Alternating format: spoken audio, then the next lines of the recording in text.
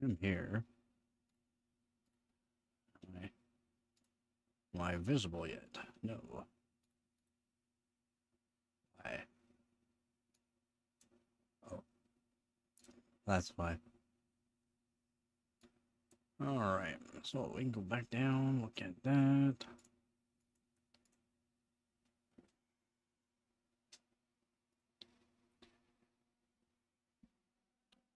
Now, the main thing I'm going to try to do here, the main thing I'm going to try to do,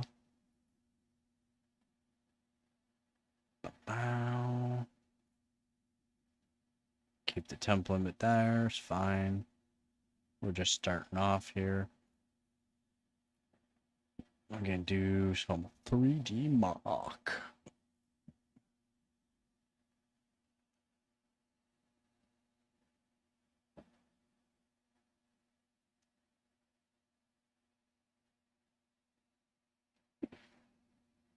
It is screaming.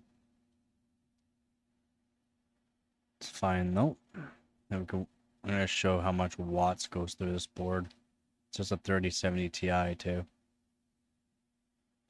Crazy how much watts go through it.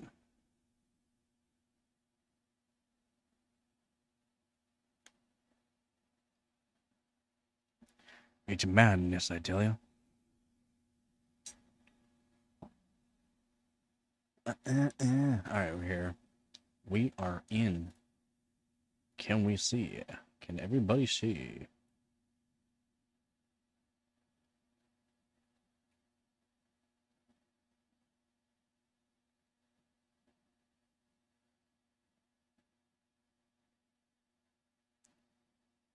Hopefully it looks good. Hopefully it sounds alright. I have the latency as low as I can, so should be pretty, yeah, pretty close to me to you here. I don't know what test we should do though. 370 Ti. There's no way I can break my speedway record right now. I'm on stock settings on CPU.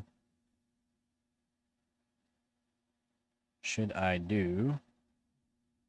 Have I done any of these ones? I know I haven't even installed them. Probably install these and do these tests because I have not done these yet. These are for like your tablets and phones and that, but it's fine. You can run whatever you want on them.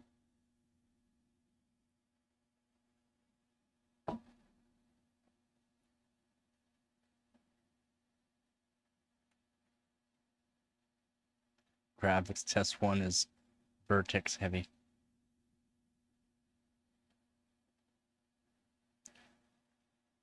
Taking its sweet time. Oh yeah, that's right, I'm streaming. Downloading's very slow. Very slow.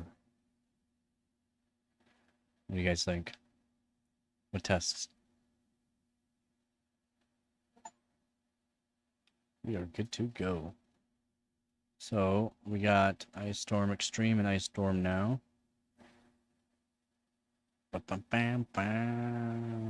Cloud gates. Smartphone lower. I don't even know if it's gonna really do anything for this test. Now I should still be able to see me through all this. I'm not sure. I haven't done this kind of streaming before. Bubblehead me and benchmark going in the background. We'll see.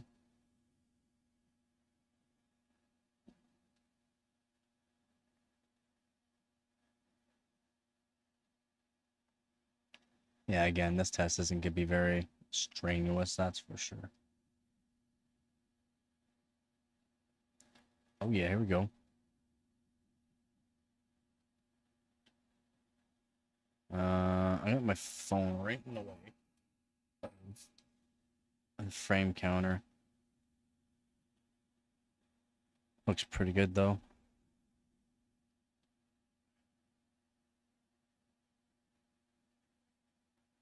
Looks pretty good.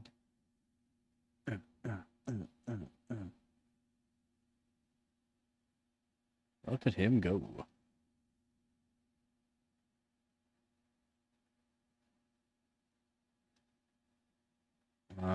So yeah, there won't be a like crazy amount of detail in this. It'll be basic geometries and that.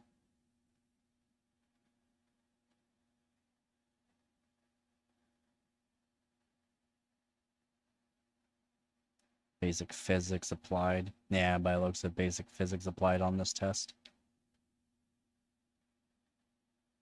Nothing crazy. Nothing crazy. That's awesome. I like it. Nope. This test's a bit longer than I thought.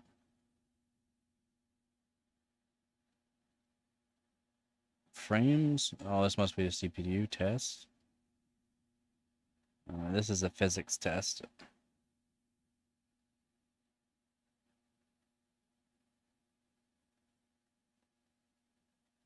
Oh, frames look good. 320 average. Well, I don't know if that's good or not. So 253,382.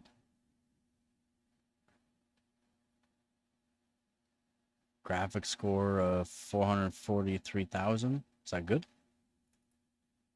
Is that good? Let's log in and find out.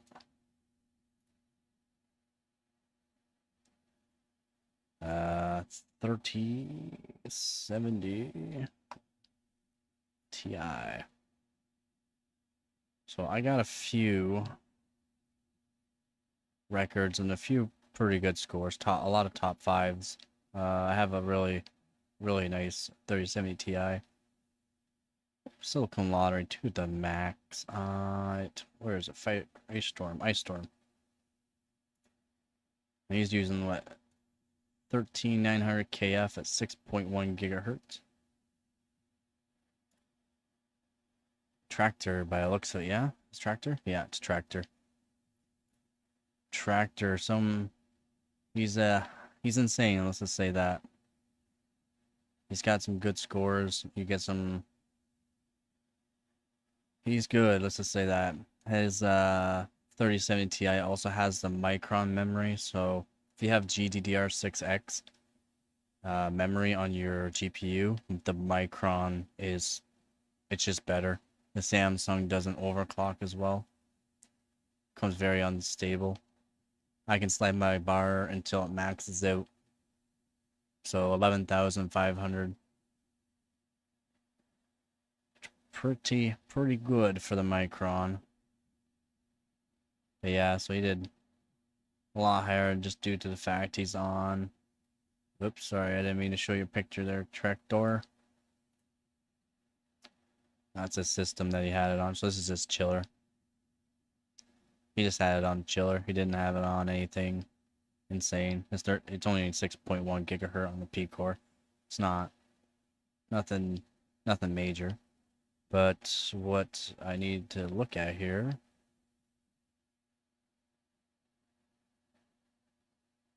looks like he's on DDR4. I don't know if DDR4 is going to play in a factor on this test or not. Some tests do like the lower clock speeds, like the really low clock speeds, and instead of having like DDR5's bandwidth, DDR5 bandwidth is just a lot better.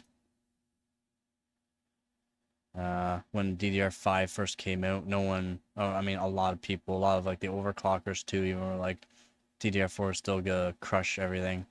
Nah, on certain things, the bandwidth just outrights some things. It's kind of nice.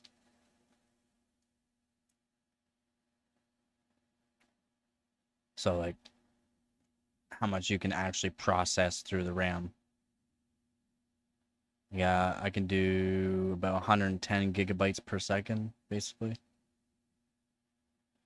Which is pretty fast. It's pretty fast. What did I want to do? Oh, that's right. I want to look at my score, look how crappy it is compared to his, and see what I boosted to. So if I can see what I boosted to, I can see roughly. Okay, so yeah, so I boosted to, on the CPU is what I'm looking to see what I boosted to. 4.5 gigahertz, kind of figured. But the GPU clock frequency went up to almost 2 gigahertz by itself. That's just no power limit, or not no power limit, but I didn't touch the power, still 100%. Core voltage slider does nothing, so that's a good first run, right? So we got 253,000.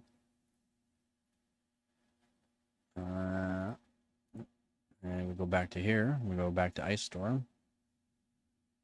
Oops. We go back to Ice Storm. Click on the score. Go to hardware. And see what we can do roughly. So right now, I'm on stock CPU settings. Stock RAM, stock. It's all stock. Everything's stock. This is stock. Like 100%. Even GPU is stock. And I was getting 253, puts me up to 7th place. That's without doing anything. No timing, no nothing. Nothing on the CPU. This will help.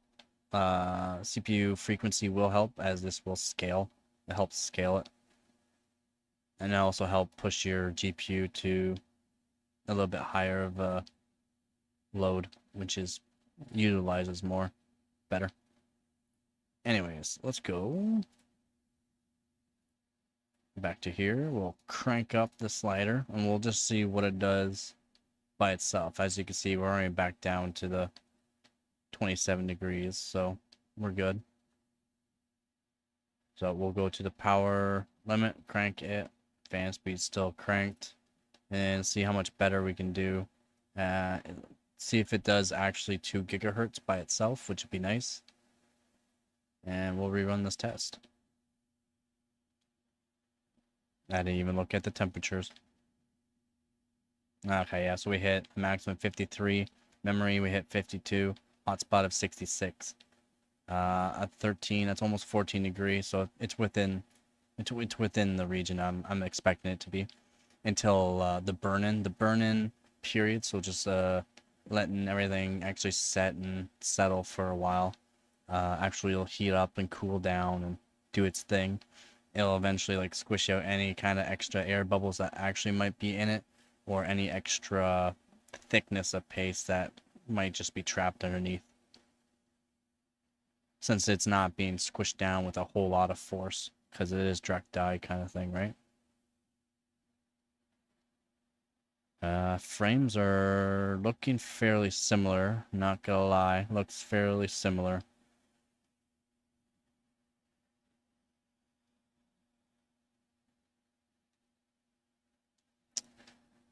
Yeah, but everything seems to be pretty good for temperature-wise after the re-thermal paste, cleaning up the copper chips, so the copper shims, clean them all up, re-thermal paste everything. I did take away the really thin thermal pads.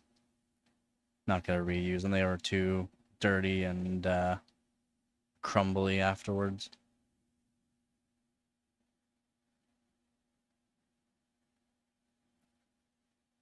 12 frames per second? Where are we getting 12 frames per second?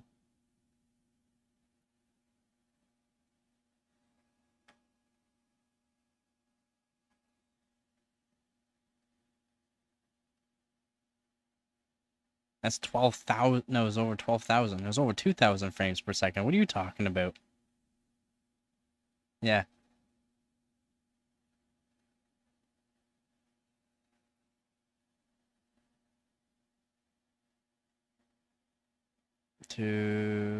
Yeah, not. Wait. Did we lose points? What?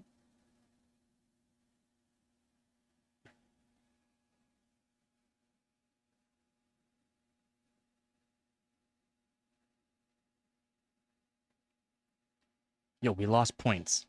We lost points. We lost points by giving it more. I have.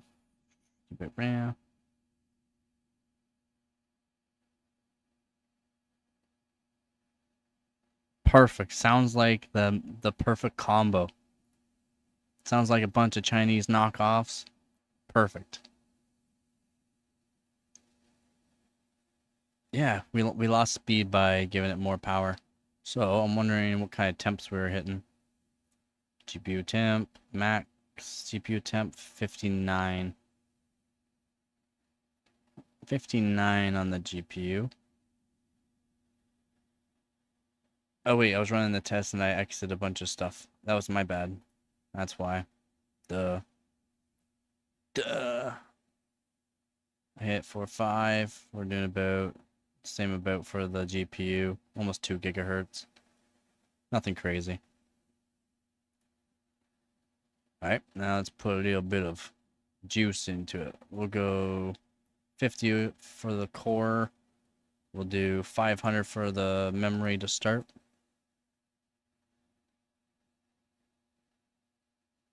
See a cheesy joke? I don't have any cheesy jokes.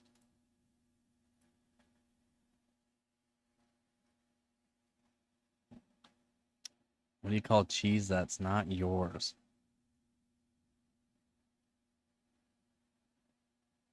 Nacho cheese.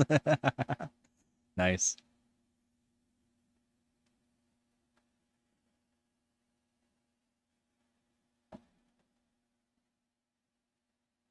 I gotta stop moving. These tests might be a little wonky because I am streaming while doing this, so they're not going to be as high as what they should be. Even on stock settings that it was.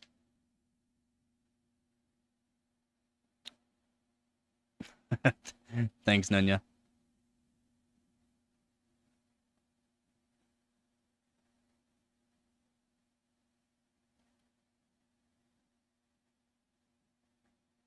This test is, I don't know. In my opinion, it kind of hurts my eyes. Maybe it's just because my monitor is so big.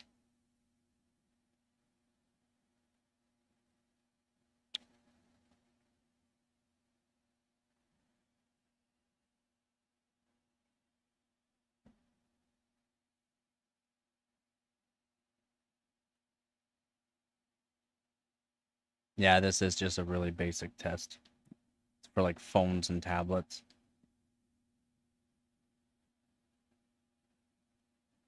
Got a Game Boy? What kind of Game Boy? I had the Advanced when it came out.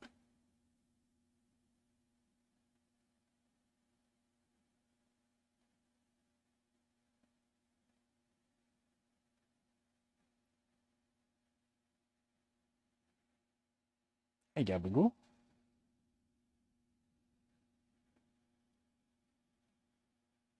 Oh, does someone want to say hi to the stream? They can't even see you though. Oh. Yeah, there we go. That seems more like it. Oh, Nugget. Hi.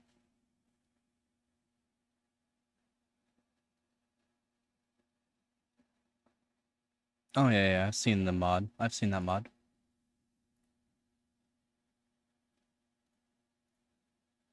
I have seen that mod before. Apparently, that USB-C, and it's also not just the USB-C, it's also the battery upgrade. Apparently, it's really good. Like 12-hour, 14-hour constant use.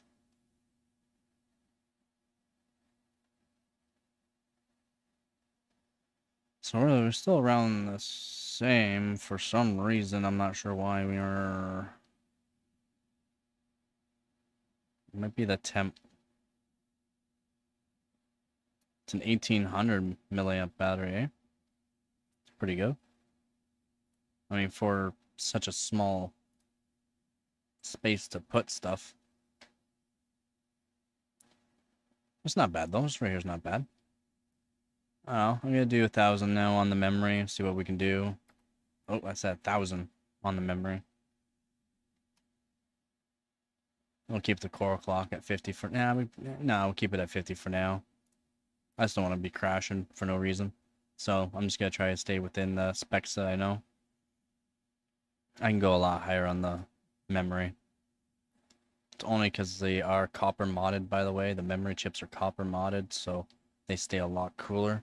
And they are micron memory. Samsung memory is on GDDR6. You cannot overclock as much. They're very, very sensitive. I have not done any like voltage mods on it yet. So like voltage mod for the memory or anything like that. So I'm not sure if it might have just been certain like memory voltage while at a certain temperature. It could want more voltage and might want less depending on Samsung or Micron. I know the Micron just work really good in 3070 Ti's in general. So we're gonna run this test again. Gonna run it again. And we're gonna get a better score, hopefully. Again, we're recording, streaming kind of thing. So we'll see.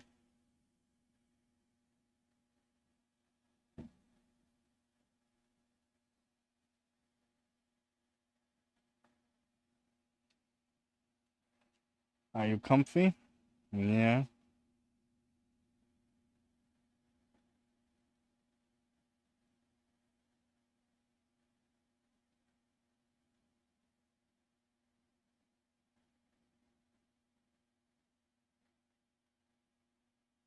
Not bad. Everything looks pretty good though.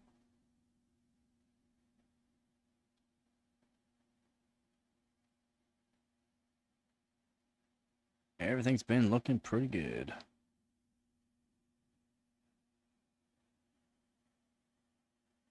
Oh, Gabby, you're getting cat hair in my face. Oh. Yes, you're getting cat hair all over me because I'm petting you. Which you're just so damn cute.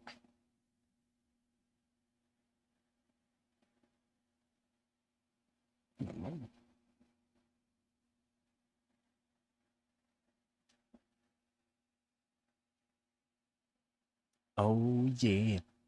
Alright. Oh yeah. Alright. Done? No, we got the physics test. I didn't know this one had a physics test.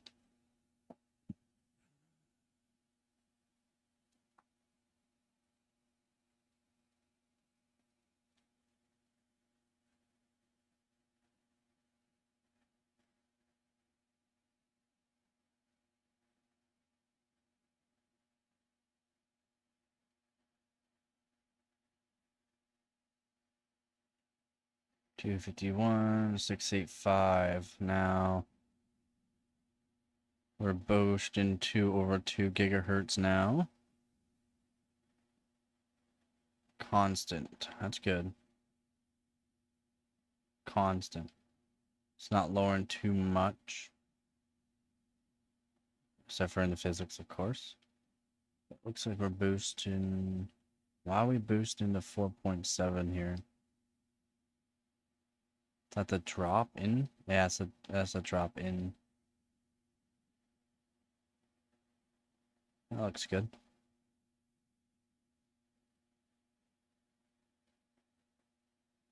All around look good. Loads look. That's why we're not getting as much performance either, too. It also could be because of the streaming, too. It's just not allowing me to utilize the full potential of the GPU. 94 up to 80, up to 80, and the max we're getting is like 97, so it's not great. The CPU utilization makes sense, though.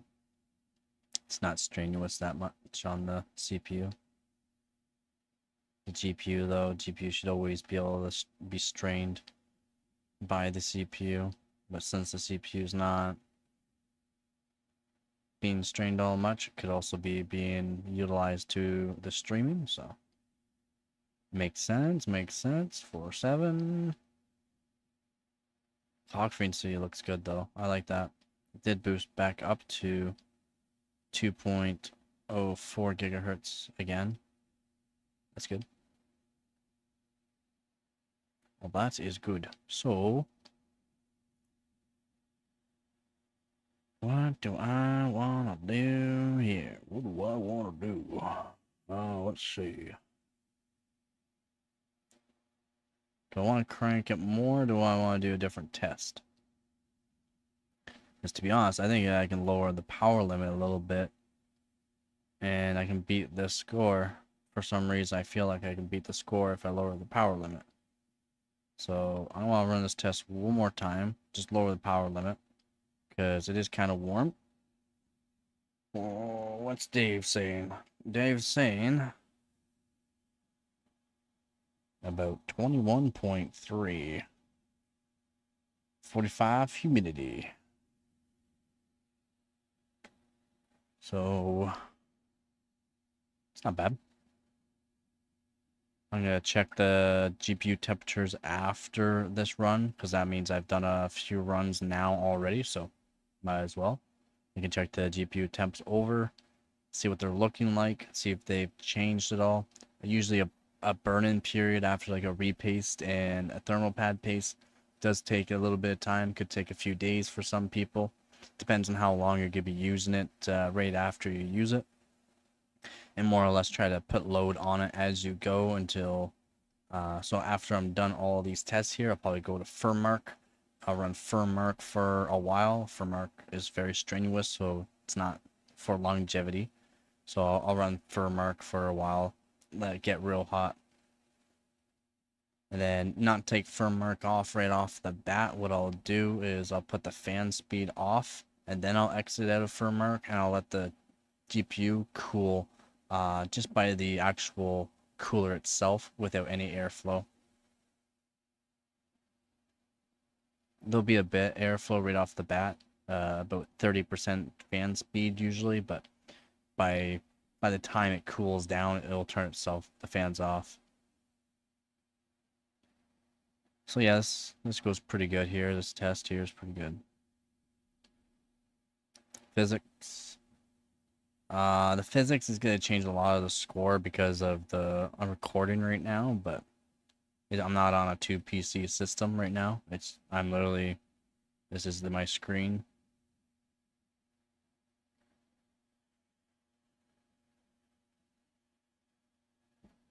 So I'm not going to be doing too crazy of a overclock. Yeah, we're still around the same mark, even with lower power, so that's gotta be due to temp. Now we can look at temp.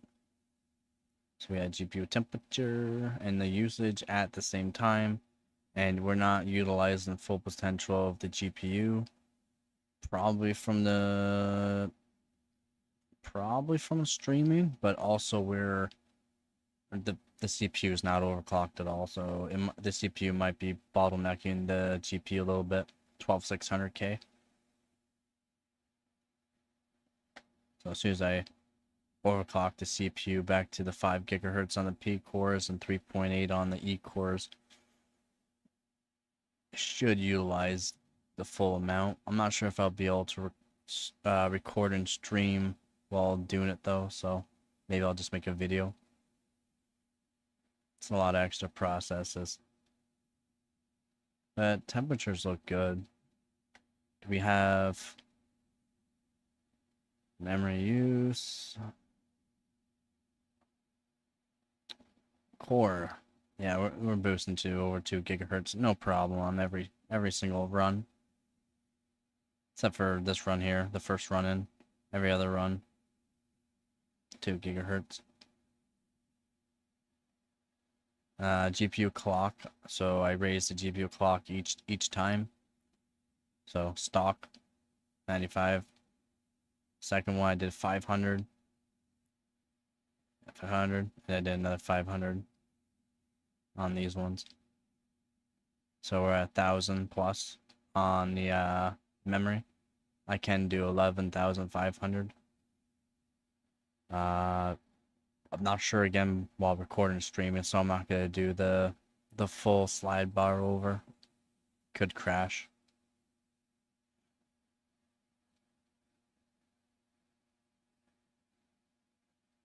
Not bad though. Everything looks good.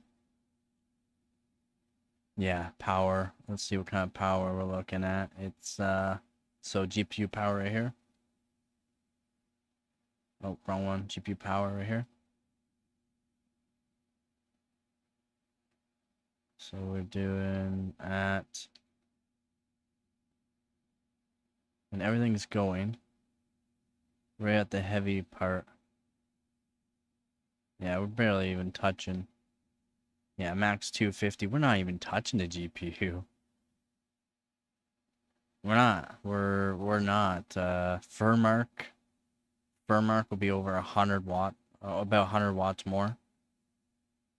So this test is not strenuous enough to even think about doing.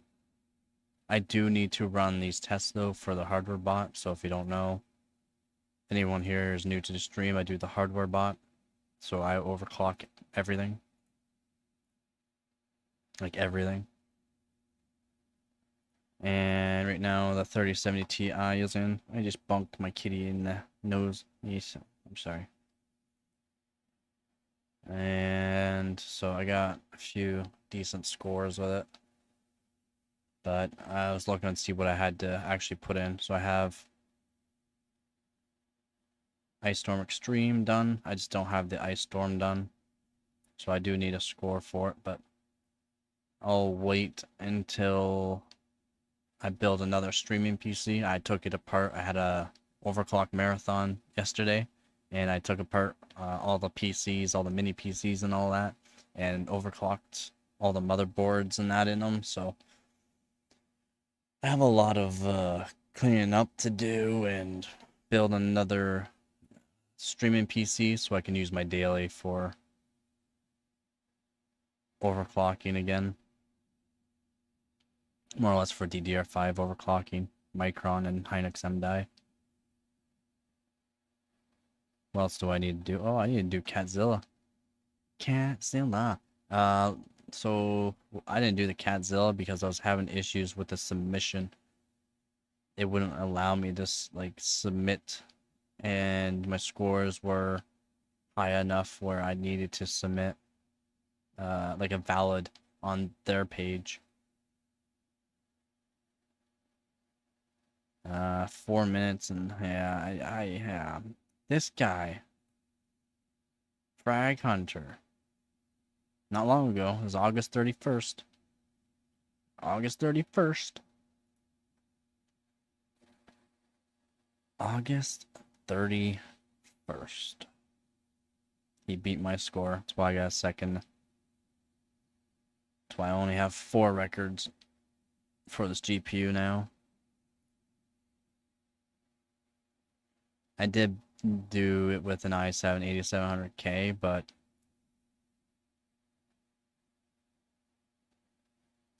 I won't be able to touch his score due to the fact he was liquid nitrogen, I believe. We'll see here.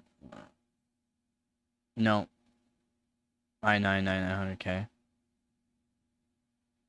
5 gigahertz, 5.7 load. Oh, he's on a pretty basic overclock. Okay. RAM looks normal. Dude, was he talking to me before? That's wrong. This is right. It's probably at 1.35, but it throughout the load line, maybe it didn't even have a load line set. Not sure. Dropped down to the 3.33 volt. I'm not sure. I did almost 2.1 gigahertz. I can beat that. I can beat that. I could beat that. I just can't beat his i9 9900K at 5 gigahertz, I think. I'm gonna run this test. I'm pretty sure it runs better with DDR4, though. So I'm pretty sure it runs better with DDR4, as his score is so much higher than everyone's score, and I had a pretty good score. So yeah, I even had a really high. I did almost 2.2 gigahertz run, I think. Yeah, almost 2.2 gigahertz on that run. So I don't know.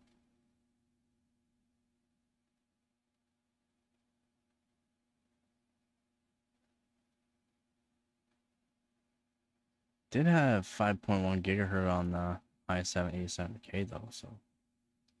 Well. Oh, we'll try it. We'll.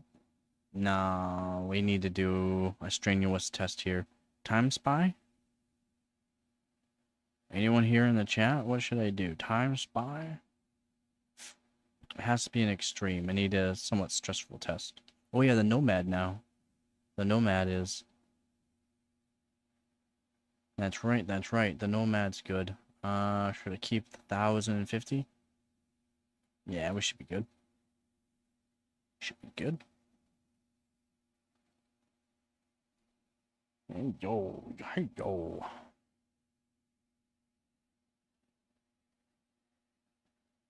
I like this test. This test looks good. Like, it looks good.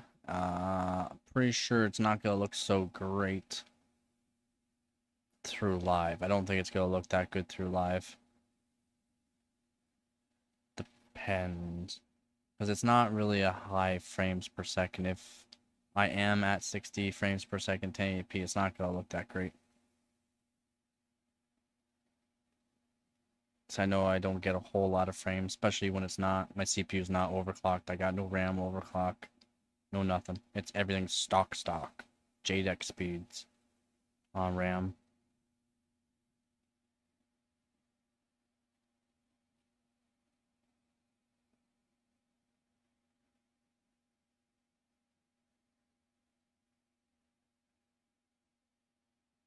My phone's covering up the frames. I don't even know how much frames I'm doing right now.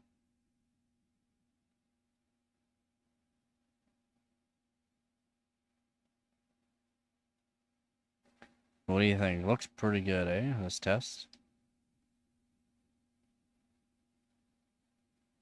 It would look better if I had a CPU, if I had the CPU overclocked, of course. It would give me a little better frame. It would look a little bit nicer. That's my opinion, though. I'm used to the high refresh rate monitors.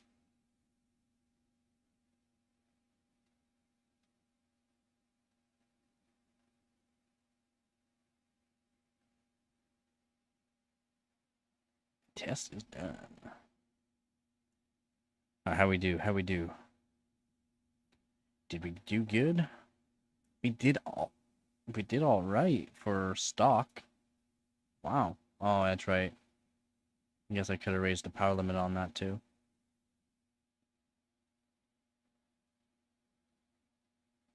There we go. This test is a bit more strenuous. As you can see, we didn't even hit 2.2 gigahertz, which kind of makes sense now. Now we're actually hitting some power. So we'll look at the load. How much power? How much power? Wait, what temp did we hit? Yeah, there we go. Now we're using some power. So we hit 71C. What wattage? Because we should be at quite a bit right now. CPU. I don't want to be at CPU.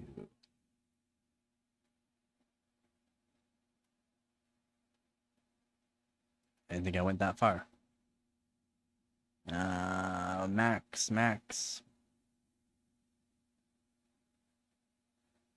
What? There we go. 305. There it is. Just don't like the way it's laid out on this. Yep. So, there we go. Power percentage is finally going up. So we're still not at our max that we can do. I didn't even set it, so shouldn't have went up to 104, but some reason it went up to 104. Power limit. It must have needed it for some reason, and temperatures were fine. That's probably why we spiked up to that 71C, because we hit a power limit of 104. A spike of 104, which gave us 305 watts on the GPU. No, don't be pressing on the mic. Yep, that's my shirt. Yes, now you're stuck. Yeah, kitty stuck to me. There we go. So yeah, looks pretty good. Lets you know. Not bad though. 105. This card does more, of course, but that test was good. Now let's crank up to 110. Crank up to 110. Might as well put up the slider to 15, another 500 points. So we'll do 1500 on the GPU now. Memory, which, if you don't know, the GDDR6X, when you start overclocking it past 1,000, it scales quite a bit. So I'm hoping to see a bit of a improvement. Even though we are recording and streaming right now all on stock, I'm pretty sure we're still going to see an improvement. Even though the power limit is up, 30 series cards boost clock and that is kind of odd. You got to keep them very cool. And that 71C that you saw before at 305 watts, we're going to probably see like 75 or 76 at 100 or at 320 to maybe 330 watts now. Like it's gonna be a step up.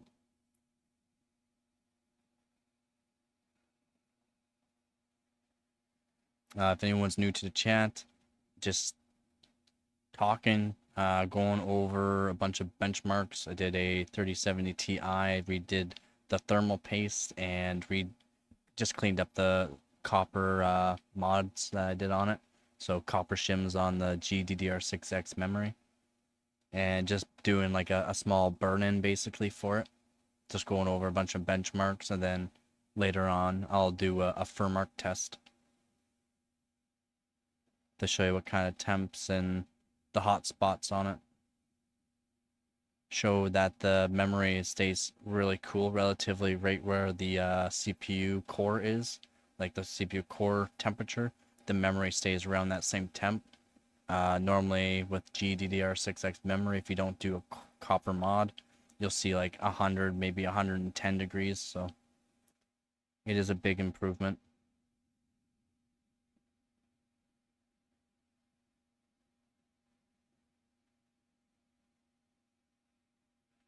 All right. Okay. Yes, I know you want to let. I know. Come on. No, come on.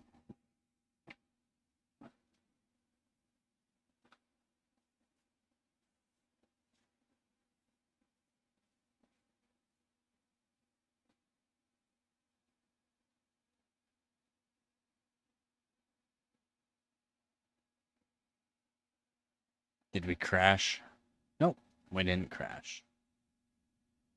That wasn't much of an improvement though. It's only, what, 9 points? Not even 10 points. Not much an improvement there. And that's probably because of temperature right now. Yeah, we're not even looking at the GPU right now. GPU is only boosted to 1950, which isn't great. So maybe I'll let her cool down a bit on this one. Let me know if you own a 30 series card. Can you slide the slider this far?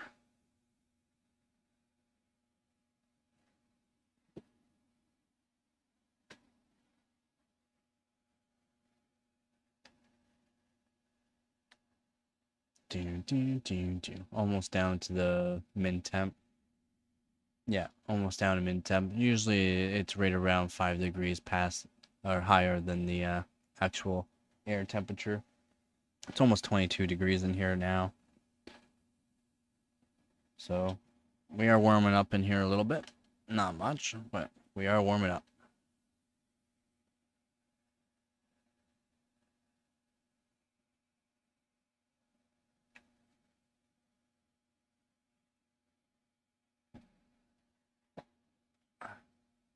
That should be good enough here.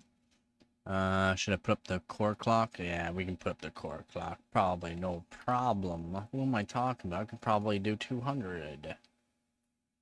Let's just do 110 for now. Let's run again. I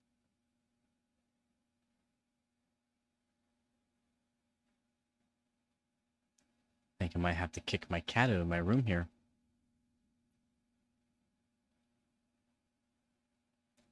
She thinks feeding time's 5 hours before it's supposed to be the past week.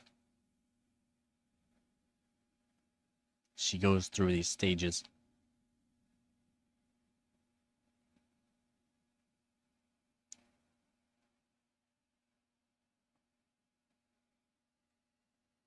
Don't give me that.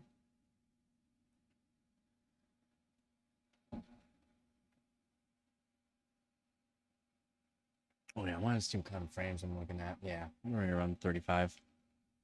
Not great. Not great frames, but I mean, not bad. Just like how well this test looks. They put actual detail when you don't need to make by the way, benchmarks. You don't need to have visually inspiring stuff. You can just lay out a basically like an algorithm or a codex that it has to follow and just frame generate basically.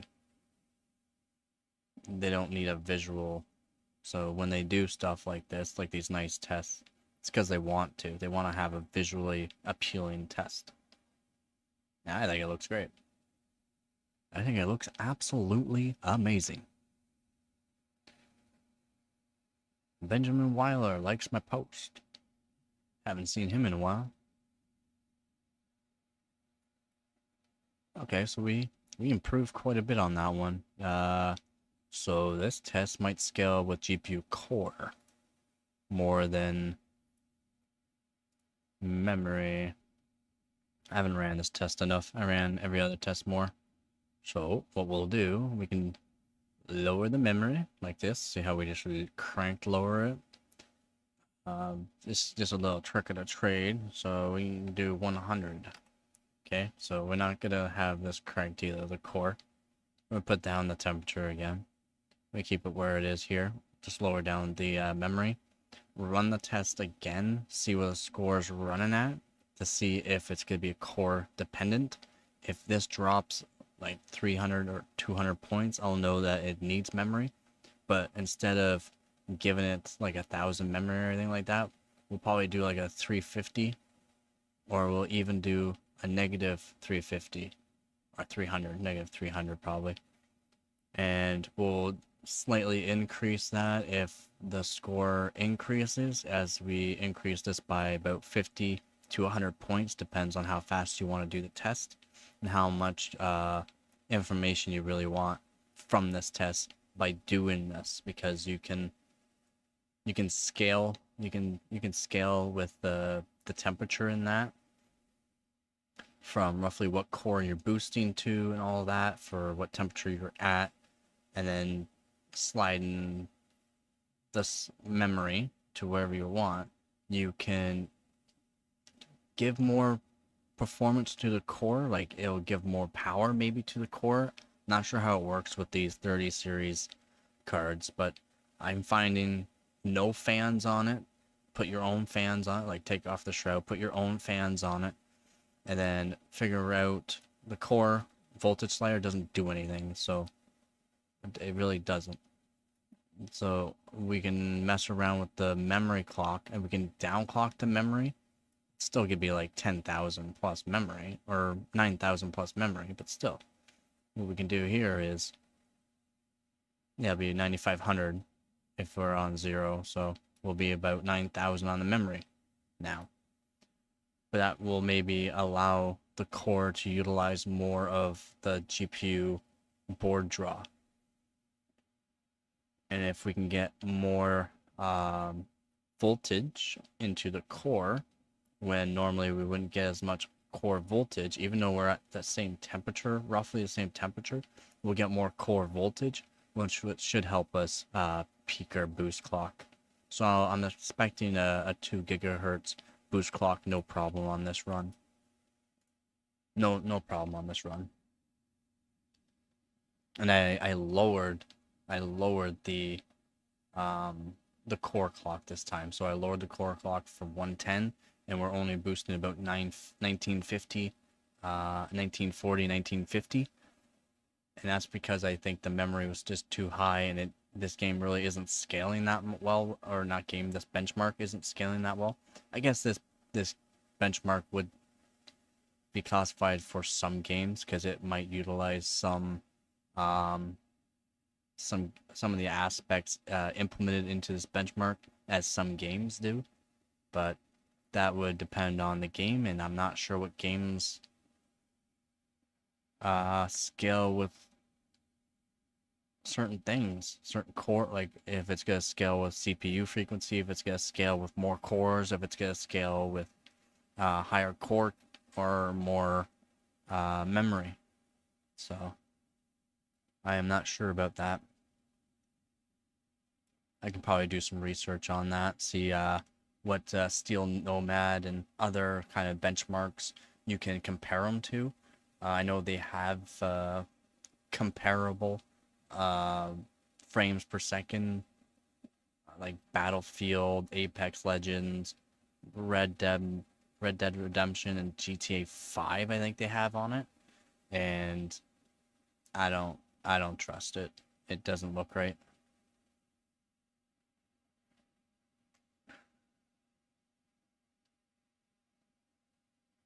I mean, I do get pretty good frames with what I have, but I think it's not factoring in the lows in the games. Yeah, see, we didn't even drop 200 points there. So that's not bad. So we didn't even drop 200 points, and we dropped the memory all the way down. And what did we boost to? 2 gigahertz, like I said, right? Ooh, it's like I know my shit. So we boost to 2.04 to 2.01, so 2 gigahertz. I'll just say 2 gigahertz. That looks good. GPU frequency, we'll have to take that number and multiply it. It's like 9,000 or something like that.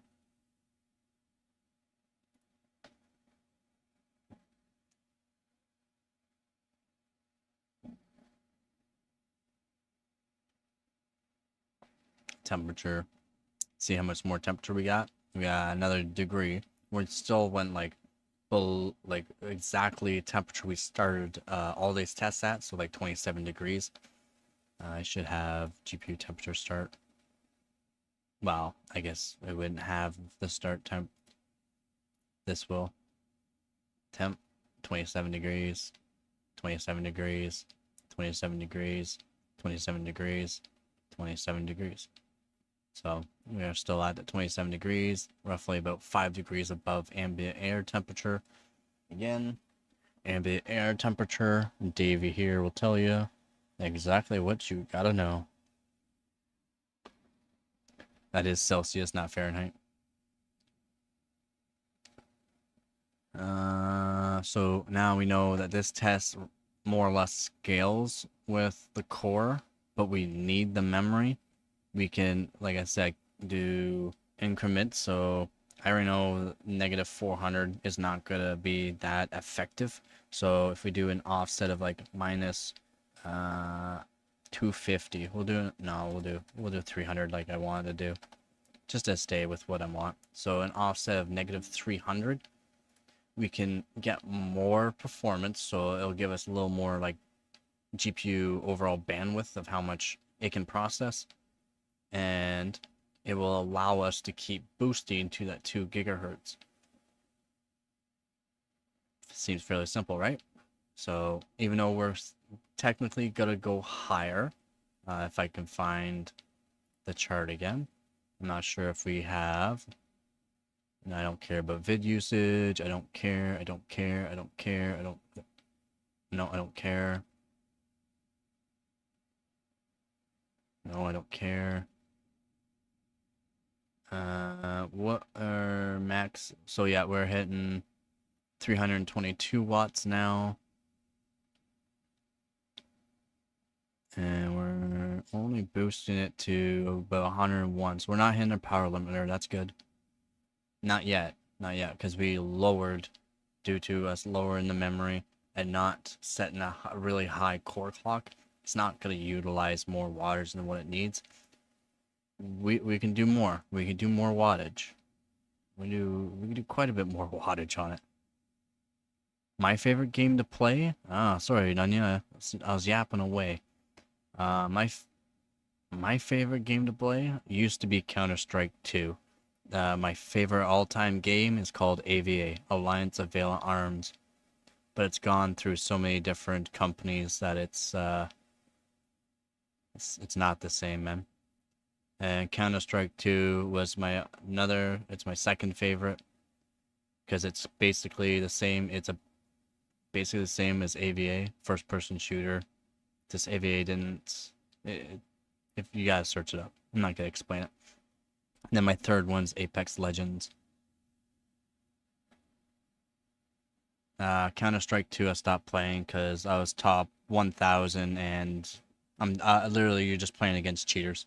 Like you get up into the 20,000 plus premier, or up in those high ranks. You're playing with a cheater either every game or every other game, and it gets insane. No, don't play it. Don't play it. I heard that they are starting to implement, and they've banned it a lot, like 50,000 plus players in one day. So I don't know. I don't know. But if exactly, hackers are just pointless.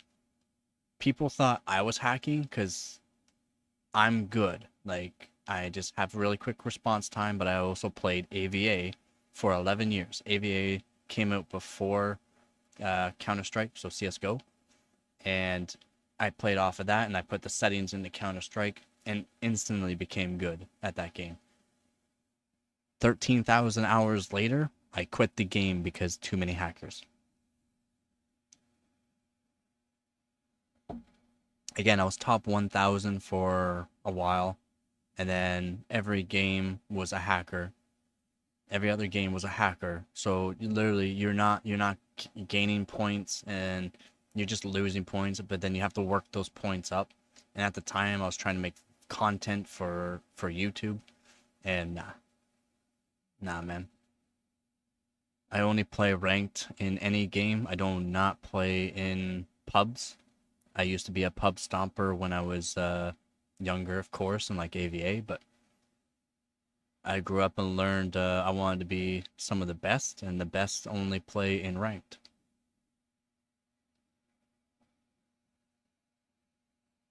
Wow, an 8-ball pool.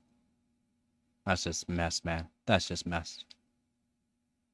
PUBG, I've never played it. I have it downloaded, so I have PUBG and all the Battleground whatever's packages downloaded. I've never played it. I have stuff downloaded for benchmarking, for content. I want to start putting out content. I want people to learn about overclocking, and it's not as bad as what some people say. And I would like people to start doing more hardware bot, because I would like, I don't know, it used to be a big thing, and now people are going away from it due to the fact everything's getting AI. Oh, AI can do this. AI cannot beat my scores. Maybe 50 years down the road, and give it 50 years onto it, it might beat my scores. It's not going to beat my scores. And I'll be on air. So, fuck you, AI.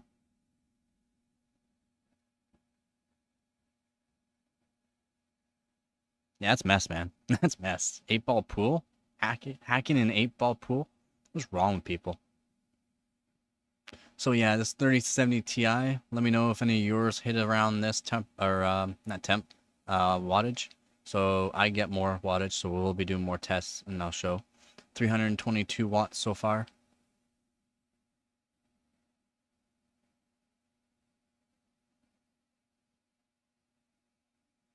I can't find the core voltage. Where's the core voltage on this monitor? Memory, core clock.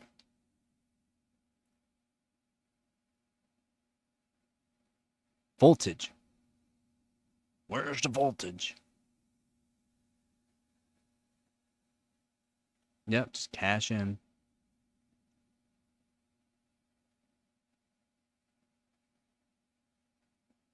Voltage. I want the voltage. Usage. I don't want the usage. I want the actual specs of the voltage. Where is it?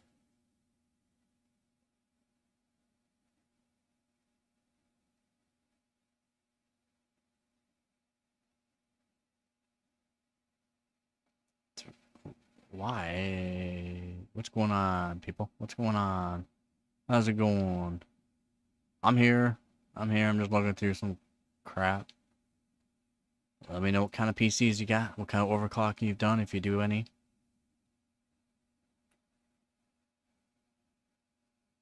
Nunya, still here.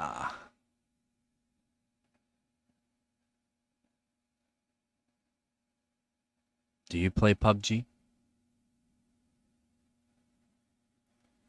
Yeah.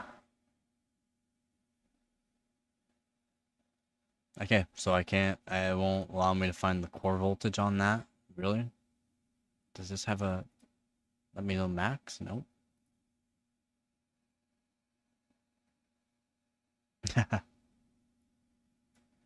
I couldn't play. I only phone game I've ever played was no, I played 2 phone games, sorry.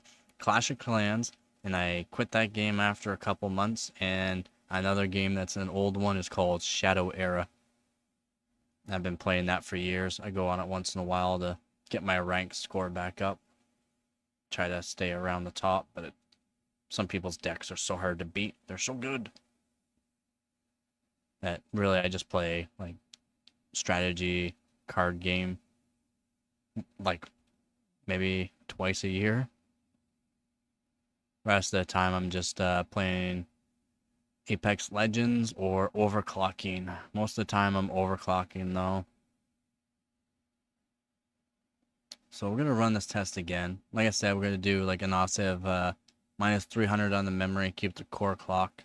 We keep everything cranked. Running it again, we're starting at 27 degrees, and let's go.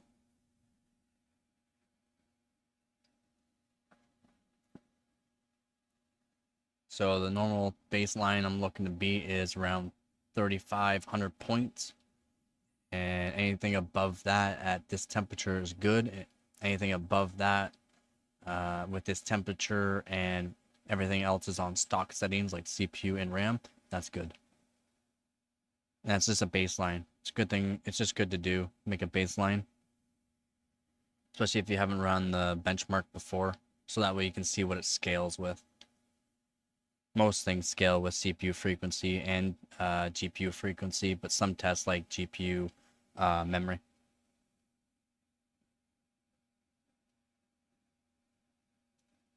Yeah, if we're still doing,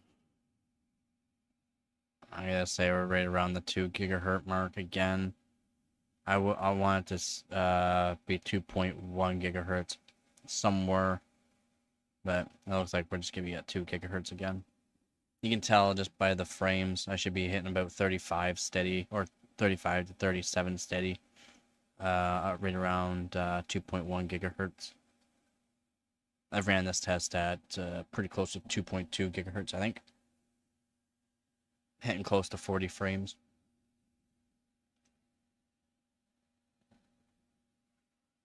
Just some things you can keep in mind while doing tests too is the frame rate, the frame generation, and the time it takes to finish the run. As some tests will finish the run time faster if you have a better overall frame generation. So we're still around the same, still around the 2 gigahertz. When we starting though, still at the 2.4, so we didn't do much. Yeah, I'm window.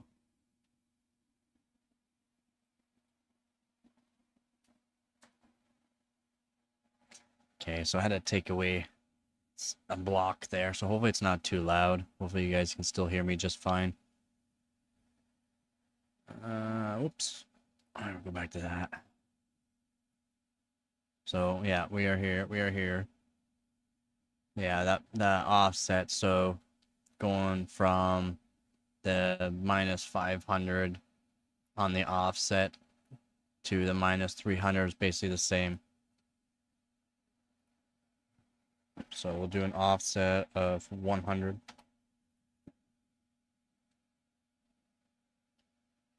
And then we're almost back down the ambient air temp. It doesn't take long for this cooler to cool everything down.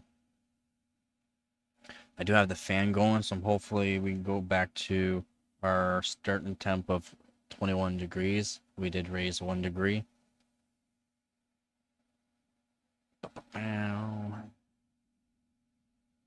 Come on. We're getting some quick fresh air through. There we go. 27. There we go. We can run it. Again, it's just best to keep everything even on all your tests, especially with the ambient air temperature. You gotta keep that in factor, and the humidity. So humidity is going down slightly now that we're starting to get some fresh air back in. So since we're getting warmer, we're gonna burn some of the moisture in the air from the GPU. So now we are at about 22 degrees and 42 humidity. Less humidity is better, but it's hard to lower humidity and lower the temperature. Because, yeah, look, humidity is already going up. That might be from also contact in it. It's fairly sensitive. It's a fairly sensitive reader, which is good to have. Then I should put on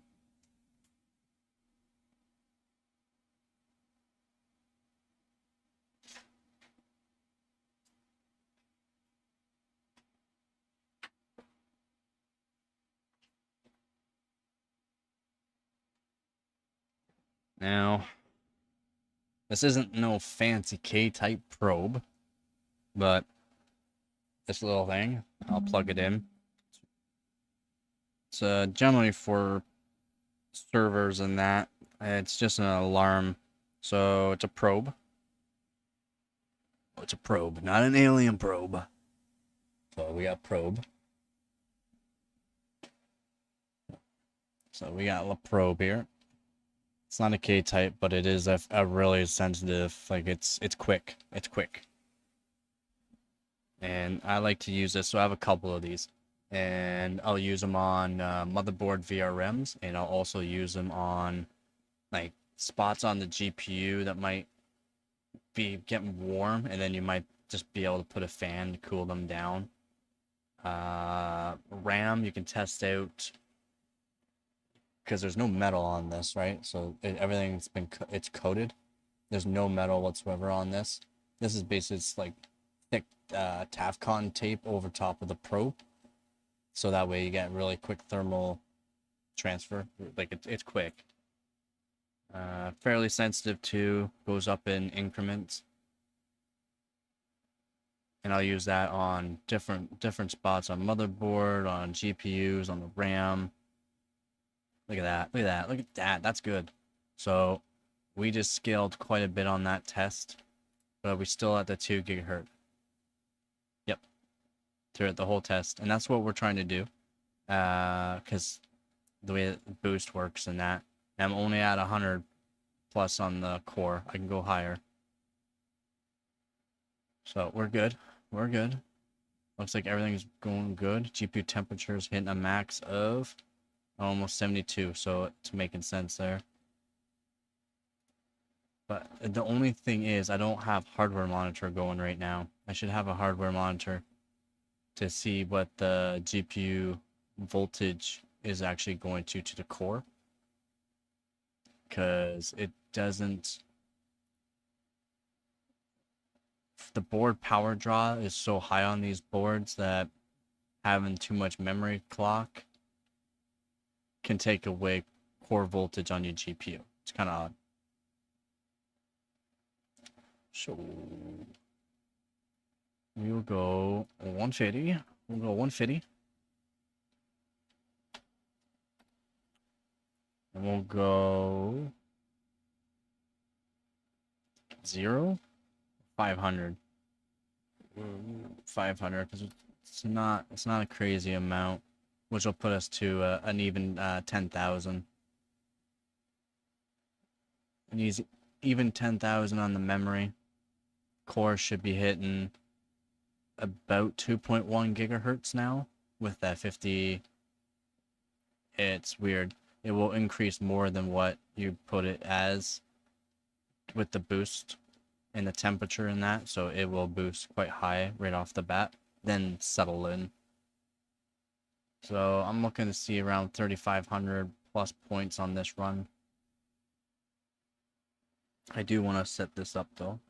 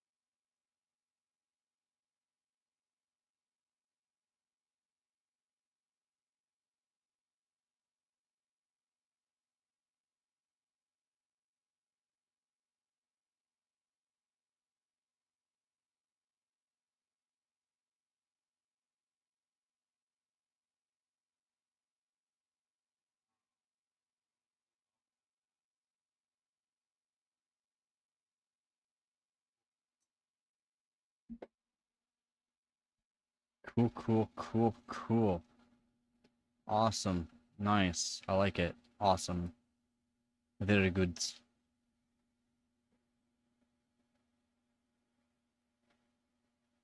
So I put a thermal probe right on the back side of the GPU die. I don't know if I'll be able to show it. The wire is long, but it ain't that long. That's what he said.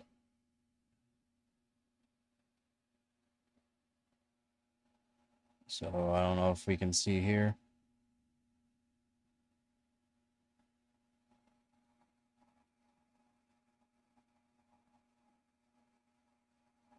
So it's the bottom one we're looking at, not the top one. Top one's just for the alarm. If it hits 91, it'll sound a beep. But the bottom one, see how on the screen?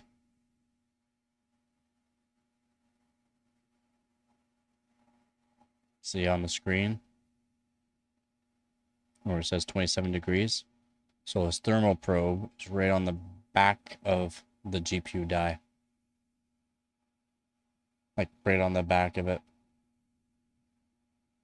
27.7, 27.5, 27.4. So maybe when we see the hit test hits 27, we'll see the GPU maybe hit 26. That's pretty cool. So, oh no, yeah, just sitting around now 26.7, 26.9, right around 27 degrees now. That might just be because it's getting a little airflow through the back plate there. That's like basically right on the GPU temperature. So maybe if I rerun this test. Yeah, I'm pretty sure it's just getting a little bit of airflow. It's right around where the GPU core is perfect. What I'll do is do 1,000. It's not really going to be of much use adding more memory clock now, because we're just going to start taking away from the GPU. As you can see, we almost boosted to that 2.1 gigahertz I said we're going to boost to. And we evened out to where we were before. It's because we raised the core, but we didn't raise the memory. Now we're going to raise the memory, and the core clock is going to be lower. Alright, if that makes sense. Because of the way the board draw power goes out of these cards, you're going to lose a little bit of your core clock by raising the memory. So there's like a limit on how far you can go with the temperature you're at. Lower temperature, you can of course raise the core more and the memory more, and technically you will get more voltage or a more stable voltage readout. When the temperature gets hotter, it's not going to give you as much voltage to compensate for boost.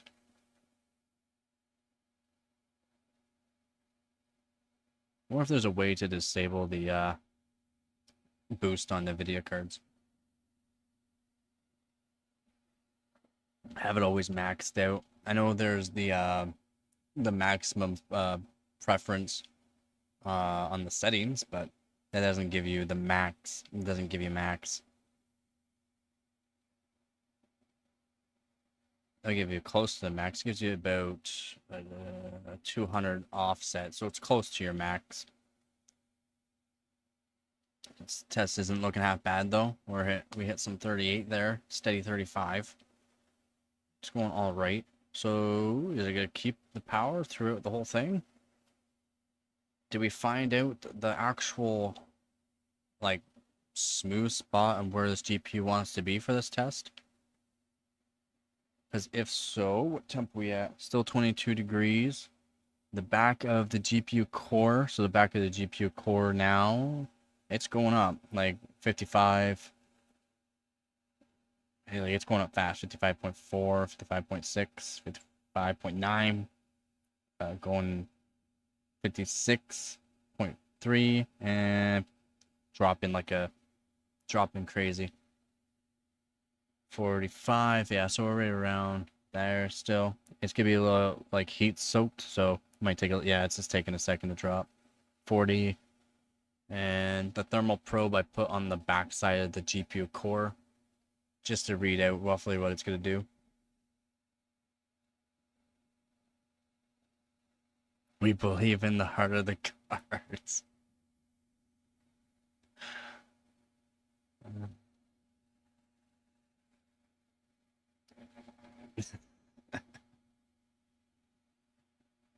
Now you make me remember Yu-Gi-Oh! How stupid it was.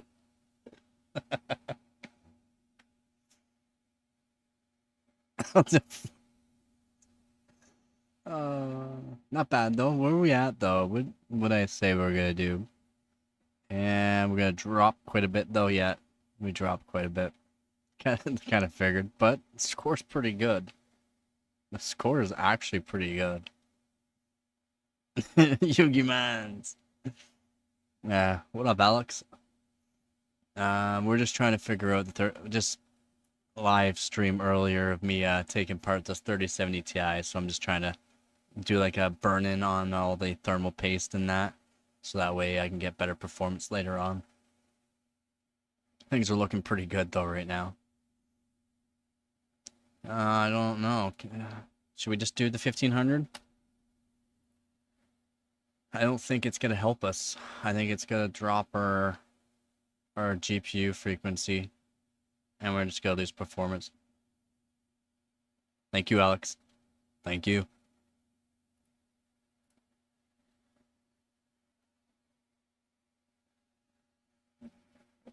Yeah, the 3070 Ti is a beast. It is a beast. Let's do it. Yep, I'm doing 11,000 now on the memory. Looks good, actually. This collecting system info, though, is taking a long time. Gotta love recording and streaming at the same time while benchmarking. All on the same PC. Frames. We're getting spikes, but we're not getting an average high. Yeah, we lost GPU core clock on this, so there's no point of going above 1,000 on your memory if you can't have a low GPU temperature on these 30 series. You'll get spikes, but then the GPU 3.0 I think is on them is gonna take over. Like the boost GPU boost 3.0, it'll just take over and you won't. Because it factors in all the temperatures to whatever it wants. Doesn't matter if you slide the slider all the way over for a 90C limit. There will still be a boost algorithm that they'll use for how much watts and voltage can go into the core for however long. It's like a load line basically for the GPU. What we got going on? What did we get? Yeah, so not an improvement. Well, we did hit 2130 though for a second. And we went all the way down to 2040. Even though we are increased still doing 2040. We hit a peak of 2130, but still 2040. This does not scale all that great with memory.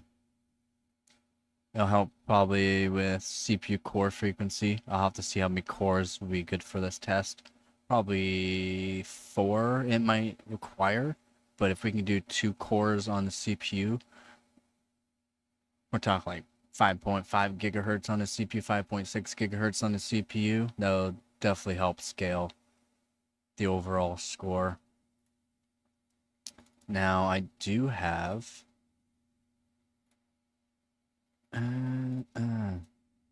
what is my Nomad score to beat? I don't know what my Nomad score to beat would be.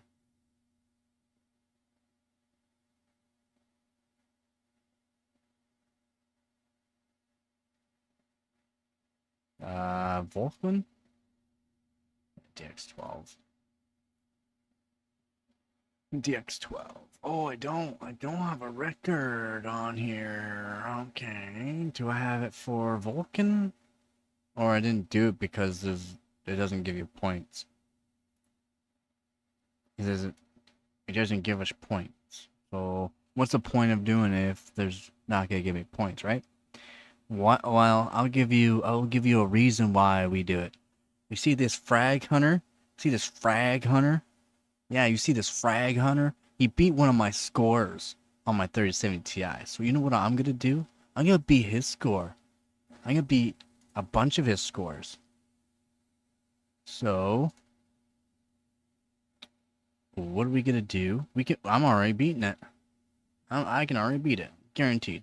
Guaranteed I can beat it. Alright, so what I'm gonna do is exit. I am recording. I am streaming recording on a stock 12600K, stock JDEX speeds on the RAM. I'm gonna beat his score. And I know how.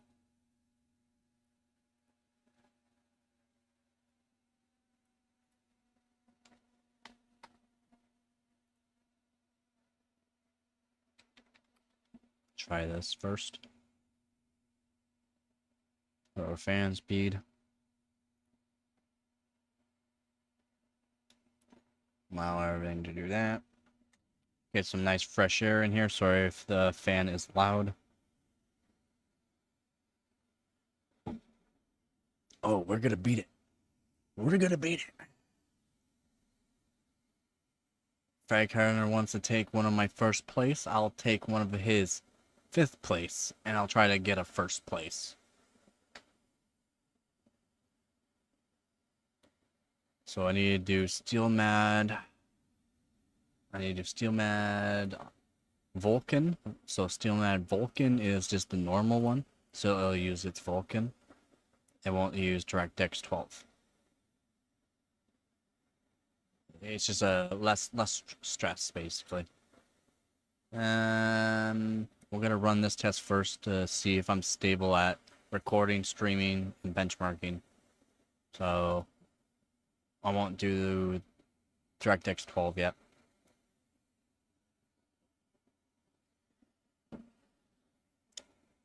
We'll see how we do. If anyone's new to the stream, let me know what kind of OC you do. If you do any kind of overclocking, what kind of daily PC you have. If you have 2 PCs. I have a lot of PCs, by the way. We'll see if any of my viewers have more PCs than me. Actually, a lot of my PCs are taken apart right now, so I can't say I have multiple PCs. A lot of them are taken apart. I did a benchmark marathon yesterday, and I took a bunch of PCs apart. So I can overclock the motherboards.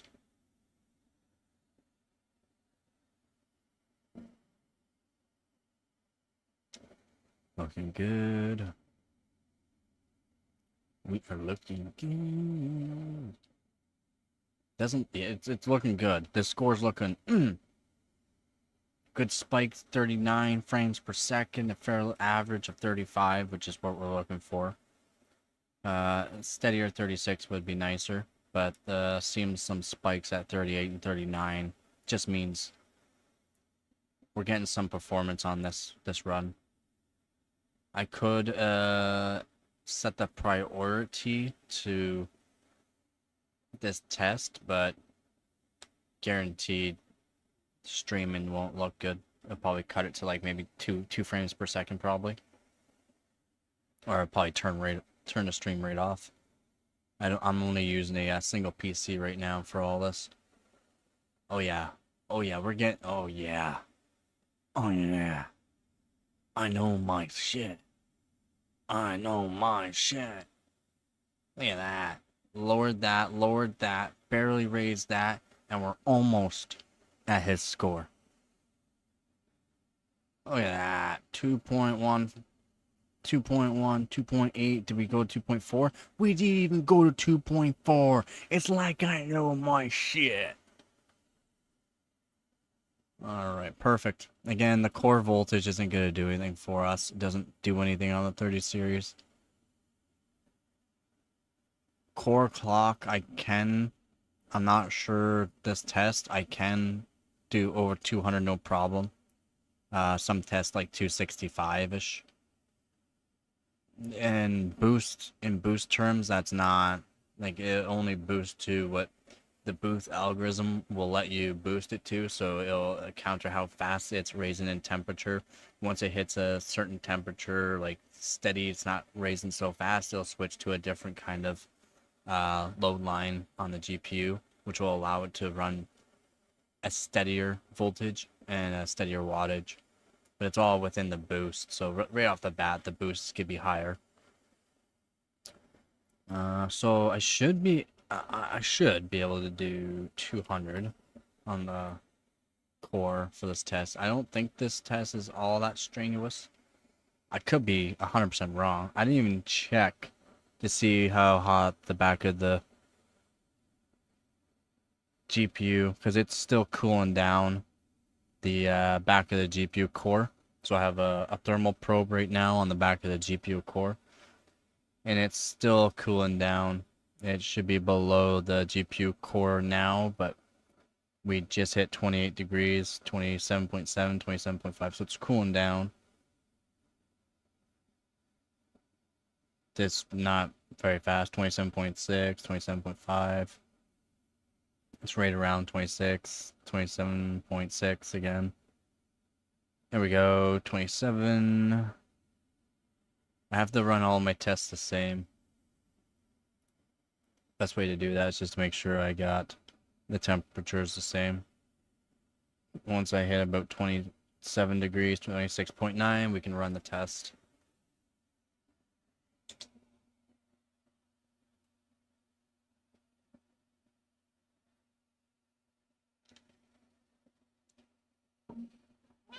I got nothing for you. I know.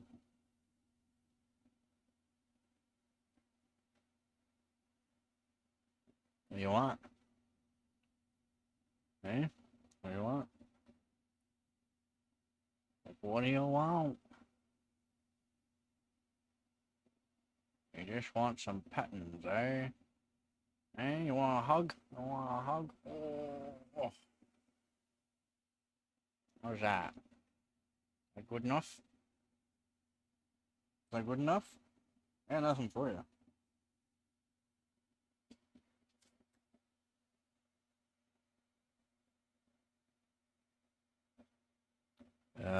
Yes. This is gonna be a decent run. Finally. Starting to tweak this benchmark a bit. No!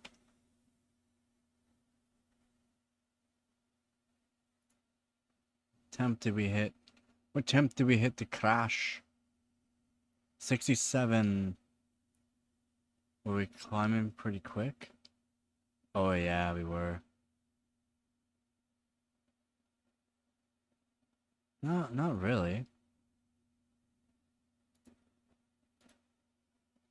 So what? GPU, back of the GPU, core is about 32, GPU's at 30. Okay, well, let's crank up the speed again then. That was good. That test would have been a really good score, like really good. Probably close to a 2.2 gigahertz at the start, which at the end probably been a 2.1 gigahertz. That would have been pretty good.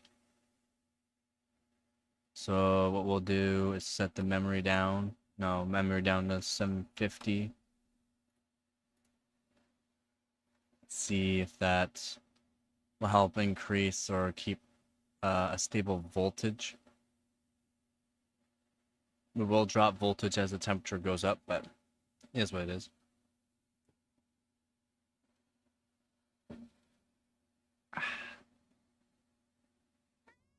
No. I'm gonna have to kick you out. And we have to wait till the back of the GPU core reads 27 or 26.9-ish. We are there. What we can do now is lower this fan speed and we can run.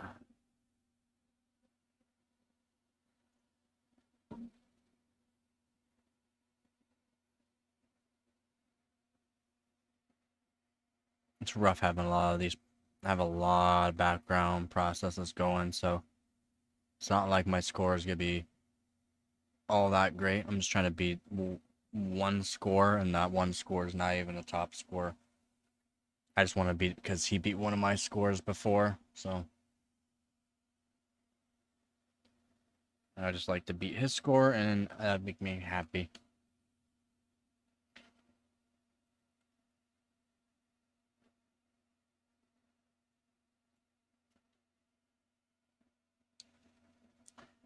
If anyone's new to the chat, we are overclocking a 3070 Ti right now. Comment about your PC, what graphics card you use, what CPU, what motherboard, what RAM. Let me know if you do any overclocking. Just let me know.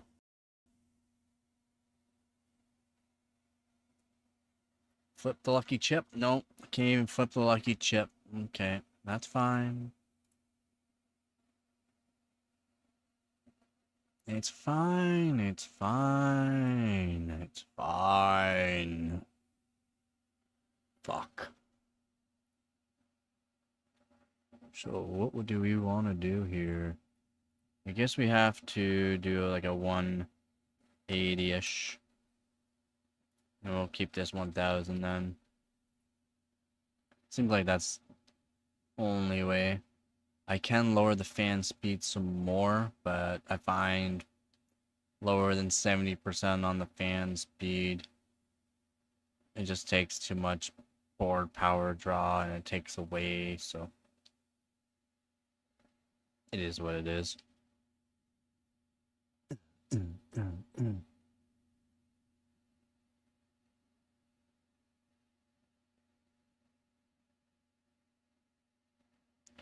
What do we got here going on? Oh yeah.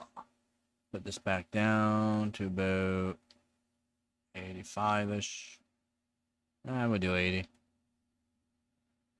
Oh no, I have to wait. The back of the GPU core is still not below or at 27 degrees yet. So still got a little bit of a heat soak into the metal that's on the GPU, which can affect some scores. Trying to keep every score here and every test here the same. There we go. I can run. I can set that, and I can run. Perfect. So if you can see the side there, the MSI Afterburner, and the MSI Afterburner there, core clock at 180, memory is at 1000, power limits cranked, temp limits cranked. Fan speed though is at 80%, and this 80% instead of it cranked to 100% will actually help us with an overall steadier voltage throughout the whole test, which will actually increase our overall beginning of the test, not the ending, because the temperature's gonna get quite warm, and the way the boost algorithm 3.0 fucking works, it downclocks it so much. So I'll listen to work.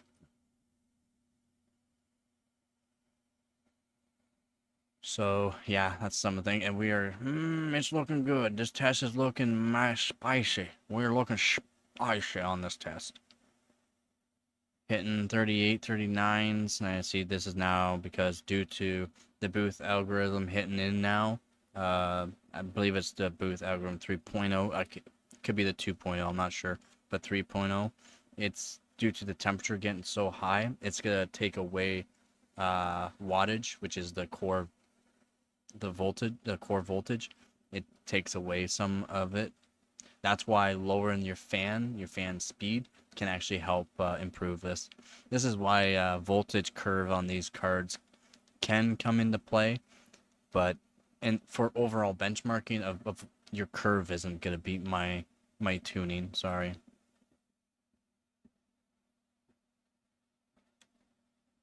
And what do we got? Please be good. That's an extra 10 points. An extra 10 points. I'll take it. So what we got going on? 4, 7. And our beginning is almost 2.12, almost 2.12, and our end is what could be close to 2.1. Yep, almost 2.1 through the whole test. That's why I wanted to see that 2.1 through majority of the test. That helps. The memory clock, again, we're only at 1,000, so it's nothing crazy on it. I'm pretty sure if we lower the memory clock to 500, we might actually increase the score some more. So we'll do 500 test. We'll just do 185. We'll give us an extra 5, which does kind of work. Oh, I didn't turn the fan speed on. Now the back of the GPU core is still hot, so I can't even run the test yet. So back of the GPU core is show you how quickly this thermometer works. So there we go. We got that going on. The bottom temperature is the back of the GPU core. You can watch the MSI Afterburner too at the same time if you want. You can see how close the back of the GPU die is to the GPU core. Just how much it soaks through the whole back of the board. And this is some things you can put in account too, as in fan placements. So fan placements, actually I could probably put a fan placement up and do some tests too for that, just to show on live. You can place these, they're not K-type thermal probes, they're not like, top-end thermal probes, but they're sensitive, and that's what you want to see. You want to see those 1 increment temperature. So that 0.1, not 1 whole degree or 2 increases. If it can increase or decrease with just 0.1 degree, that's what you want. So you see how we're now at the 26.6 to about 27 degrees. It'll jump back and forth because it's still grabbing some heat from somewhere. But that's how sensitive these are and how close to the GPU core temp we are with it. So it's like, where did they place their temperature? Is this actually fairly close to the GPU core, this temperature we're reading on MSI? Or is the actual, like, thermal probe or whatever they kind of use, it's basically a thermal probe, but like a soldered in one, it would be fairly close. Like it should be fairly close to the core, but yet I'm on the back of the GPU core, like right on the back of the GPU core, and we're reading the exact same temperatures basically. Absolutely insane. So now we can lower this, and what I'm going to do is lower the fan speed to 75, and I'm going to run it again. And this will, each time you lower the fan speed that bit until a certain amount, due to the fact of the boost speed.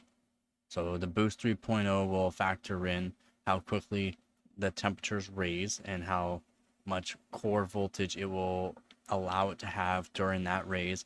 Once it steadies out, it'll go to another different kind of like set state, and it will only allow a certain amount of voltage if the temperature stays the same, so, and hasn't reached its max temperature yet, then it will allow it to maybe boost up a bit more, so allow it to grab more voltage. But since the power draw on these boards are so high, from the fans, from everything on it, it will take away some of the core voltage power that I find. So having the lower fan speed, 75, 80 is a sweet spot for these 30 series cards. If you have a fan, like 3-fan blower style, which most of them are. Not many people have the water-cooled ones.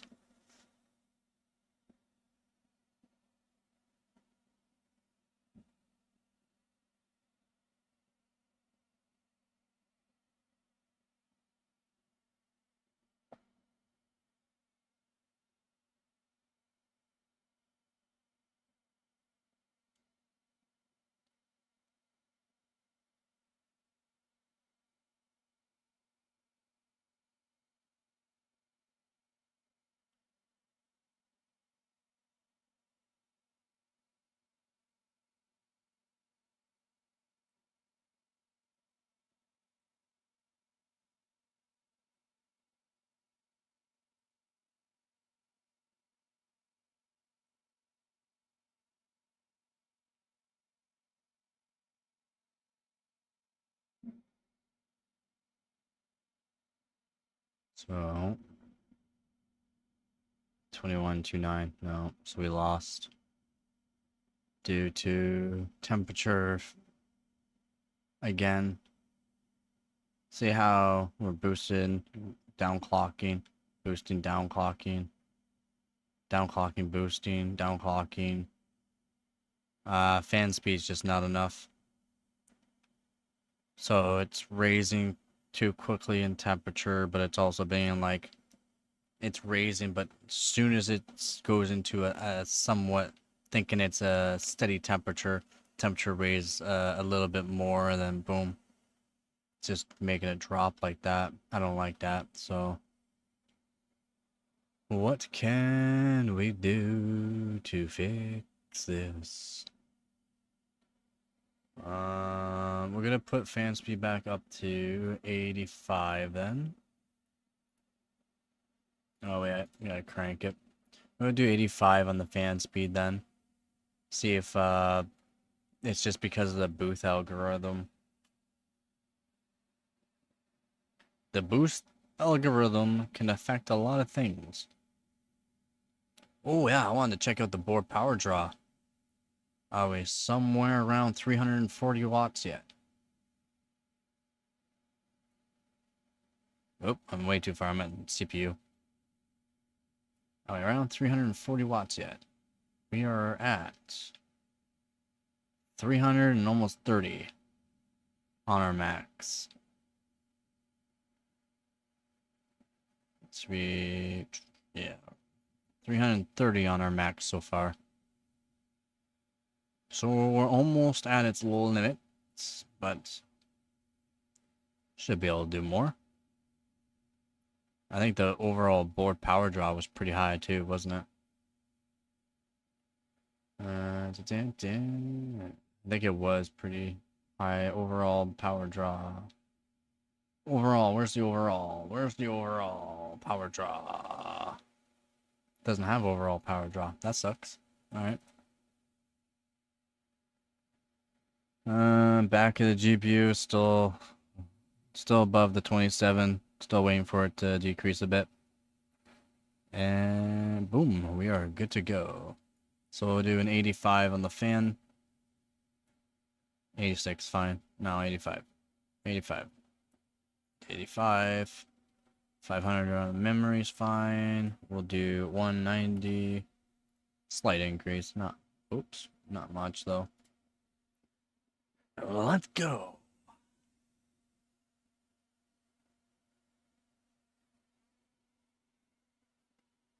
Oh, I'm all out.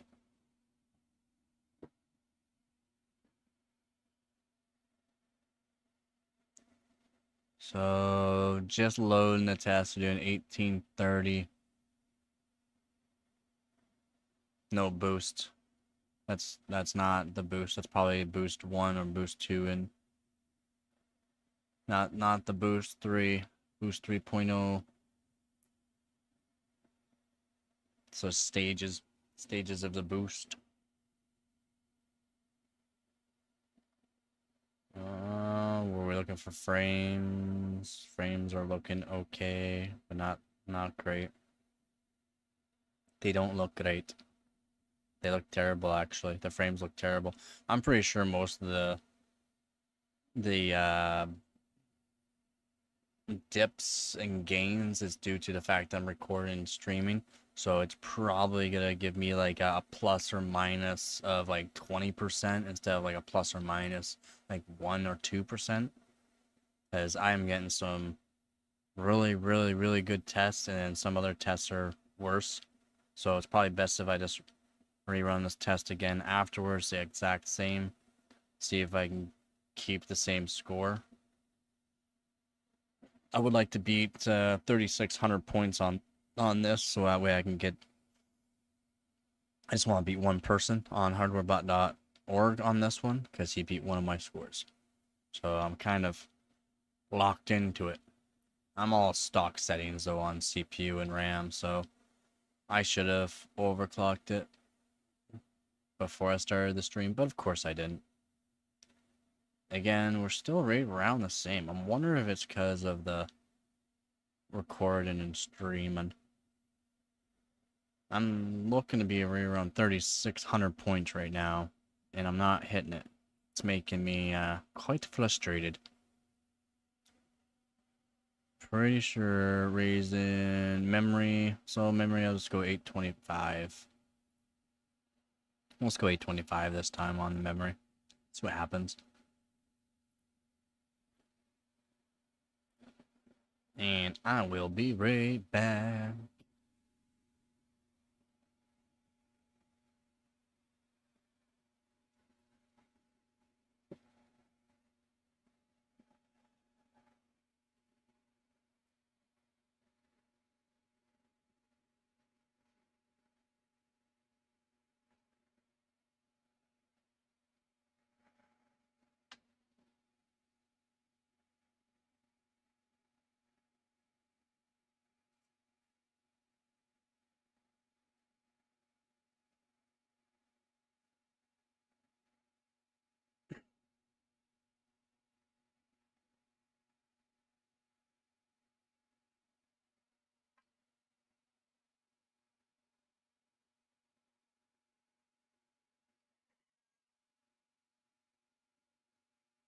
Yeah, it's really down.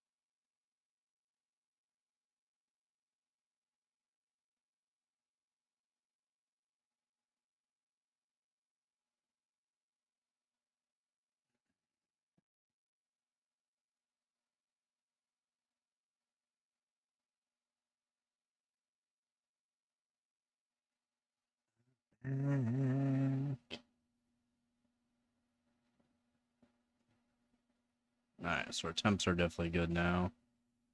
Put this down. 825 now. I don't think we can do 200. Alright, well, we'll just try it. We'll try it out. 200 at 90% fan speed to keep the temps down, hopefully below where boost will allow it to go. Should be just fine. This test has taken me quite a bit longer than what I would like, though, only because this test here I haven't done yet, so try to get as much information as I can out of it, just to see what I know, what it's going to scale with. Thermal paste, I'll put it there. Give myself a little IHS flip here, hopefully that helps us. An IHS flip is always good. We're looking for a decent score, please. Like 3,600 would be nice. While recording and streaming, 3,600 would be plenty. Stock 12600K, stock RAM. Stock isn't speeds, yeah, nope. No! You should no go! 200 is too much. Please don't do that, it says. Alright then, we'll do 195. So it really did not like that. What's the temperature looking like? 31. 29 there. 30 on the back of the GPU. Now, I'm going to put a fan on the back of it. Put a little high-powered fan on. And remember these old AMDs?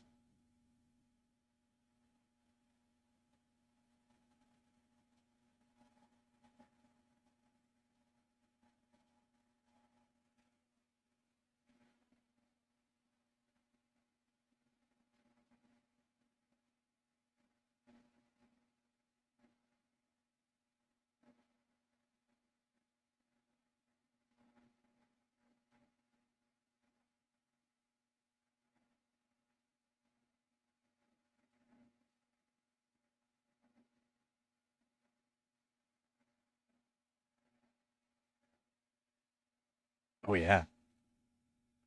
Oh yeah, that's working good.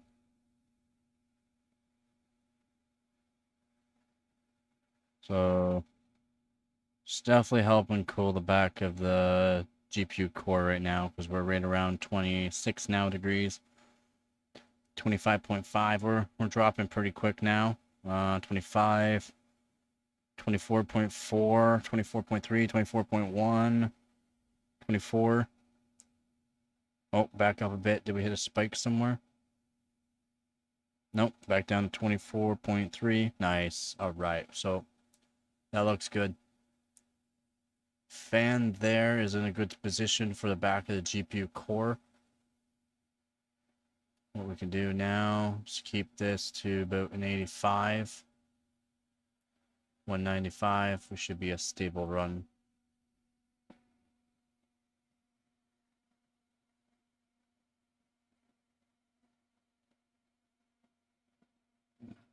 Yeah, back of the GPU 25. So we are raising slightly, as it does make sense. The probe is right on the back of the GPU core. But the fan is helping quite a bit.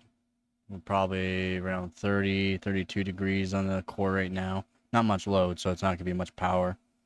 So the back of the GPU core shouldn't be too bad. It's right around 25.5.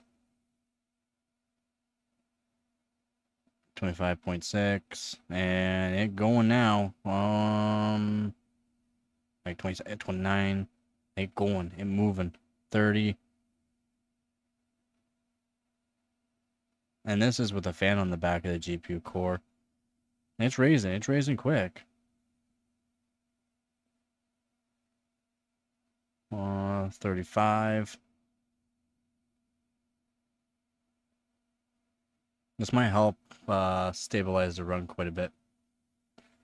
36 on the back of the GPU core. 37.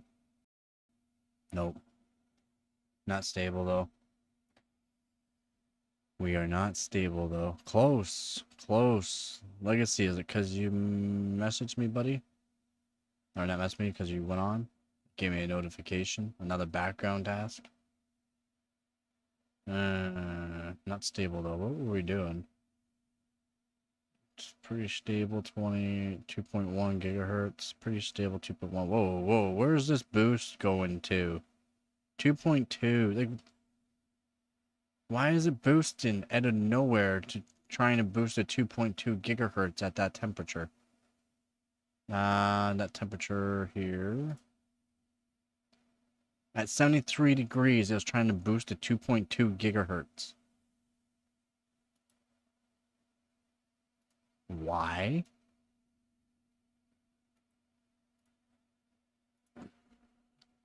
Why? I do not know. But I am just gonna crank it. See what we can do. The fan on the back of the GPU core probably helps a lot. Like, it's already at the same temperature when before it was quite a bit different. Right now, be like 5 degrees higher. It's right at the same temperature. 22. So we are still right around 22 degrees in the room. Still around the 42, 45 degrees, or no, not degrees, 42 to 45% humidity. So not bad. But I'm gonna keep everything cranked this run, the fans, and see if that will help increase anything, or at least make it a stable run. I don't even care if it's a lower, like, boost clock. I want to see if it can do a stable run. Because even though we're at plus 200 with the boost and that, it's just the way it works. It's so annoying. Especially these 30 series cards. They said, like, you take off the fans and then put your own fans on it. Just make sure you got some decent high-powered fans still on it. You can get way better scores with no fans. That doesn't make sense. Like, how much is the board power draw taken away from the core? Doesn't make sense. Or, like, what's part of the boost? Like, I don't know. It doesn't make sense, some things.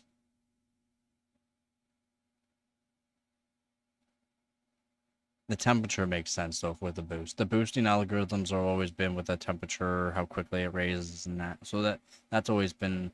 But why did it boost? Why did it try to boost to 2.2 gigahertz at 73 degrees at the end of the run? Why would it try to do that?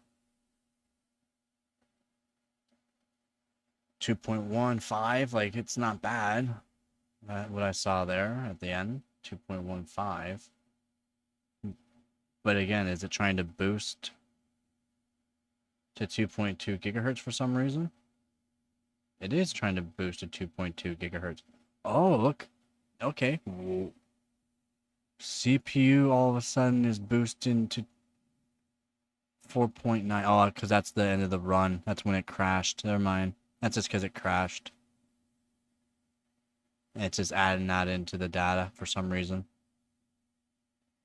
My bad. No, 4.5. And 2.1 gigahertz at the end. Then it crashed. And yet, if I lower... Oh...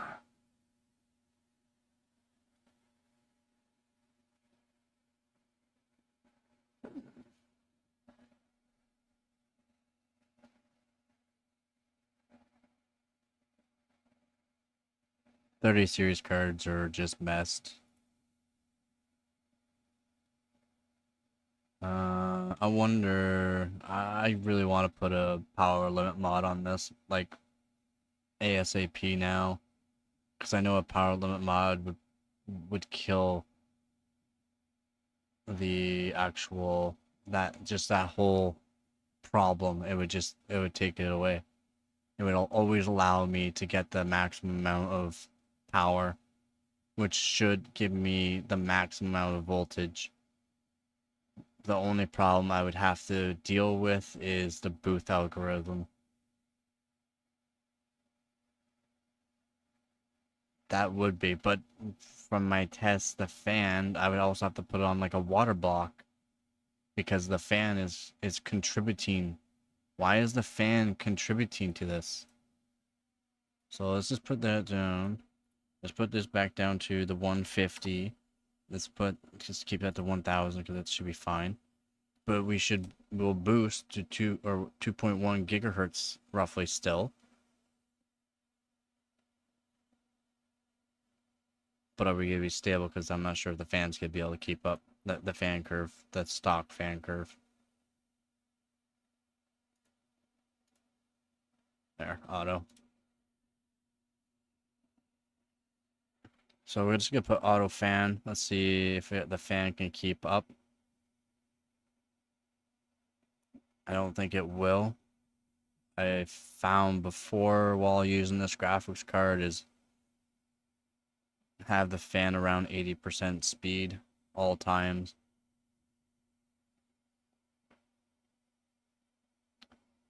If you guys are new to the chat, let me know what kind of graphics cards you got. If you deal with these 30 series cards, kind of temperatures you're looking at on the memory, kind of temperatures you're looking at the core, kind of boost clocks on your 3070 Ti if you have one is.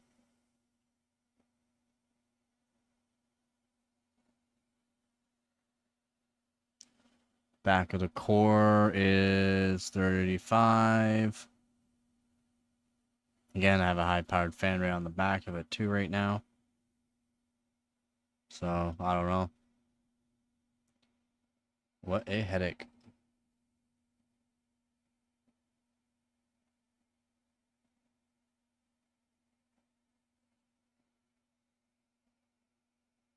Going up to... Yeah, no. It's not even... It's 8, but it's not a good... It's not going even 2.1 gigahertz by the looks of it, by the frames.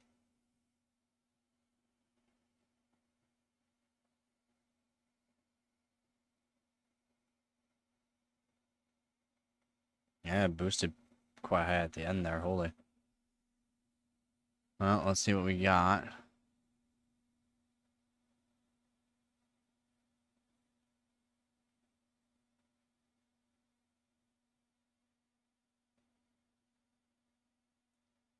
$35.60. Yeah, 2.1 off the start when usually it's closer to 2.2. And we're lowering all the way down to... Oh, I guess not terrible. Do we got spikes anywhere? No, actually it's not terrible. So auto seems to be okay right now. That's... They might have changed something before, because auto would give me way worse. This isn't terrible. Still not my best where I was tuning it to, though. And I don't think it'll keep up if I raise the core more. That's okay. Try a different benchmark then. Let's see what the firm mark is saying now. Crank the speed. Put that to 100. Reset everything. Boom. Perfect, perfect. Let's see what we got going on here.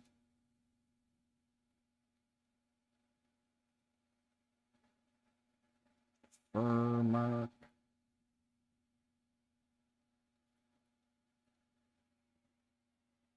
Oh, we got the fuzzy donut. Temperature, not bad. Temperature, not bad. Power limit's acting fairly good, as in it's not spiking past the power limit. Power limit's at 100. Everything's looking good. I'm gonna expect the power limit to jump past the power limit here soon, because the higher the temperature, it's gonna cause some instability in that. It want to have more power. Cooler the temperatures, more power will just go through the lines. Just the way things work.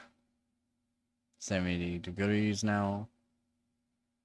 I'm gonna say the hot spot's around 84. Actually, what I should do, a little bit of hardware bot. I'll look at the GPU here. Yeah. So the core is still quite hot. So I'll let this run for a bit for the final burn-in for this card to see if I can help the temperatures a bit, because the burn-in still needs to happen. I haven't done enough benchmarking yet on it. Like long tests, those tests weren't long enough for like a burn-in. Temperatures still look fairly good though. Pulling about 310 watts. 310 watts.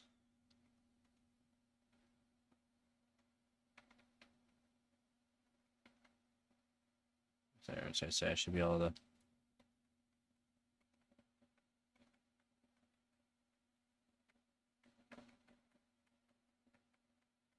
There we go. 87. Alright, let's crank this, see what kind of hotspot we're looking at. Not a significant jump, that's what I like to see. Power limit. Power is now at 330 watt. Board draw is 400 and almost 30. So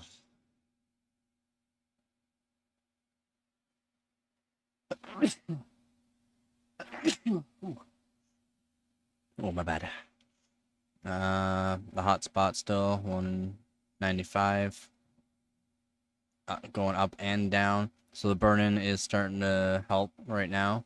So doing those tests is helping, because as you can see, the hot spot's not going past the 91.5 right now. And it's going down. And that's not due to the wattage or the core. You can watch the actual core in that, see if it's fluctuating for it.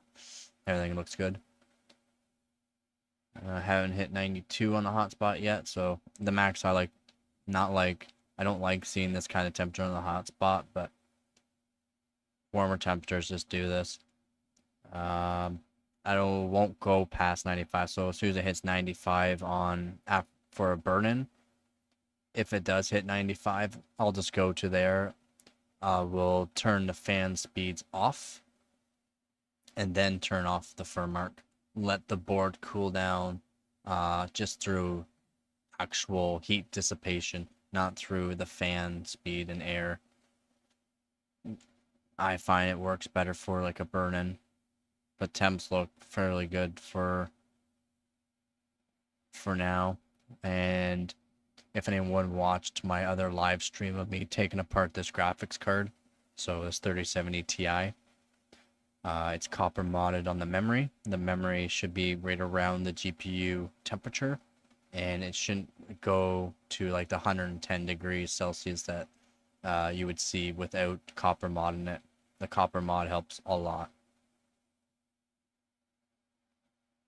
But as you can see, about 2 degrees above the actual GPU core temperature, 4 degrees max above. Better than seeing 110 degrees on it, so that's 30 C off of it. It's pretty good. Hotspot max I've seen so far is 92.4, and it keeps going back down. Perfect. The actual core clock of the GPU has not been fluctuating a whole lot, back between 1725 and 1740.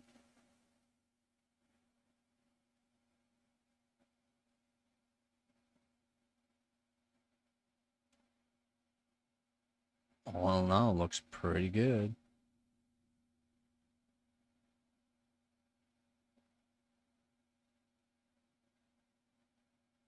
And the burn-in should last quite a while. as long as the temperatures are not insane.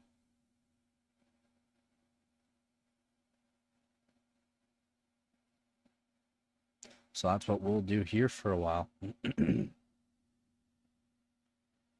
We will do a burn-in, and I'll be right back.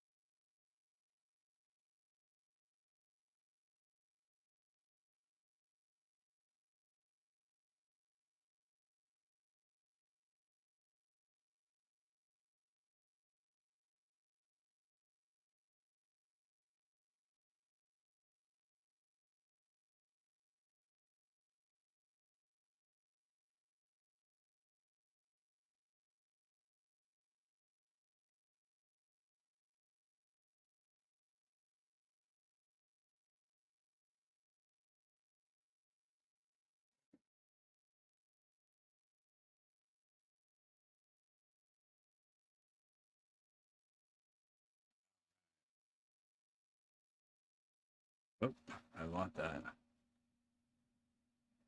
I want dish. I want dish. I'm back. How are we looking?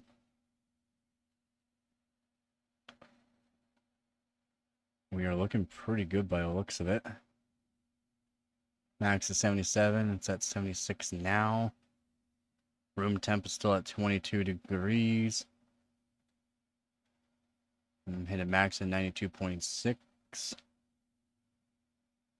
A max board draw, so GPU draw was 332 watt. Everything looks fairly good. Well, how much longer I'll need for the burn-in? Probably a bit longer.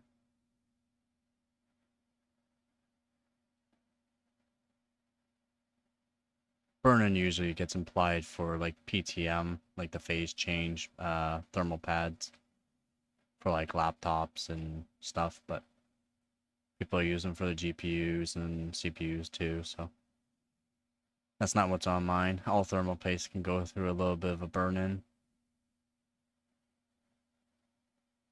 Temps look like they're going down slowly.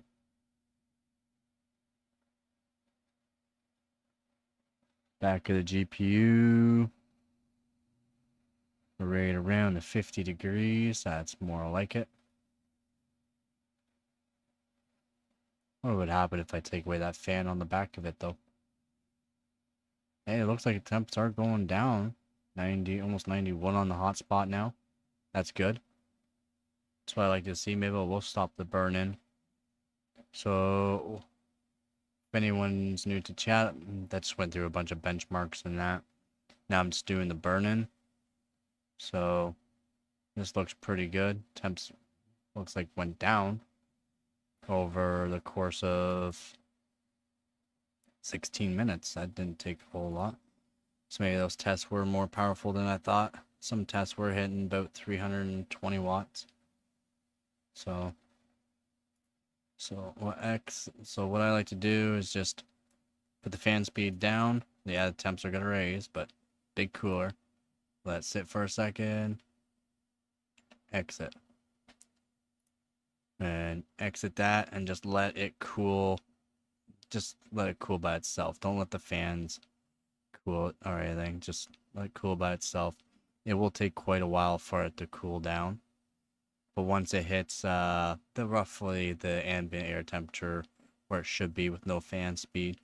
So this will be around 35, 33, maybe 32 degrees, but right around the 35 degrees is its ambient air temperature for no load. So we can let that just cool down now. So we just let this GPU cool down. Back of the GPU's at 35 degrees right now. So it shouldn't take too long to cool down. That's good. Alright, so while that is going on,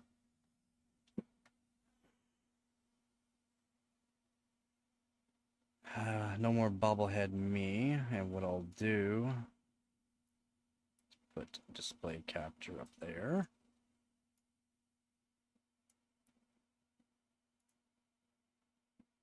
There we go. Now we can see everything there. See my screen. Maybe I'll make it a little bit bigger. Something like that. I can move myself over. Make it a bit bigger so everyone can see. Temperature. So the back of the GPU core right now is at 33. And that core is at 39. So it's more or less the cooler itself is heat soaked still. So letting it cool down naturally like this after the test without the fans is just better overall. And then what I want to do is rerun one of the Nomad's tests. So Nomad DirectX 12 version, the stressful test. I'll run that again and see if I can run plus 200 on the core and plus 1000 on the memory. And that'll be pretty good.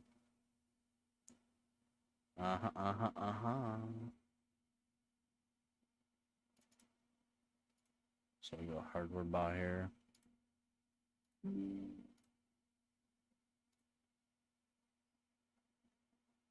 What do we got going on? Back of the GPU, 32 and dropping.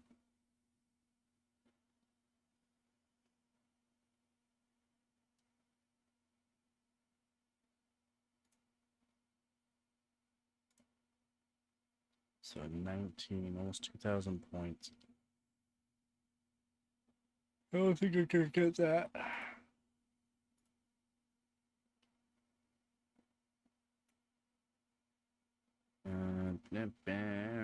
I need to contribute 4,000 points. So that way I can get another achievement. That is what I need to do.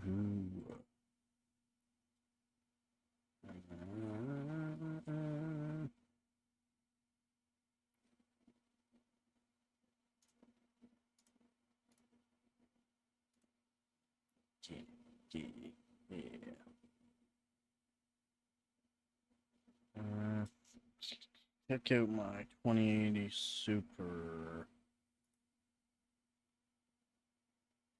Oh, I gotta do a lot of tests for it still. Holy moly. I didn't know I had this many more tests to do with it.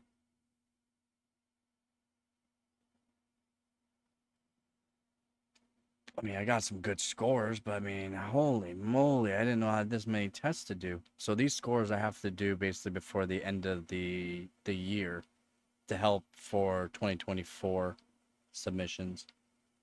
And then they'll also go into the overall career. I gotta get a lot of these done though. Ice Storm, Night Raid, everything.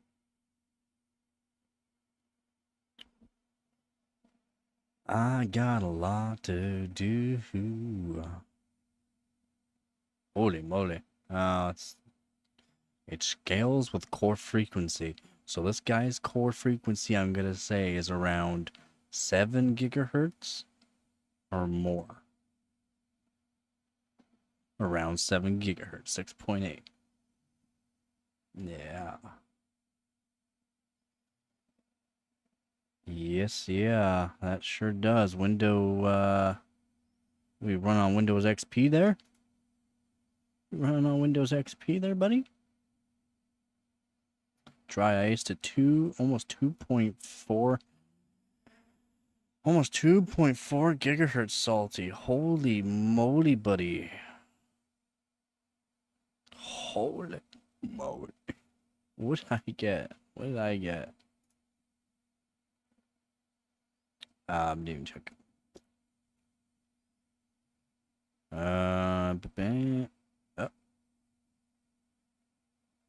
How is this even still valid? I can't believe my submission wasn't taken away. There's no GPU Z. And this is lapped over. So just looks terrible. Why would I even do this? Why? Why would I even do this? 12,900K, yeah, that's before I even had my Hynix M die. Best timings I can get with this kit of Micron. Crap. I have to talk to Legohoff. This is no good. This submission's no good. Doesn't matter as a valid checksum. It doesn't even tell you the clock frequency of the graphics card in this. Just a memory.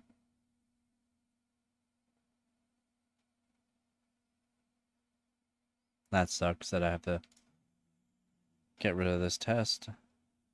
That's a good score. I can beat it though. I already know I can beat it. With my 12,600K, I can beat it.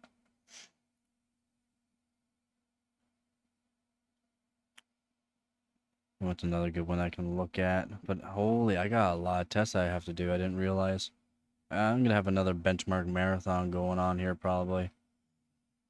I'm probably gonna have another benchmark marathon going on, and we'll see if I live stream it or not. It's not easy setting up the camera and that for that kind of stuff.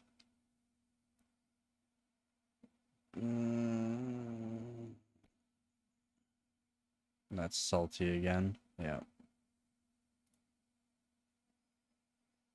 So these are good, but I didn't even do Fight Strike GPU. Why not? Why didn't I submit a score for it? What was I thinking? This is the way it's supposed to look. Nice and clean. Thank you, me, for doing it right on this one.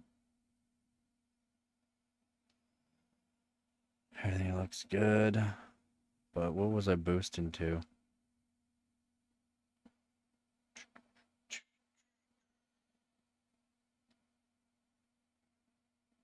T05 on that, it says, but it's not gonna let me know. Oh, it is. Alright. Yeah, 2.2. So we're doing 2.2 without any like dry ice or liquid nitrogen, so it's not bad. Average temp of 23. The cooler on it's just insane. The water temp wasn't even that cold. Like it wasn't even below 0, and it was keeping the average temp very cold. It was going to about 30 degrees after test, but the cooler on the 28 Super Hydro Copper is insanely good. Insanely good. Cool. Alright, but I have a lot of tests to do. Yeah. Alright.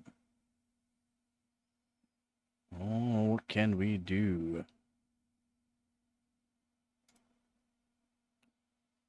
Oh, do we play a game? Let's see.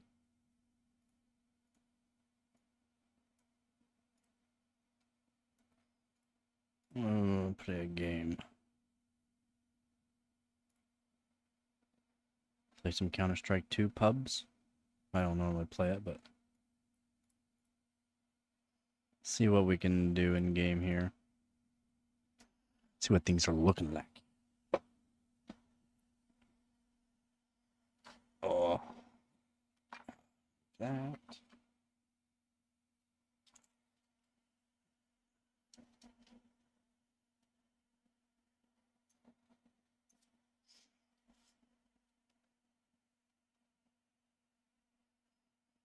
See what kind of frames we're getting, especially while recording.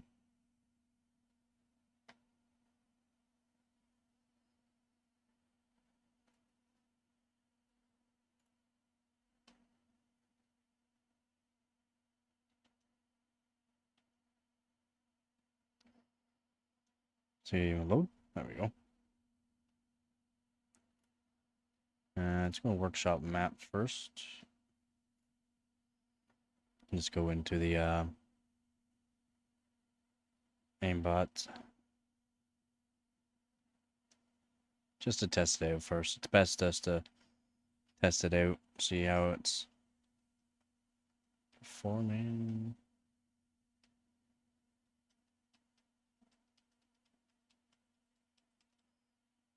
.64 frames per second. What? Did I do something with the settings? 120 hertz. Oh, in-game frames.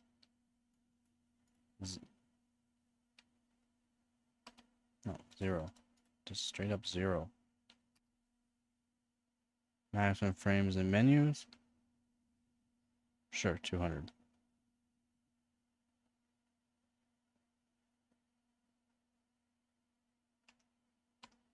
I should... There we go. Go 290. Which one's the one that's 90-degree kill mode? Yep. 90-degree kill mode. I don't want to do the test. I want to do... So you can do some pretty stressful things in this. If you just go to the settings here. Which we'd use though. What should we use? There it is. Add bot. Bow, bow, bow. There's a max, of course, but we can add bots.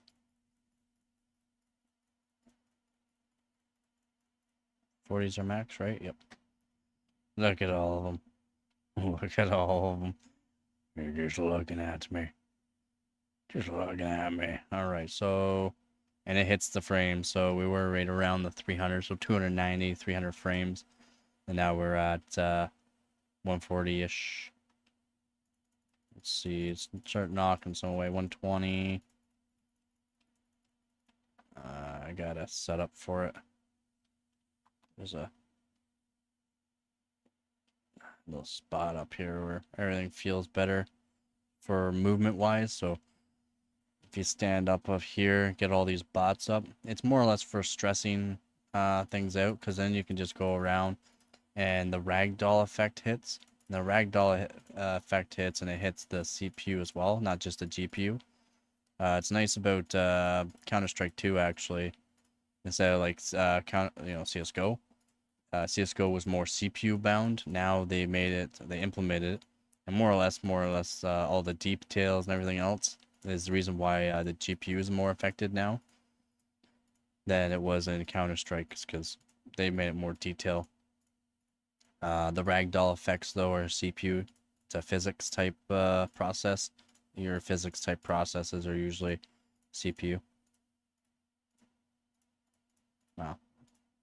Generally. Always. But I'm feeling pretty good actually. Like, even though it's been a while, I mean, probably 3 months now since I even played. I've ran some benchmarks, but I never played at all. And I'm an scout opper, and deagle person. So when I pick up an AK, it's either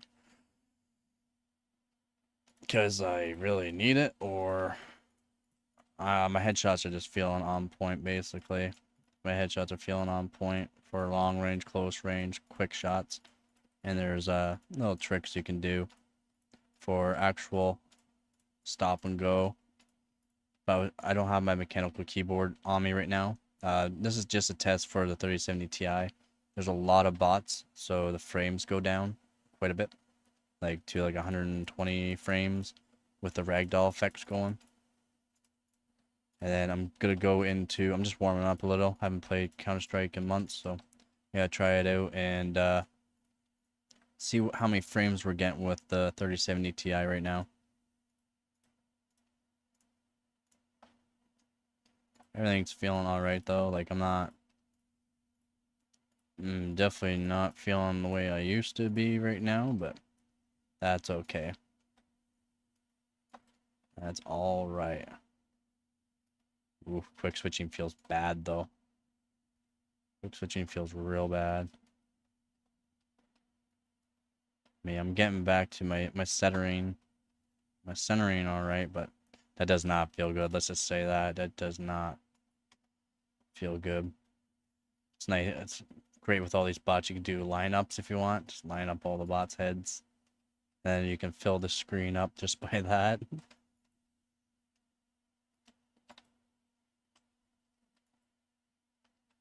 Kill that back one so that we can get our lineup again. Front one. Load. I'm missing one. I'm missing one. Oh, there he is. So, I'm feeling alright, but the quick switching, I don't know, my opping's not feeling too good. Opping is definitely not feeling good right now. Like, it's my centering, going back to center feels good.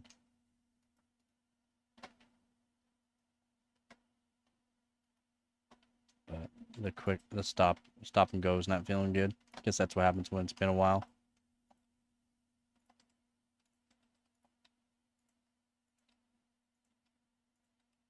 What? I missed that? Whatever. Console. Help? Nope. Well, alright, that's fine. So we'll just exit the main menu because that feels good. I say it's gonna hold up just fine. I shouldn't get low frames at all while recording and streaming right now. So we'll just try it out. Maybe I'll make bobblehead me and then put the game up full. And then I'll make bobblehead me. I'm back. Oh. And I'm gone. And I'm back. And I'm gone.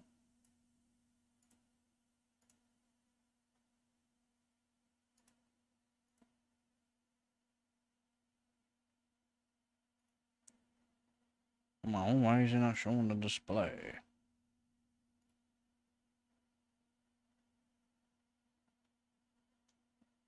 I messed something up. Oh.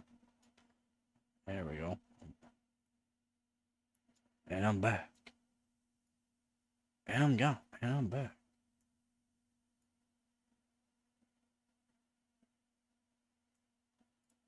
There we go. And I'm back. And I'm gone. Now we're back. We're back. Alright, we can play a little bit here. I'm definitely not going to go into any competitive. It has been a while. Wingman. Wingman's pretty easy. Let's just do the normal. Let's do the normal. See what kind of frames we're getting here. Settings. Why are my frames look? Well, stop setting my frames so low. 0 means max. Max means all. Stop giving me the console.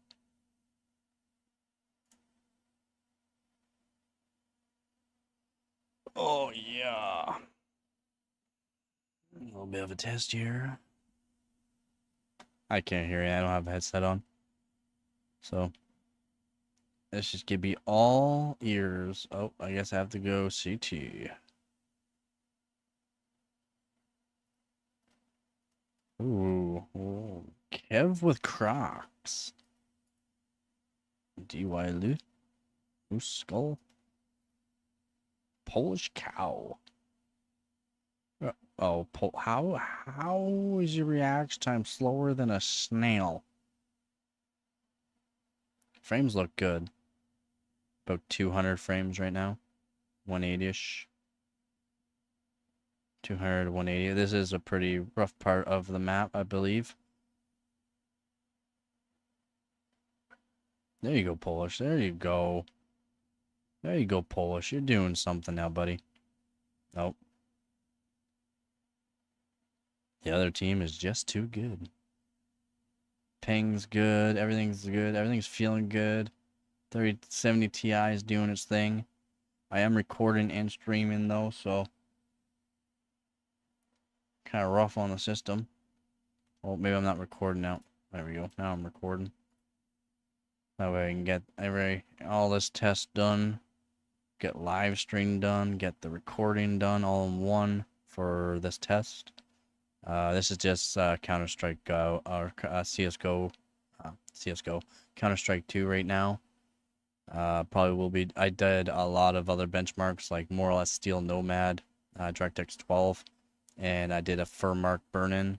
I did a live stream yesterday taking apart this 3070 Ti and then recopper modding the memory chips.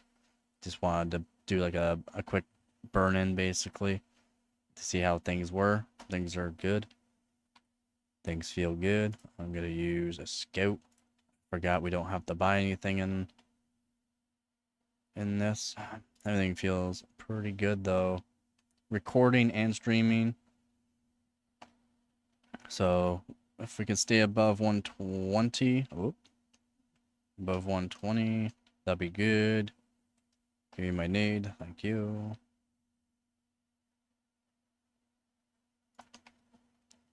Whoa. We had a bit of a lag there. We have some lag. Is that me?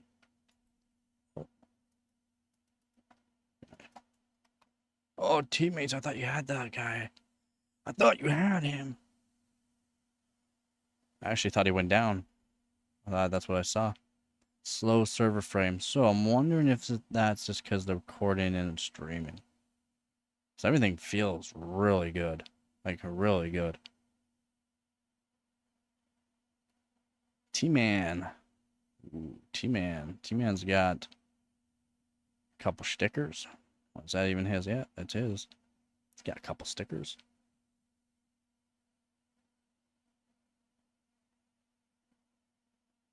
Why are you mad? I'm not mad. I'm asking. Gotta love pubs.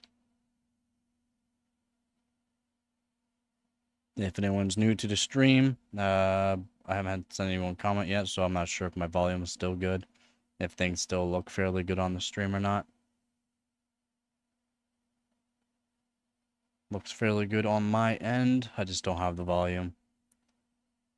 Normally I would have like a headset in or some sort of earphone so that way I can test the volume, but try to do no headset right now.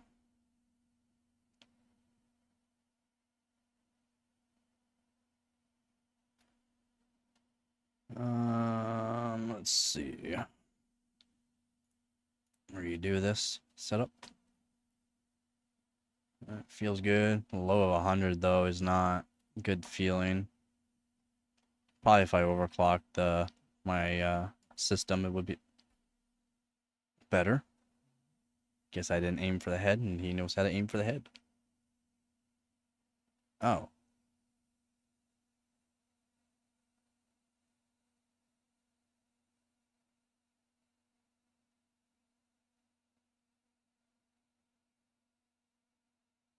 Okay.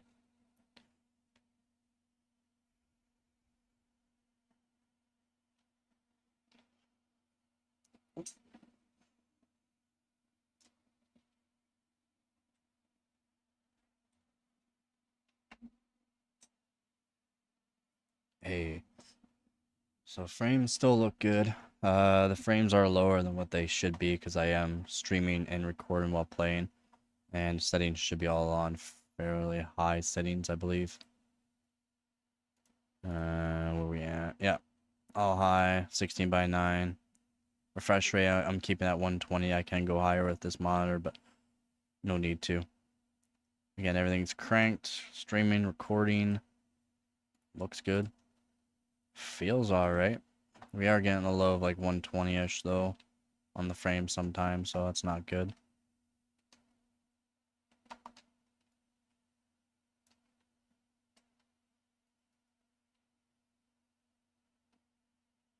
I want you to pick me. Pick me. Oh, you're still there. I want you. Oh, he's fast.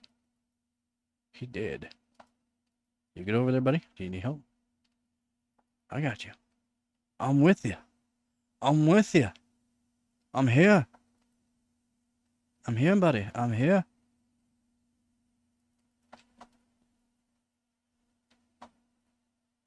Ow. Oh, I don't know where they are. I don't know where they are. How many is left? 3.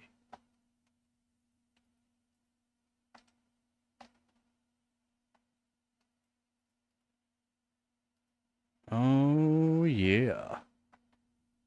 Oh, yeah. Oh, yeah. I found you. Found you. Anybody else want to go for it? I don't think so. He's too fast, too furious. He's just too fast, too furious.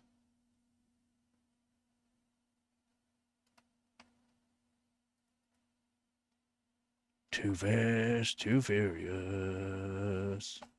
Oh. Fuck.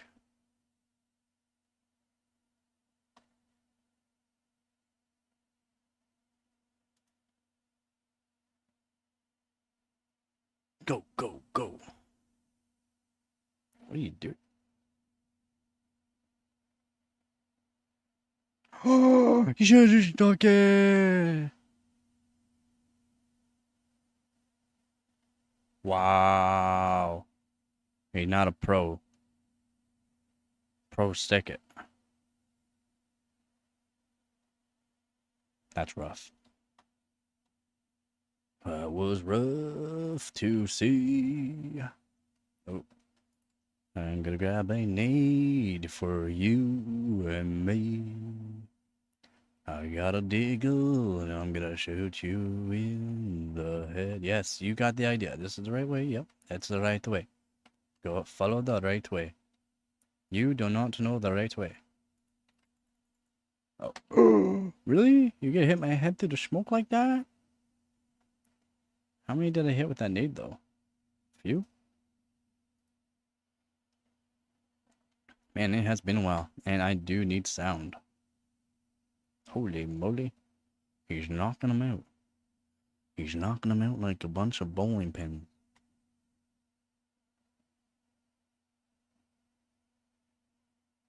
The yellow jester. Dang, period is just knocking them down like flies with the op. Oh. You spoke too soon.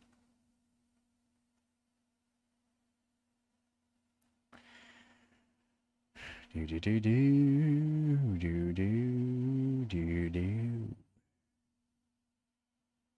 do do do do do. Come on, come on, knock them down, Kev. Put them Crocs on.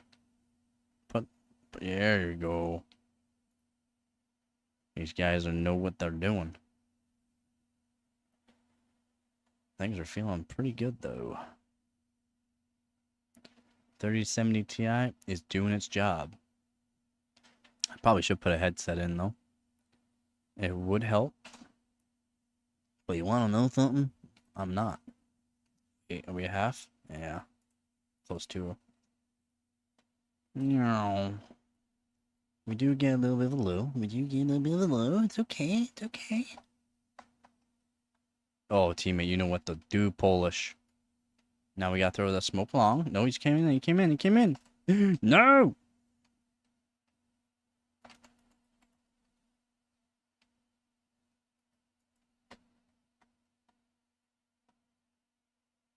Oh, you already got that. Nice.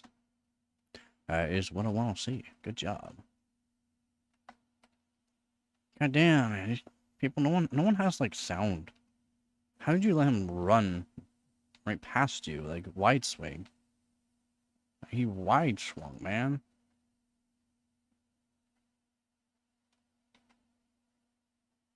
Oh wait, just gotta be down there. Let's go. Let's go, team. Let's go.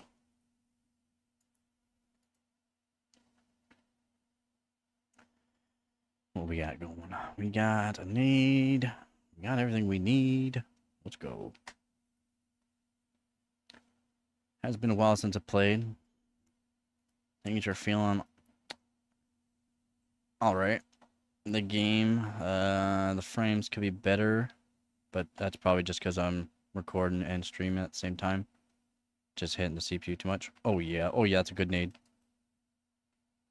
No, no, it was not. Alright, we're gonna flash him. We're gonna flash him. No way, dude. No. He ready. Like, I thought for sure I was gonna be out there. Why are these guys just running in? Is this pubs? Is this seriously pubs? Just people run in, think they're good? Not, oh my god. So brutal.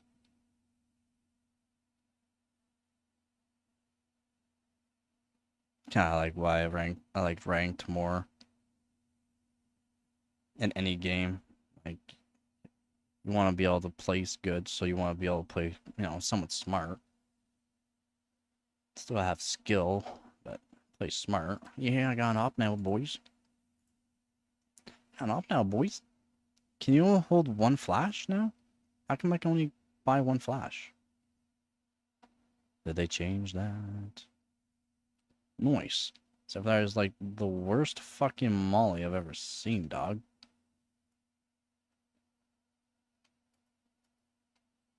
Peek me your head, please. Oh, come on, that's a wall bang all day through the head.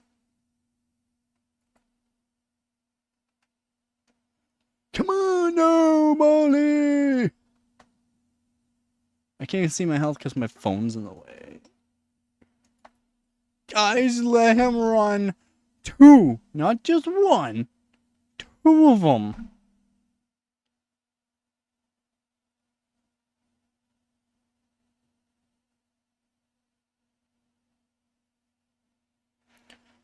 Not just 1, but 2. I wish I had my headset on. Sound would help me out, but that lag, this lag is not nice. It's not playing nice to me.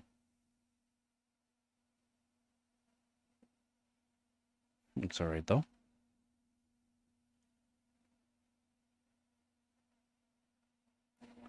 Not bad.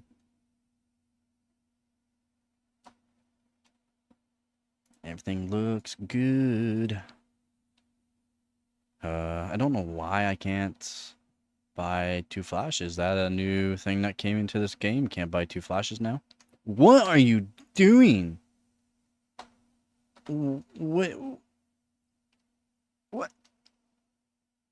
What kind of molly are you throwing? Are you even throwing a molly in the right spot? No, you're not. You're not throwing a molly in the right spot. There's no one there. The enemies are here. Yeah. Yeah. Going for the headshot. Yeah. Wait, what? What? Why did I drop my pistol? That is not the button to drop the pistol. That is the button to drop the gun so I can pick up the AK. Are my settings all changed? I think my settings are all changed because I threw my pistol after switching to my gun to grab the AK. Anyways, things are going pretty good.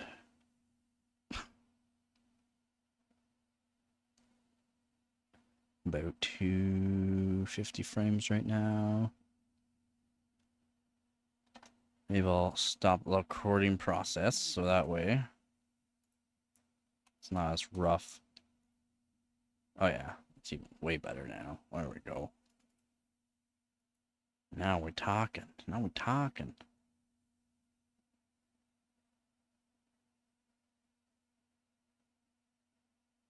Frames are looking pretty good. Oh, yeah.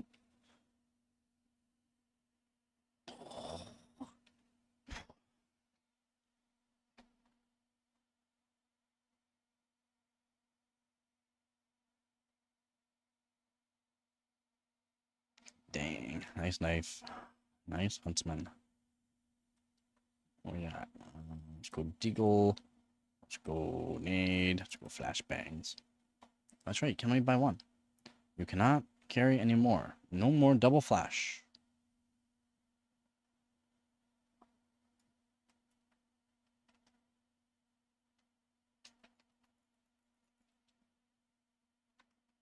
Oh, yeah.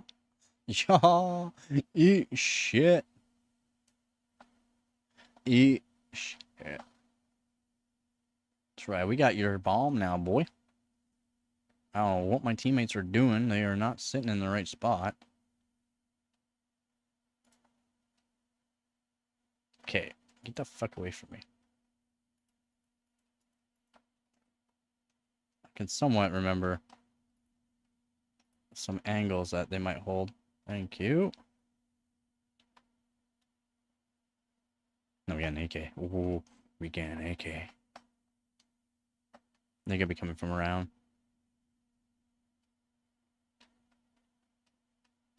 Okay, why do people have to run in front of people? It's like, I'm already right there holding that angle. Why are you running out in front of me? I actually hit him. I didn't even think I hit him. 33.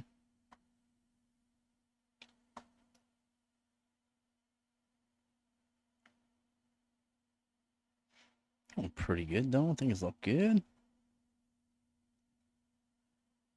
2v1 now.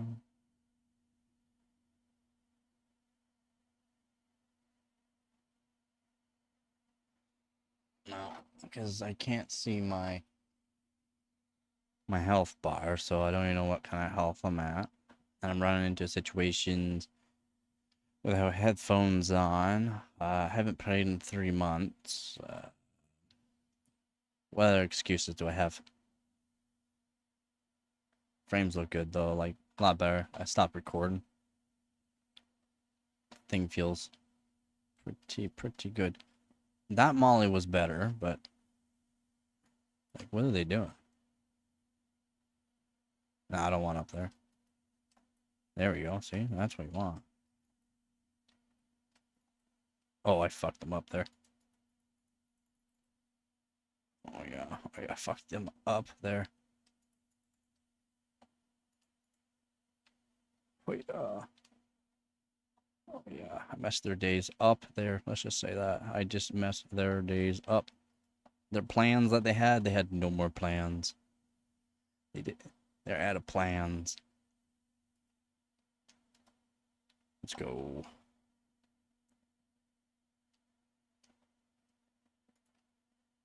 Nice Molly. Saw you. Saw you. Come back.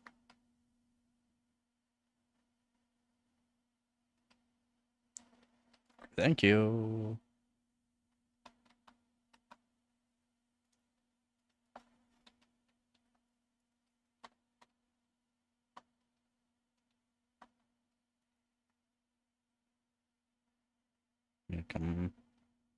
Come over here. Yep.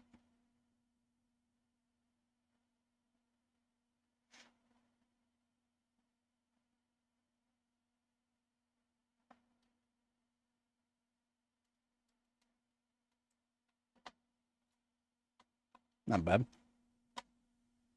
Feels better when I'm not skipping around too, though.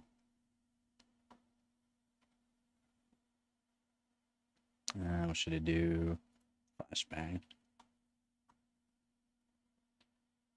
Whoa. Huge frame dip here. Huge. Huge issue. What? Huge frames. It's gotta be CPU.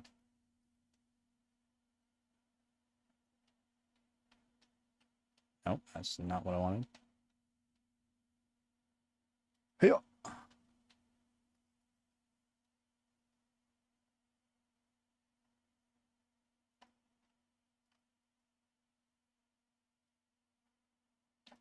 Oh, that's not good.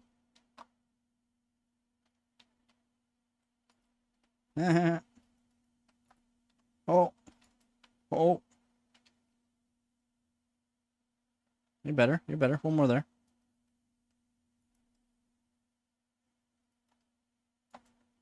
Oh, that's closey. Let's go. Victory shall be ours.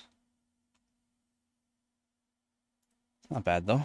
I felt good for the first test on that one, though. I felt good. I felt good. Exit. Quit.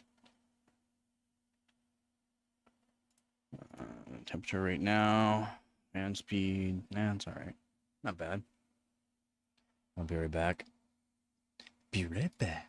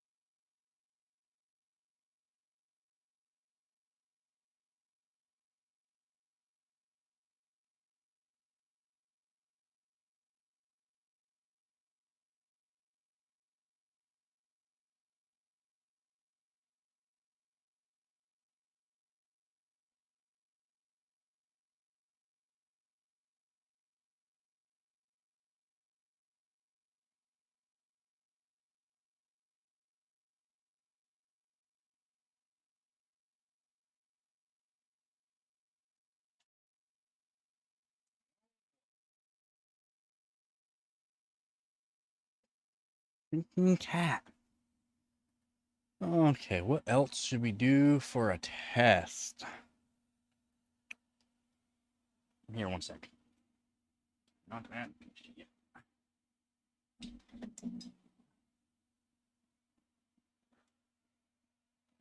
What can I do for a test?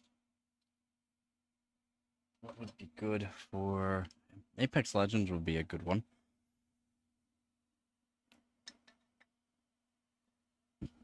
And we can show the actual everything actually show a lot. Can do Apex Legends. Let's do that.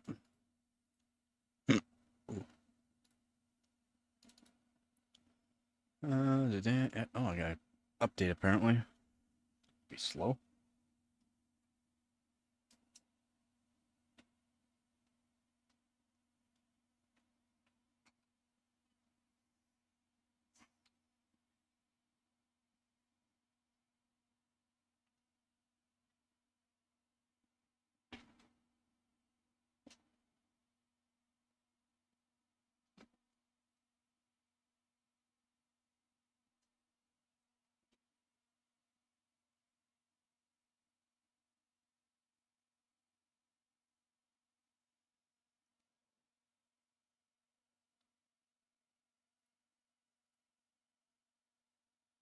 So we can do Apex Legends.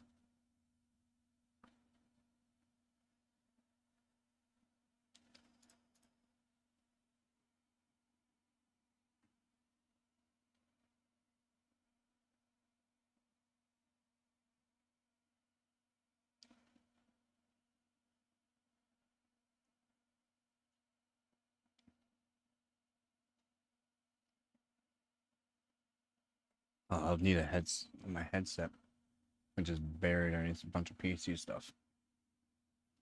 So maybe not. Maybe not right now. I'll run a benchmark instead. Right now.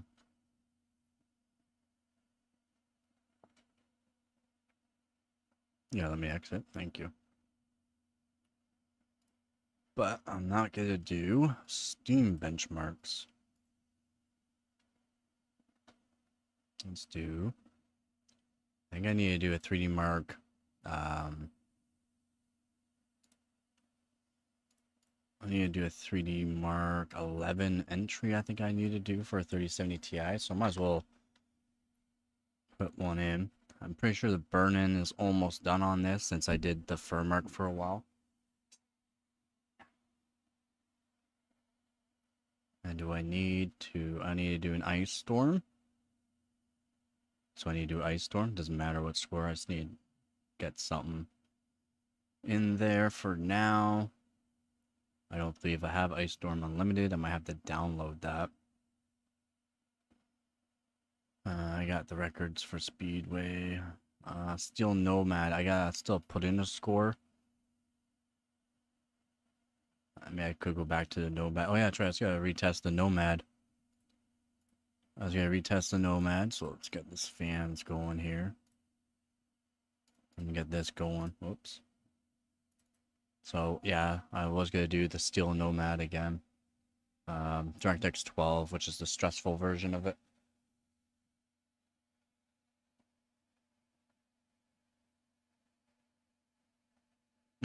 The old school RuneScape. I don't know, it might look pretty blocky.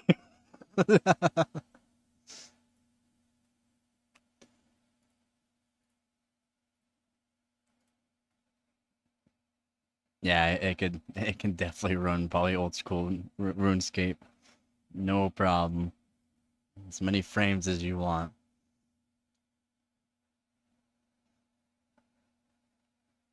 Actually, I haven't logged into RuneScape since I was a kid, so I remember the password and my username.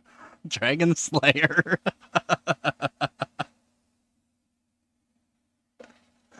Oh yeah. Good times, man. Good times. Good times. I couldn't really play it though. I was out in the country growing up, so I had to go over to my friend's place who had special internet put in where we were. had to go to his place to play any kind of RuneScape. I know, right? Maybe I will. Maybe I will. I'm just gonna run this one test first because I just wanna see what the temperatures and that are to see if it's a little better than the beginning. So like when I first started streaming, so hours ago. So I just want to run this Steel Nomad one more time. Just make sure I have it set to where I want it. And see if it'll allow me to run the 200 on it. If I can run the 200 on the core at this temperature, so we're about 22 degrees in my room. So I'm hoping I can run this test. That'd be nice. Alright, cool. Yeah, I'm gonna. This test is like maybe 2 minutes or 3 minutes. I'm just gonna check over the voltages, not voltage, but the temperature and roughly where it boosts to. That way, I had like a lot of tests. I know you weren't here before, but I've been streaming for a while, so a few tests. I like to keep this in it because it can help me with my overclocking. So figuring out this test, since I haven't ran this test before, it's just a good way to do it. Just start off from basic, and since my CPU hasn't been overclocked at all, and my RAM is on JDEC speed, so not overclocked at all.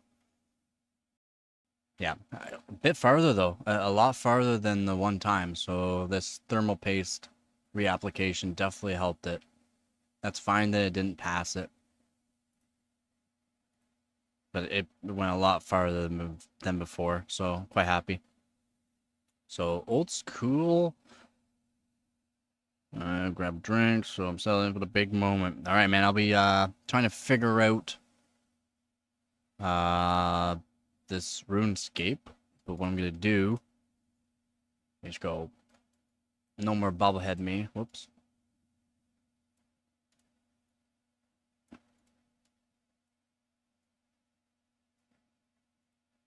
There, I think that's right there.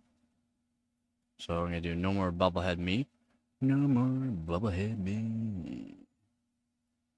So big head me, I'm gonna figure out this RuneScape. Is it old school, like the old school RuneScape, a separate one now? It's been so long. It's been so long. Actually, I should grab some water too. That way I can settle in. I would like to record for as long as I can. Tomorrow I'm probably going to do a benchmark marathon, so.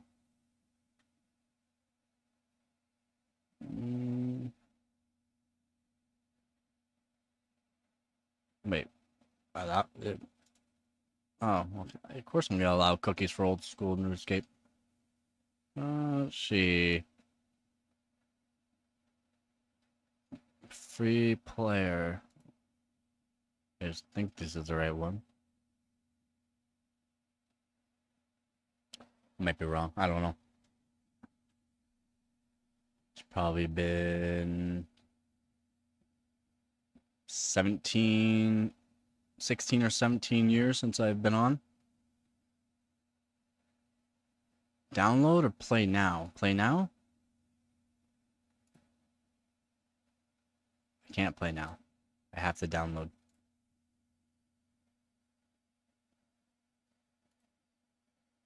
That was a really fast download. Accept.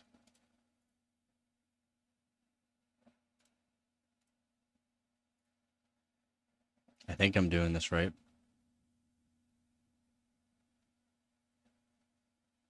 Oh, yeah, we're doing it. We're doing it. Kind of want to see what the frames are like. Does it have a frame? Like, does it let you know how many frames are being generated, or do I have to use a third-party software for that?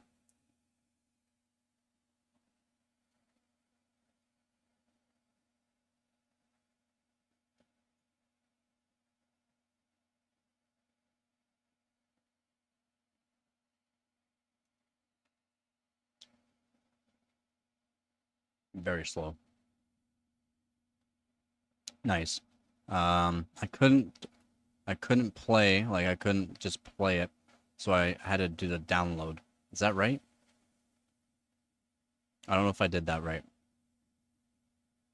Should I just be able to play online, or was the download the right thing to do? I have big head me, so that way I don't put any information out there. Just being smart.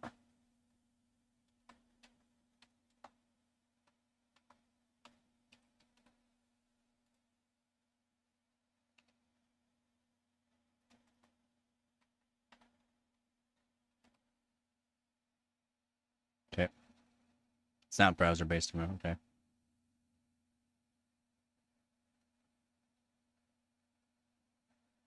Uh-oh. I have not upgraded to a Jagex account, so my old school RuneScape, it said something about that. Did not work. Try this again. If you're trying to log into a RuneScape account and have not upgraded Jagex account, you'll need to upgrade now.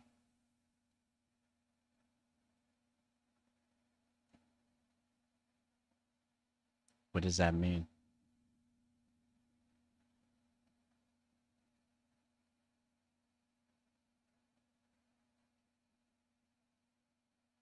I'm using the old school, but I downloaded the Jagex. I'm not sure if that's correct. Here, I can make it so you can see. And maybe you can help me out. I'm here. Is this the right page to begin your old school adventure? Download, and then I got the Jagex here. Okay. So I don't need this page anymore. Okay, so is it my email? My email, that should be the right one. Why is my password not working?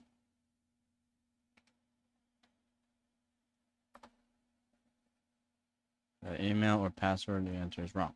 So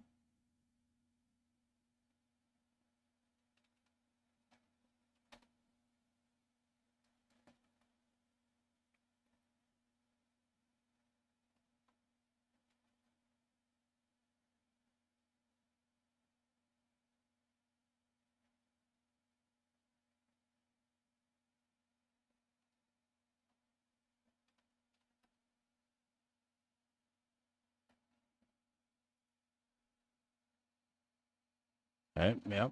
Move account. Okay, so I'm moving my account. You want to run as RuneLite.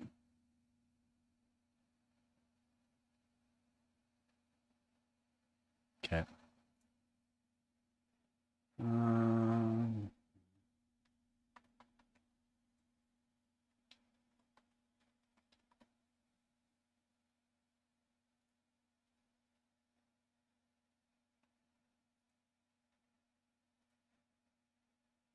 Seems pretty straightforward to set everything over to.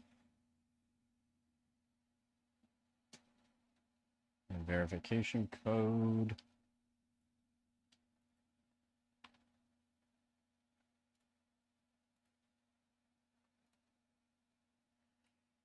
There we go. Jagged. Oh, it's working.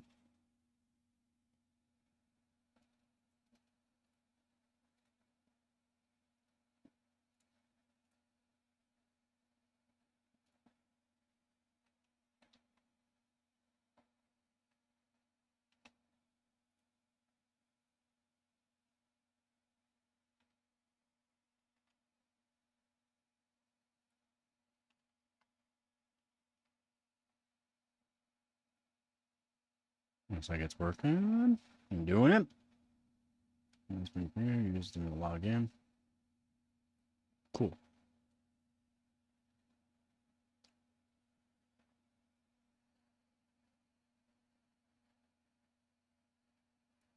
Now I gotta be RuneLite.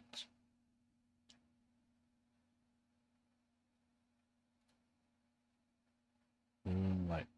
So RuneScape Old School. I installed that client now. Just want to make sure I'm doing it right.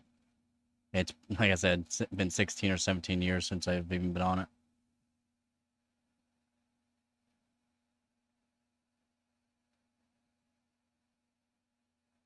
RuneScape old school, right? RuneLite is the client you'll want to use. Oh, okay, thank you. Yep, install, but install as RuneLite. Got it. Download.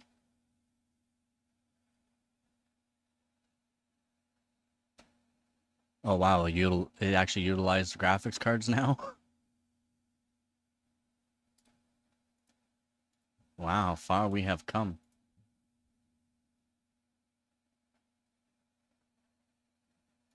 Alright. I think we're doing it. I think we're doing it. I think we're doing it.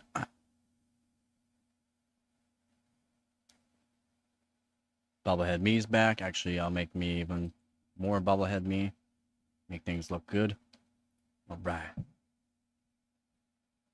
Things have changed. Excited to see your reaction. Yeah, you're saying that it's gonna be... It's old school RuneScape, though, so it's still old school. Oh, yeah. Yeah, not gaining enough experience yet. I had to remake a new account. Couldn't get my old one. I got, like, basically the same name, though. My graphics card is... pretty cranked right now, so I'm gonna lower a little bit. There. Just make sure no crashing. For using app, blah, blah, blah, video to accept. Existing user. Log in. Yep.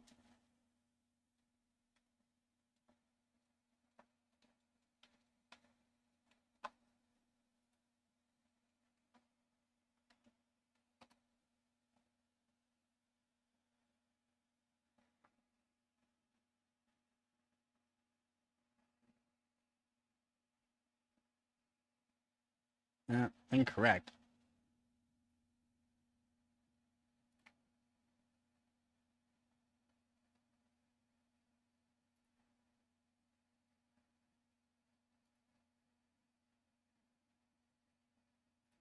I guess I have to make a new account. I just made new account. I just made one.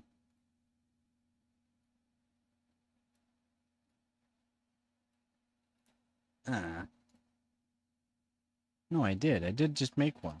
What's going on? So new user. Just brings me to that page. Existing user.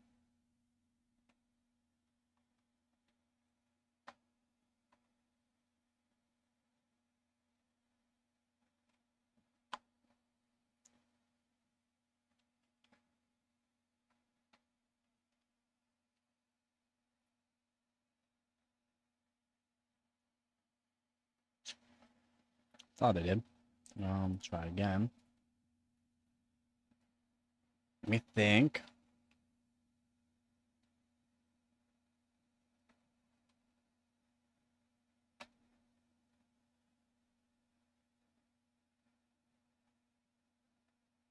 And this will go off of like the old, even if like I haven't been on for 16 or 17 years.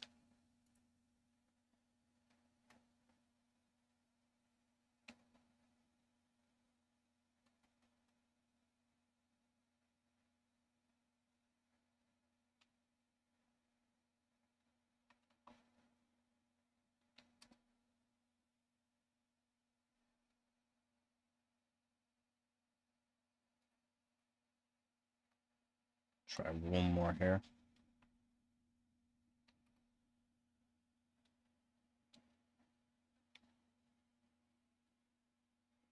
Nope.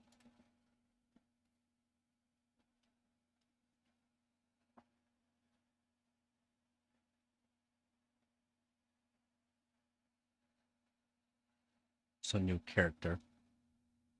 So I'll hit new character, see if I just have to make a new character.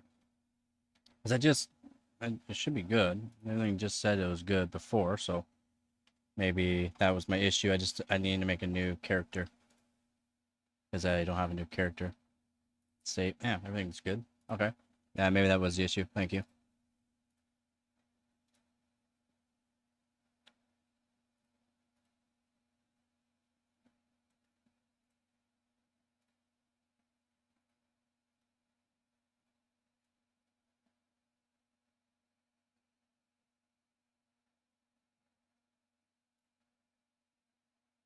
Perfect.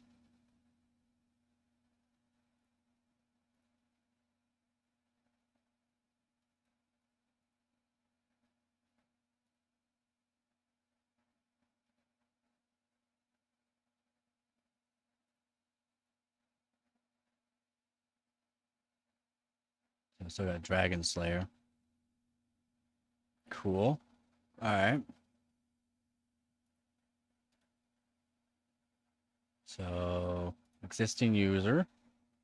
This time it should work, because I have a character made.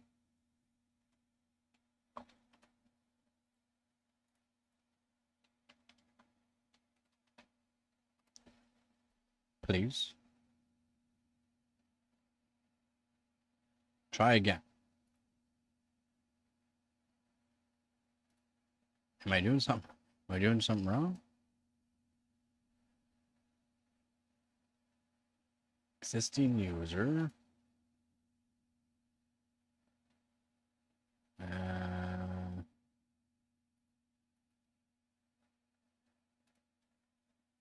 Oh, maybe I'd have to do Dragon Slayer.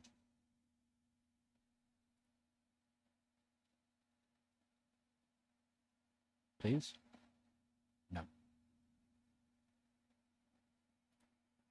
I don't know.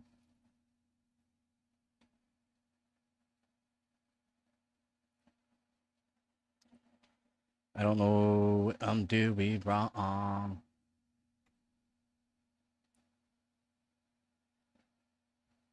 Create new. Create.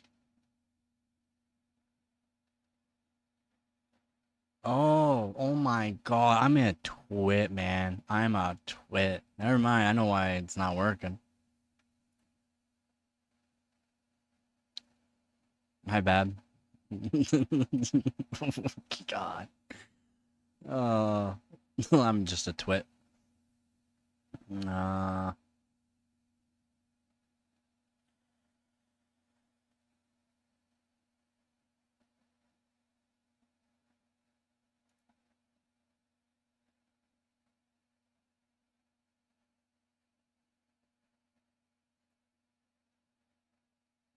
Back to home page. Oh, nope. Nope. Nope. Linked accounts.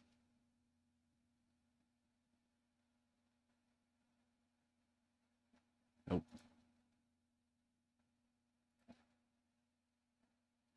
Check its account management. Make sure everything's good. Characters. Characters. No name set. No name set. Edit characters.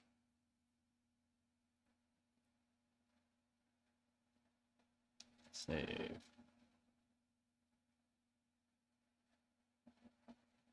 Manage. Trying to figure out these characters, managing the character.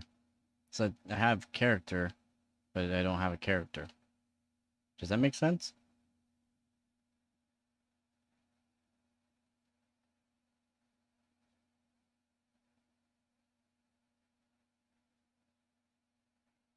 No name set.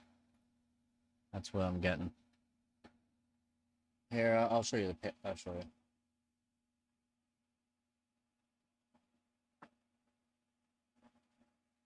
I'll show you what I'll mean.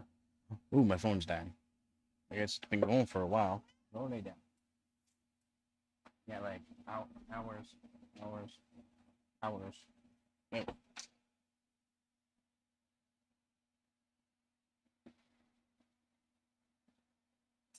I had to put my phone in.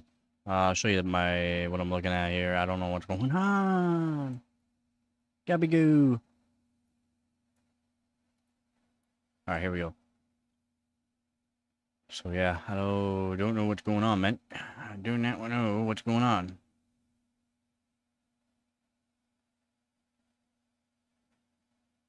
Create new.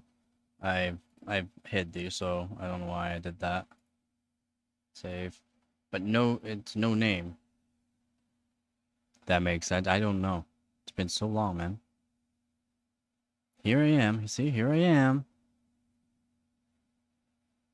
But it won't allow me to log in here. Is that right? Am I supposed to log into this one?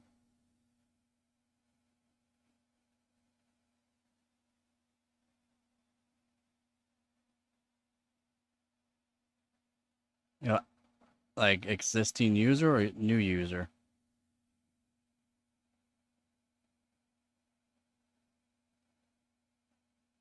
I've already like gone through all the emails to make sure I had the code and all that, and it's not allowing me to log in though.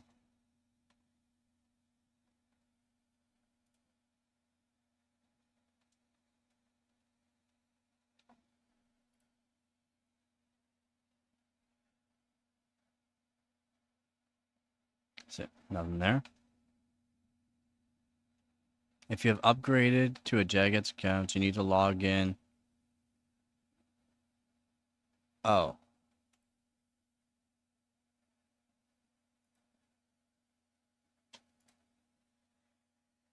I just need to read.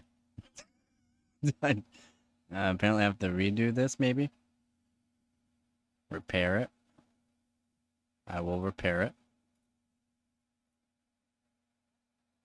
Make sure it's working properly. Dialog was repaired successfully. Let's launch it. Alright, in runelight.net, right? I download it for my Windows. Just Windows, not even like a specific Windows, so.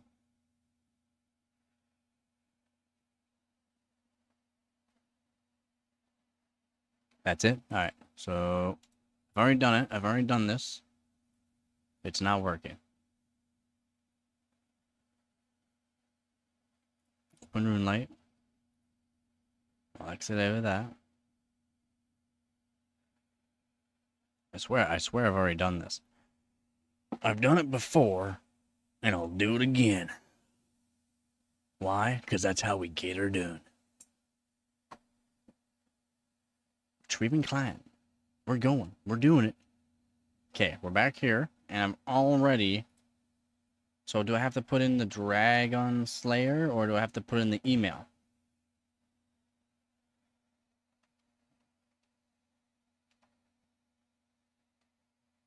$905, I think it was, or 902. Wait, okay.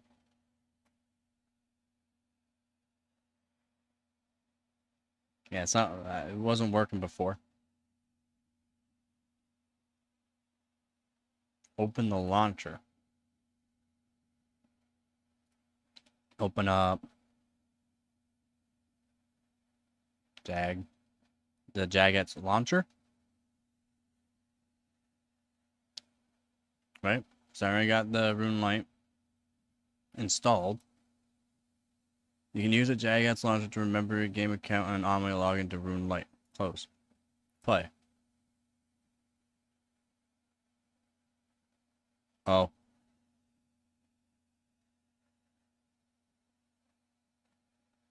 Right? Okay.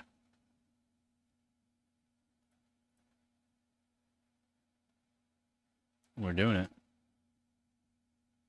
So I should just log me in now? Oh. It does. It does. Why is it so small? You need a member's account logging in this world. I don't want to be in this world then. Because I'm not a member yet. So... this one. I think I correct. That was the correct one. Yes! We did it! Dragon Slayer. I gotta go back to my old name. Of course. Then we're doing my new name, Luger, and I bet it's used. Then we are using my other name, Real Luger.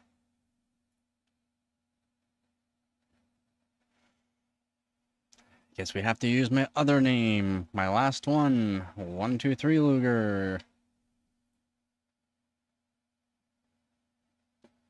Okay, apparently have to use 123 Real Luger. Nope.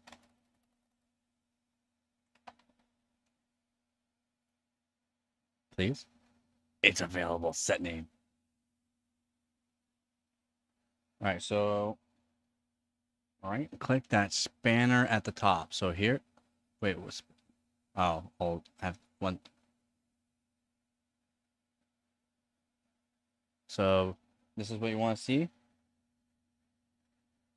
Like the whole page, or is there something else that I can do to do something else? The configuration?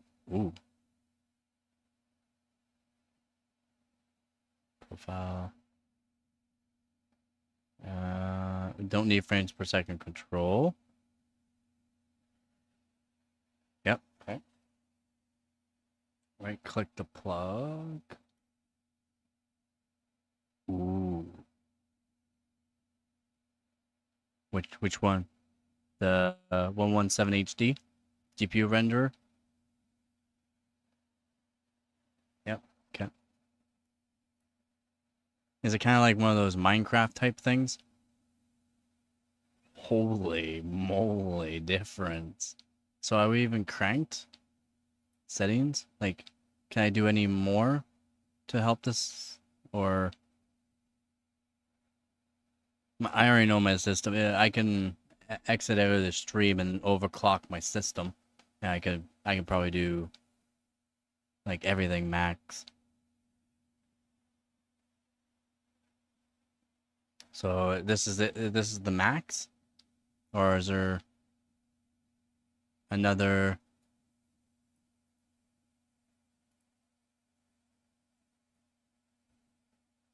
Because I see that there's like frames control GPU. Do I have to put GPU on? Utilize the GPU. There we go. There we go. Is that it? Is that better? Oh yeah, that's better. Oh, that smooths it right out. Oh wow. Holy moly, man. They changed so much. But it looks like there's not a whole lot. Like they got low detail. I don't want low detail. I want extreme detail. I want so much detail. Like I don't even think it's really hitting my GPU right now. Nah, man. Look at my GPU. Is my GPU saying, "What is this? Is this all you got?"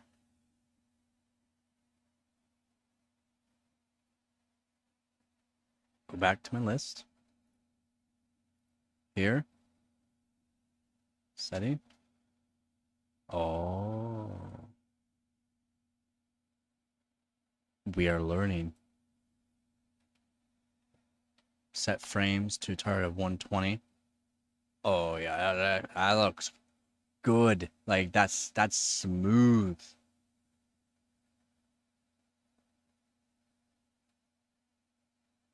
Holy moly.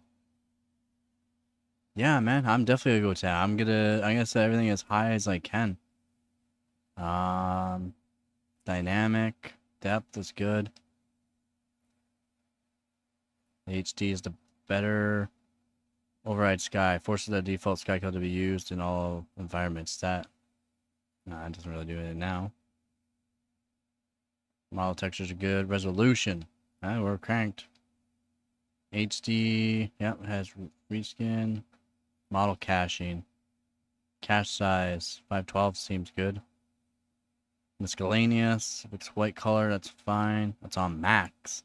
Max have a weird. All for GPU. Intel GPU. Got it. Everything looks pretty much cranked. Experimental though. What we got? Decouple water from sky.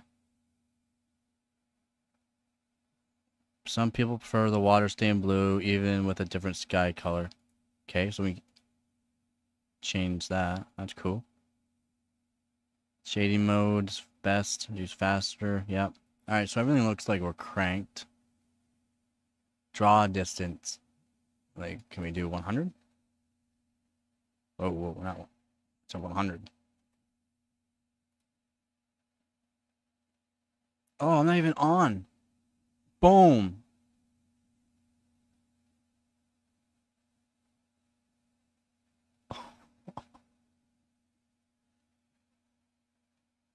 Dude. This is old school RuneScape. I still have to make my guy. Yeah. Draw distance. Look at this. So can we just keep increasing that? And that way we can see farther? Oop.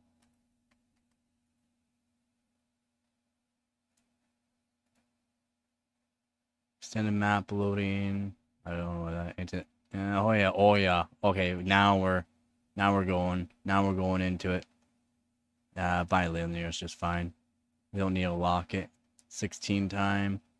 We'll go off so that way we can just actually 120 frames is plenty. So on is fine. Adaptive will give me like a split, so up to 240. Color blindness, just none. Saturation, brightness, lighting, some, many. Detailed, 4K, 8K, 8K, 16K. Okay, we are 90. Holy. Who did all this? Like, did Jagex themselves do all this, or did they pay some guy to do all this? Because they made a new game, so. Holy.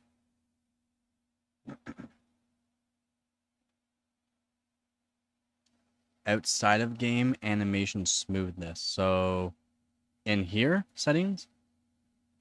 No. Launcher settings? No. Like animation smoothness through NVIDIA control panel? I don't think there is one. Oh.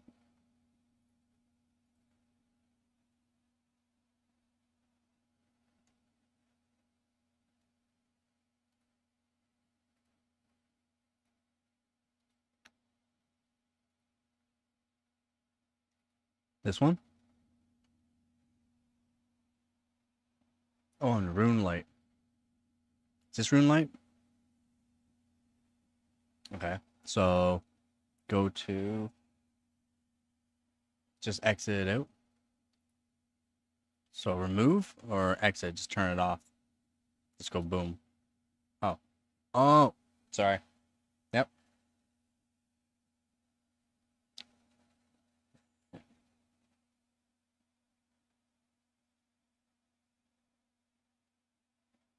The community did this for free. Wow, those are amazing people, by the way. Animation smoothing. I gotta go all the way up for that. It's not even on. So we'll turn it on.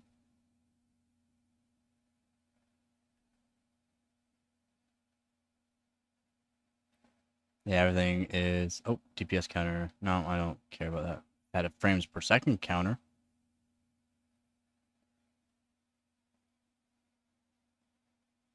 The animation smoothing, it's on. Is it supposed to be on a certain...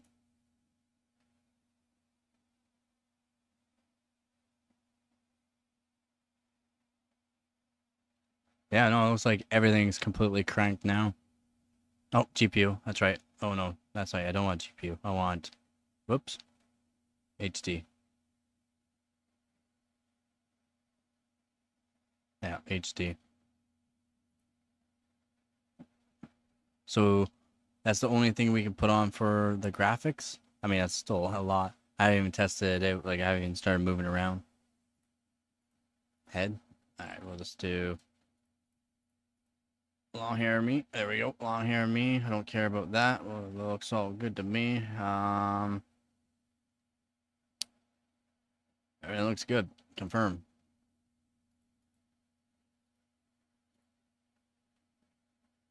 Feels good.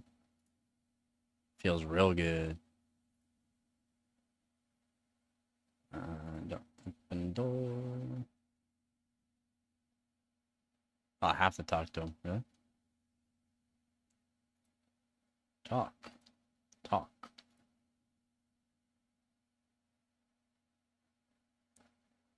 Yes. Talk. Talk.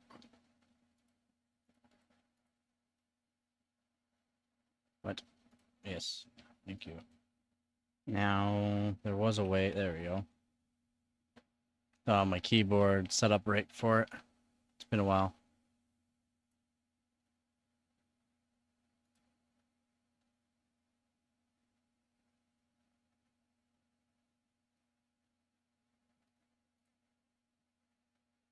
Yes, I'm doing it. Talk. I don't want to do the tutorial. Oh, no. Yes, yes, yes. Can we just use spacebar still? Oh, yeah, we just hold it. Sweet. Oh, yeah, this is nice. Please click on flashing. Here. Flashing. Flashing, where is it?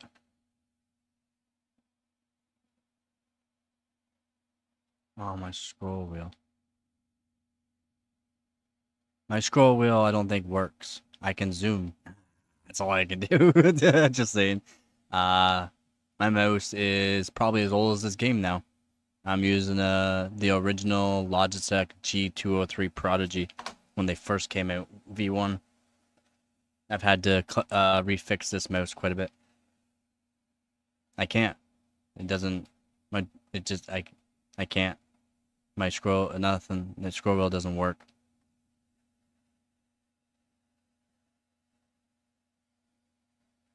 I can use my mouse keys to do that only. I'd have to switch to my other mouse. My other mouse, one of the clickers is broken. I haven't taken it apart and fixed it yet. I'm old school, man. I'm old school like this old school in RuneScape. I like all my hardwired stuff. I like all my old stuff. I like, see, you see my skates? My skates is literally metal tape.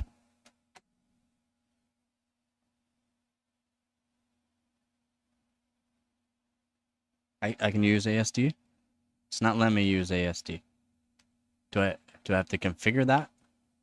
It's not letting me use ASD.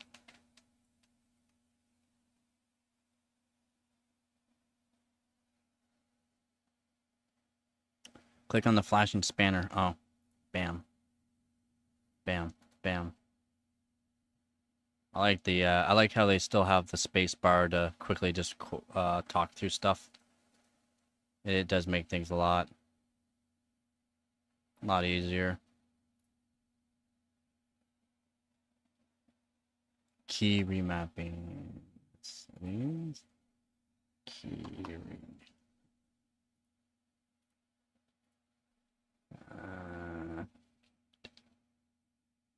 it has it set. Why is it not working?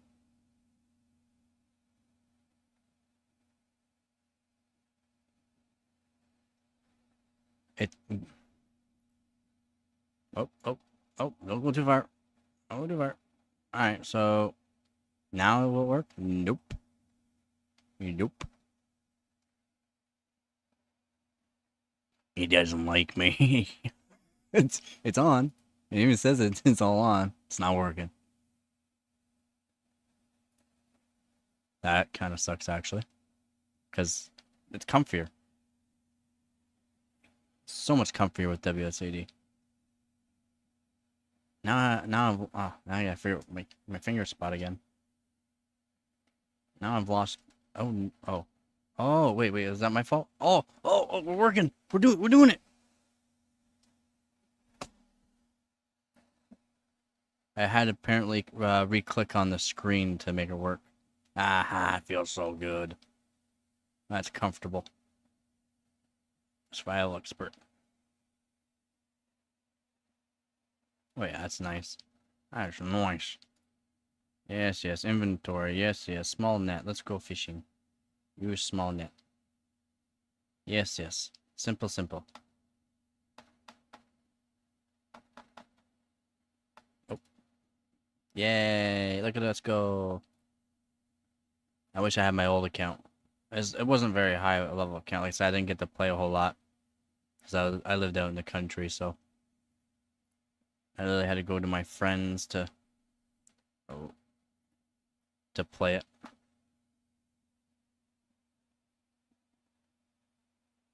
The first 99, huh? Buddy, that'd probably take me another 20 years.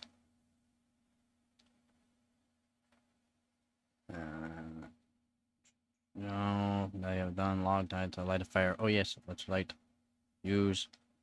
Yay. Walk here. Use. Use.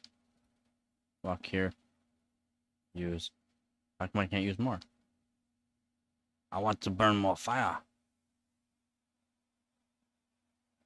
Yeah, to get to 99, man, it would take me so long. Use. Use. Use on fire. Use. Oh, that's right. Use tinderbox. Use tinderbox. There we go.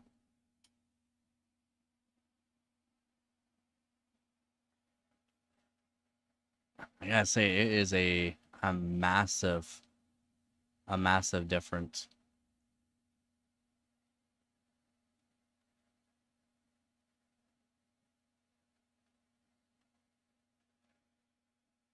Even looks good on stream. That's crazy. That's awesome. Cooking shrimp on here. Not bad. They definitely outdid themselves with this mod.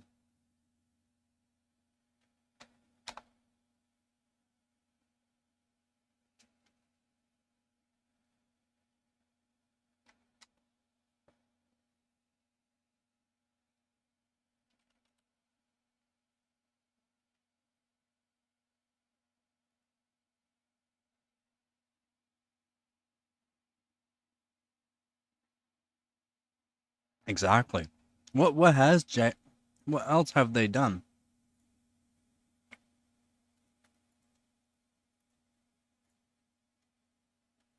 Like really, like what else have they done?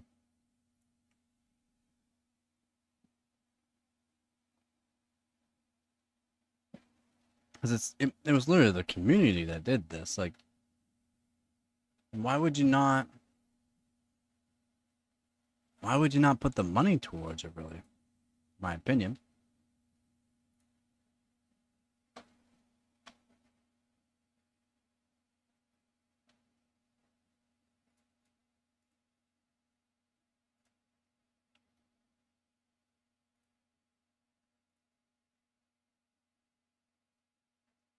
You've been a professional. It's like I've done this once or twice back in the day.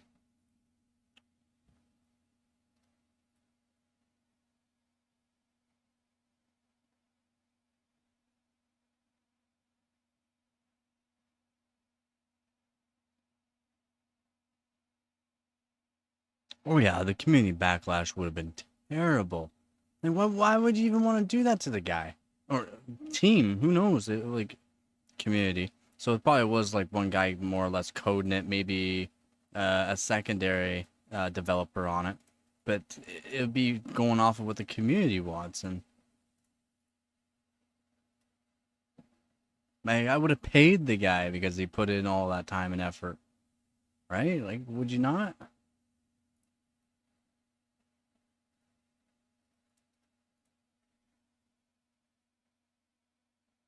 I can believe it. Coding in an aspect is not really the hard part. coding, once you have either a game already and it's based off of a certain coding format, you can just implement certain things into it, like these mods. You cannot fully change the whole game. That would take a long time. But one guy can easily do this. Yeah, it's more or less the community, any kind of like sponsors he might have had, or who knows, he might have just had the extra time in his life to do it. But it's more or less um, the ideas. Coding isn't the. It seems hard. It's not as hard as you may think. It takes time, and it takes a lot of learning to do error correcting. But it's not. I've I've learned a bit of C++ and Python.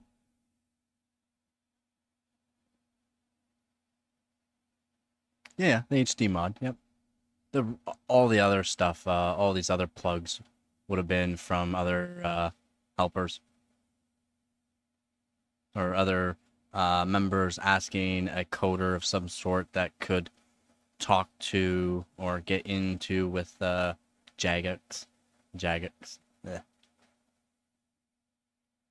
That's cool. That's awesome. That's I mean that's awesome. I mean look at it. Look at it. It looks so good. It feels so good. I don't know if this is supposed to be strenuous, but I'm pretty sure my GPU at 33 degrees is saying, is that it?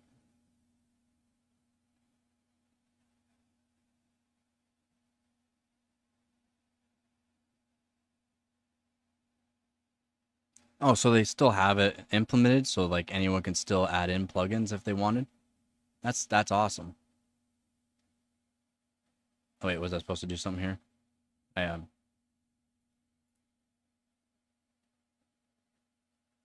I don't want to do a quiz. We talk about. What are you talking about? All right, fine. Release year 2021. Which point? Blah blah blah. Okay.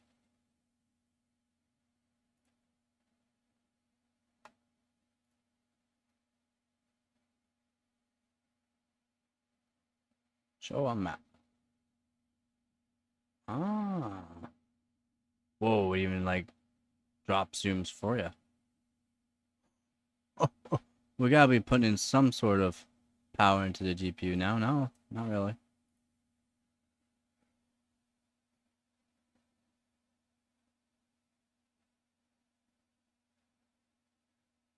Trust me, man. Like I've been.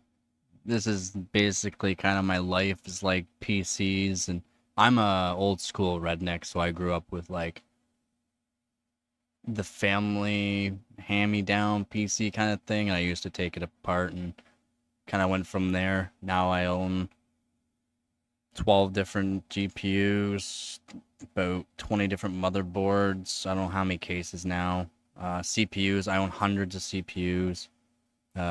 What's playing this now is like a $5,000 system. It's not like people should have this. This is a lot of power. Even in my opinion, it's just a 3070 Ti and a 12600K. But the whole like motherboard, cooling system, the special RAM, all that into it, well, it it makes it expensive for no reason, really. You don't need this amount of power. No one does. Not unless you are doing like the streaming or editing, kind of like what I'm doing.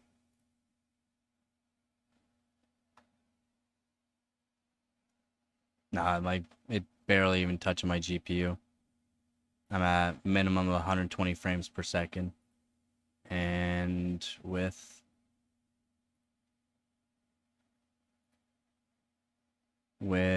settings, what I can do is set the frames target to 240. And we'll see what we get there. See if that does anything really. Whoop. Not what I want. I want GPU. There it is.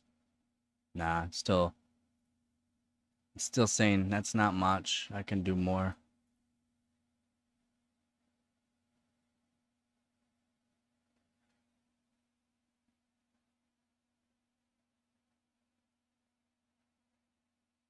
There's a setting for it.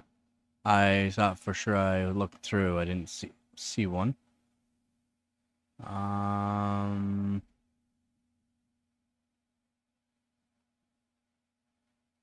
Wait, can I do the scroll? No, my scroll wheel is broken, so it won't work.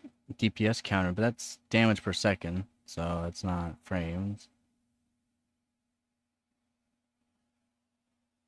FPS control. Oh, right there. 50. So I haven't changed anything yet. How do I change this? Can we change it to 40? Will that do anything? No. How do I change it?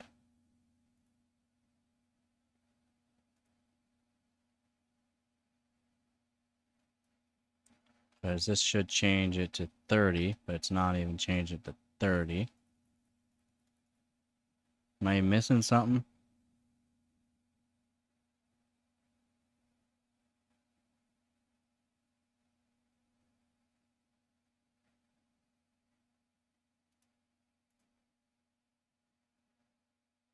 $50. It's like, it's only giving me a max of 50.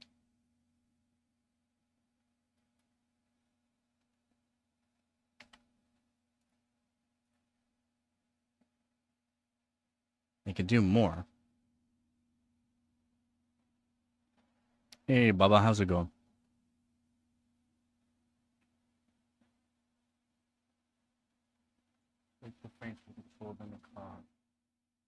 The frames control, then click the command. Setting. Oh, here. You're a genius. You're an absolute. So, now we do target. Let's see if we can raise it. On focus frames. Limit. Ah. So now.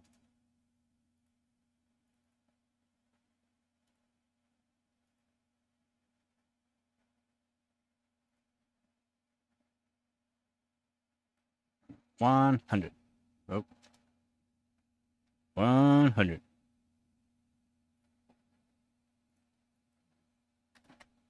100. Nope. Am I doing something wrong? Yeah, what is up?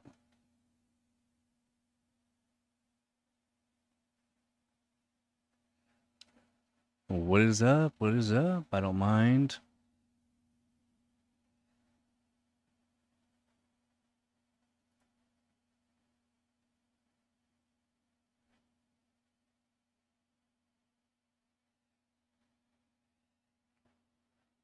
Which one is it?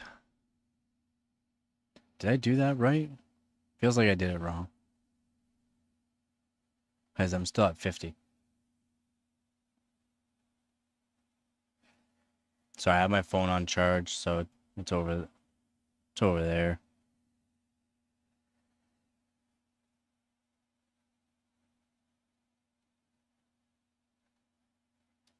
What you been fed up with?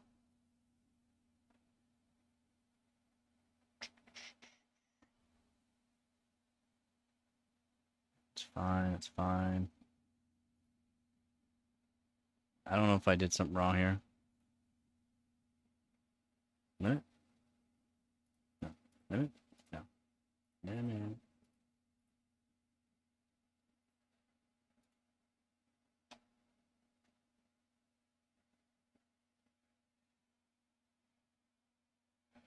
Oh, you've been fucked up for a few months. Oh, what do you mean?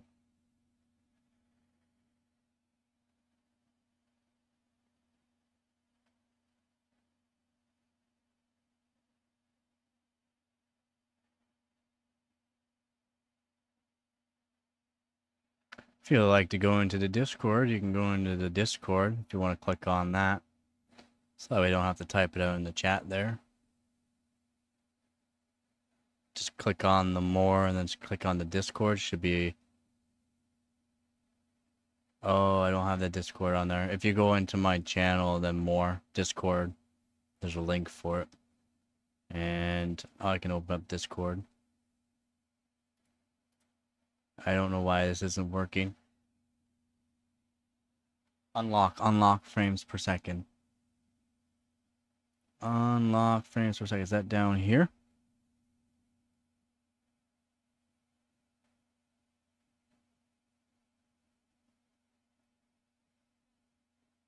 It's not down there.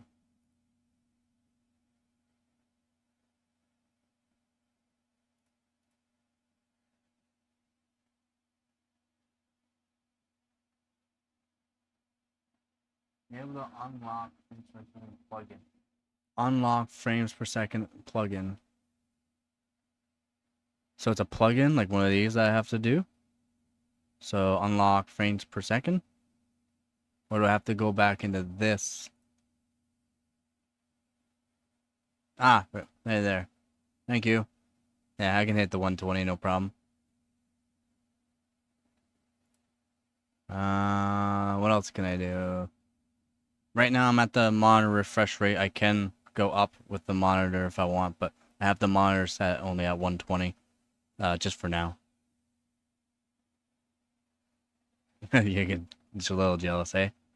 The system can do a lot more. It's basically completely on stock settings, and the system has world records on it. Well, records, can't say world records. World records are certain tasks and tests and benchmarks with certain things, but this has records on it, the system, so it's not like it's a light system. It's not something for everybody.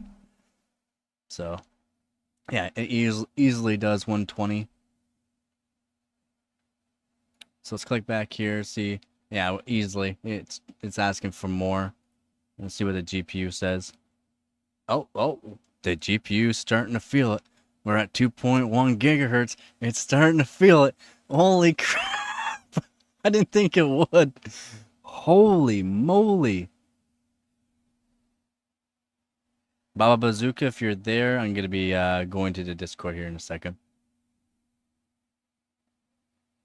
My system is, for what I'm doing, or for, like, depends on who you are, man. It future-proof is a word that's loosely described, because if you're a shop mechanic, you're good to be on a Pentium 4 for the next 20 years. For anyone that's trying to get into streaming and gaming, this is not future-proof. Might be good for the next 2 years, maybe.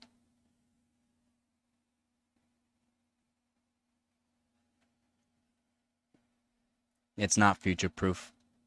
If I have my 13900K in it, I broke my 13900K, so I don't have one anymore. My own fault. Deleted it and used a direct die that wasn't technically made for it. Same thing with my 12900K. But this 12600K, it's powerful enough, especially if you overclock it. It's powerful enough for even a 3090 Ti. So it's not like you're going to be GPU bound. But for me, I would need a lot more RAM. I would need a better CPU, and the GPU I could get away with, but I would need to step up to a 40 series for the encoder, just so I can encode like higher frame rate, higher resolution type videos. Just a lot easier for encoding with the newer series. Even with the 4050, it beats my 3070 Ti.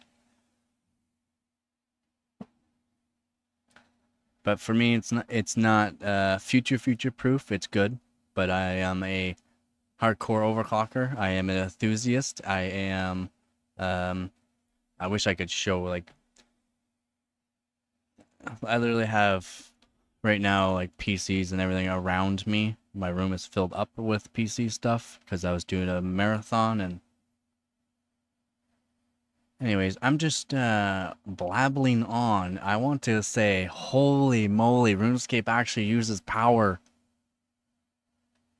This is smooth. I mean, when I say it's perfect, I mean, like, it's so smooth. The shadows could be a little better. Maybe that might be my settings, though. I thought I had it all set. Many detail. Extreme. Shadow distances expand, reduces shadow popping in and out edges.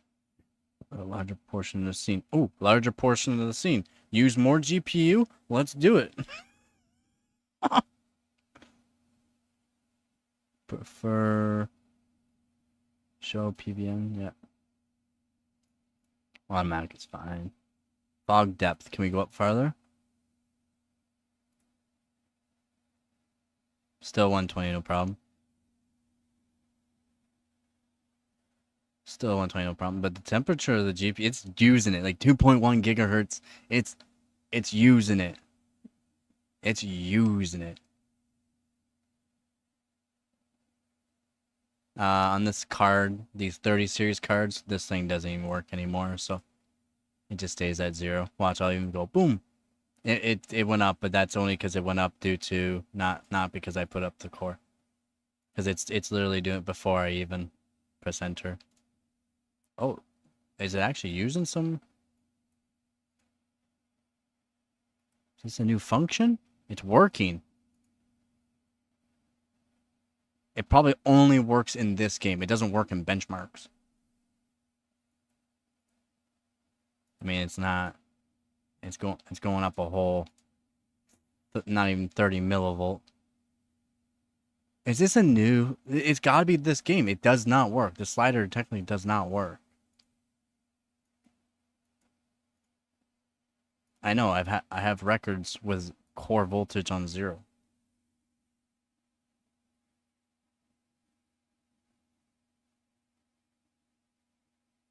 The draw distance. So okay.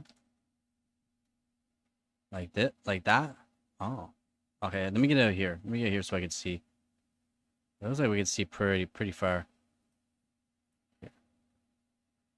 I'm out of here. I'm out of here, dog. So, the draw distance, can we make that bigger too? We are getting some lows. We are getting some like 116 lows. So our average is going to be around 120. So we'll do my monitor refresh rate and I'll switch over to my actual monitor refresh rate in a second. So draw distance, how far can we go up?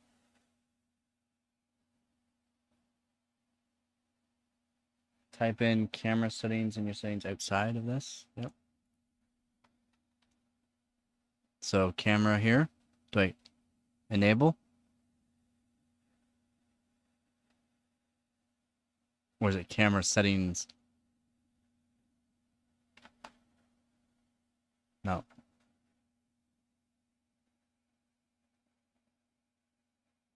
Enable.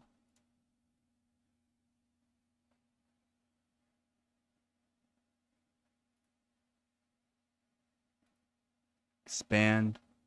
So, do you know what our max is though? Hold the zoom. No, I guess none.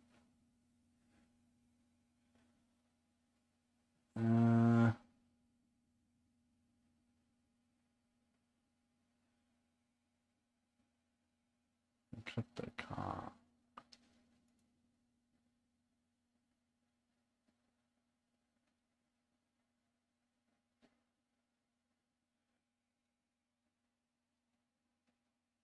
Okay. So we got expand zoom limit. So if we do 100,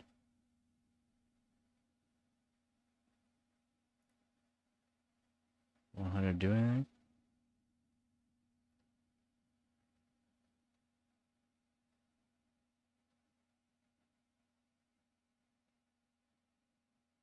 I don't know. What would that be? Is that good? Camera shake. I scroll on your wheel. Oh, scroll wheel every time. So 200. Oh, I see. I might as well just no, can't. So 200.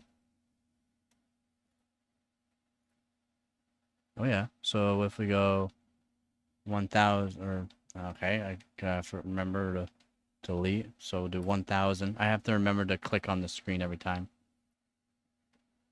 So 1000. So this is the max. This is our max.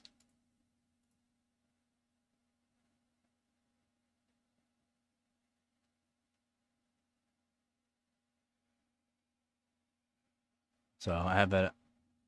Oh, 200. I only have 200. 1000. Yeah, okay, 200. Yeah, 200 is the max.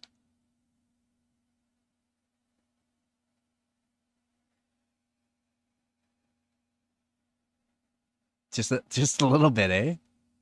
94, 95 frames now. It only takes looking at this whole island. Oh, no, I found a hard spot. 88. 88. There you go. 88. We can get about 8 down to 88. Now, what are we looking at the Jeep? Oh, yeah. It's using everything. Okay. Now, what I'm going to test is to see how well the memory works for this. So now we're at 9,000 on the memory.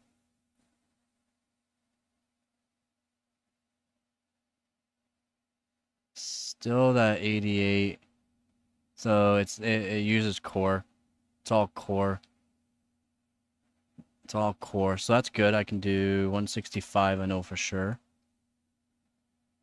So we can go back up to 2.1 gigahertz. We can probably keep this up. Yep, keep this up now. 89. Oh, you still hit that 88, but it's very difficult. Whoops, wrong one. It's very difficult to hit that 88, but let's see if we can raise the memory just to the normal 95, or yeah, 9500. We're around 9500. So let's do no, +1. I want 9500. Or there you go. See what we're getting. Yeah, so I can keep it at 90 frames. 89. I can get to 89 now. 90 frames.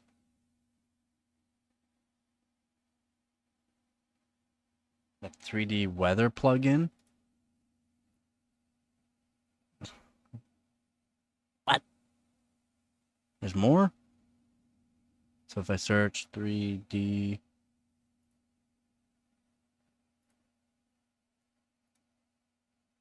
Oh my god, Foggy will be rough. Yeah, Foggy will be good. HD, might as well use it. Mini overlay, getting weather, biomes, and season. Nah. Ah, that's cool. Sets the volume of ambient weather sounds. Oh, it's just volume. Okay, so we got foggy, snowy, dynamic, ashfall. I don't know, dynamic looks pretty good. I kind of like the dynamic. Look at that. Like,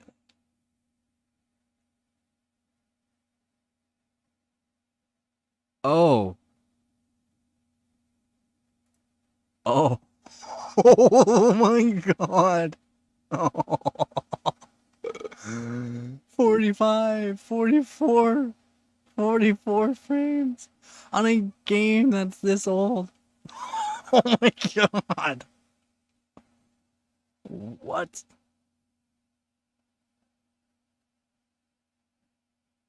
Yo, this is seriously almost like Minecraft. I haven't even played Minecraft. I just know about the mods.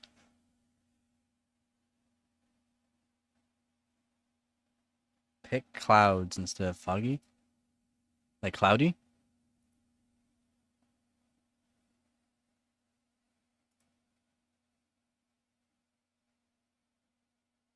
I think dynamic hit it more. Still rough. That is insane. I don't know what that does.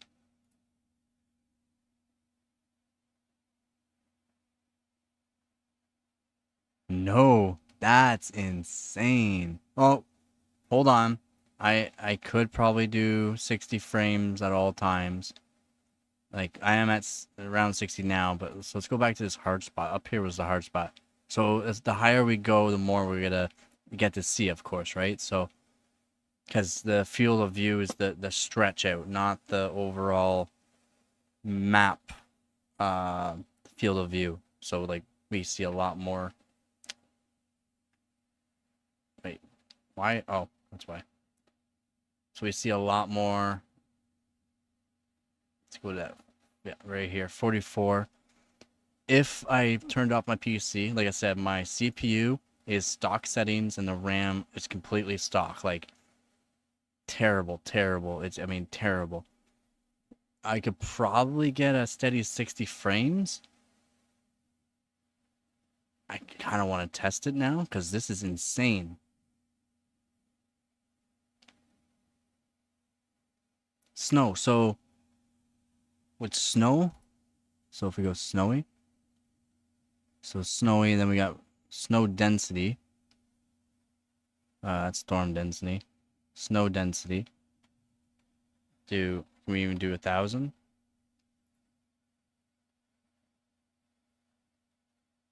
Now, would that be worse down here? No. Oh, it's kind of. Still hits it. But it doesn't hit it like the clouds. Those clouds are rough. Is there anything that's worse? Dynamic was rough. The clouds were rough. Where am I in this? Where'd I go? Can't even see me. There we am. Look how small I am. I'm right here. I think. Is that me? Nope. Yep. Holy shit. And there I am. Where's is there still the exchange place? Or the buy sell?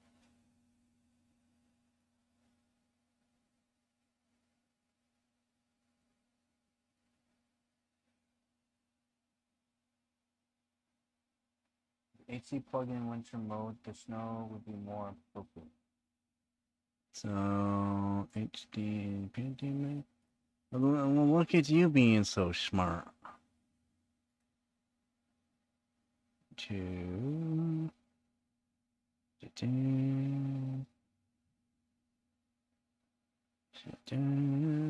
Winter static.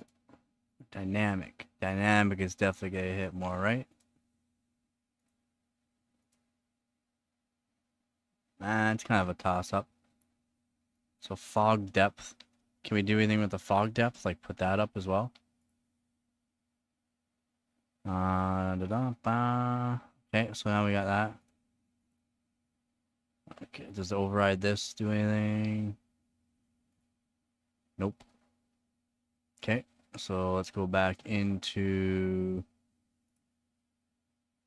the weather.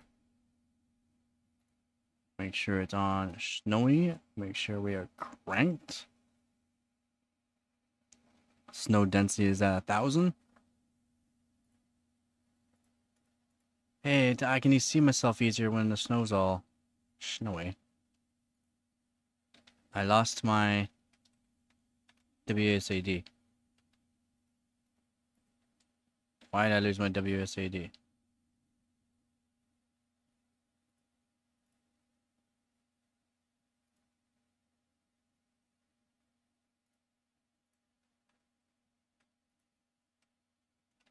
I lost my WSAD. Yeah, the Grand Exchange, yeah.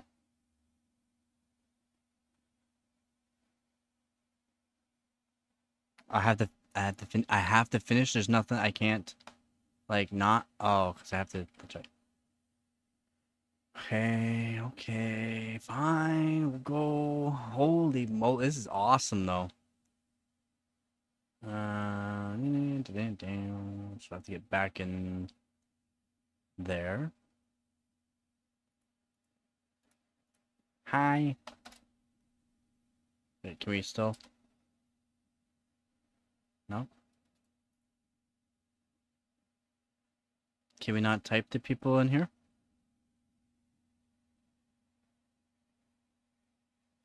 Yeah, I was wondering why I keep losing it sometimes. Yeah, it's that. Yo, I don't want to talk to this guy. I don't even want to take a quest. I don't want a quest. Move here. Go. All right. All right. Oh.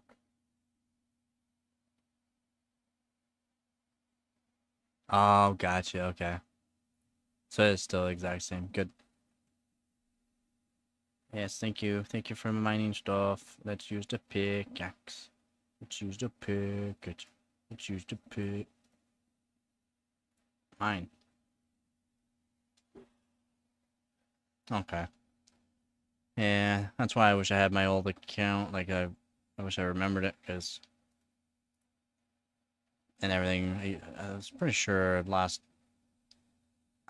From what I remember, it was around level 60-something.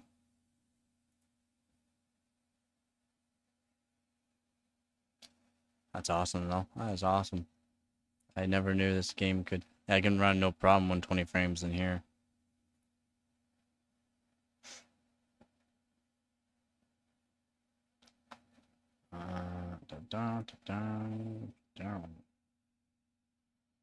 What we got? What we got? What we got?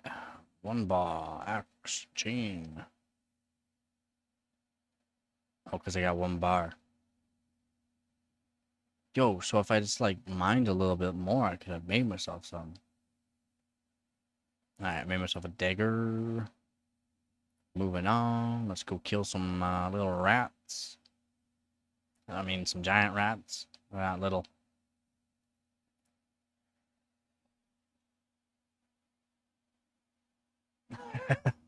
Problem, man. Thank you for telling me about this. I didn't know, I didn't even know old RuneScape was still a thing. I thought they got rid of it and came out with that new RuneScape.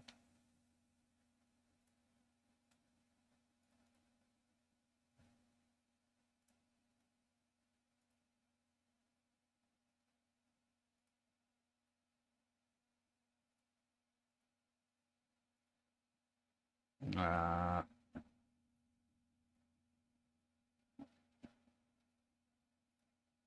there you go. Good enough. Oh.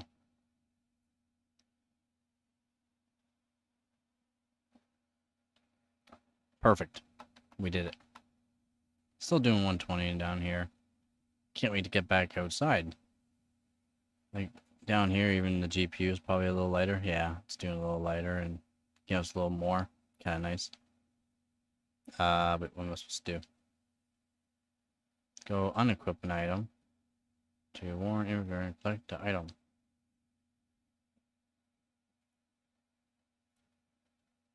Boom.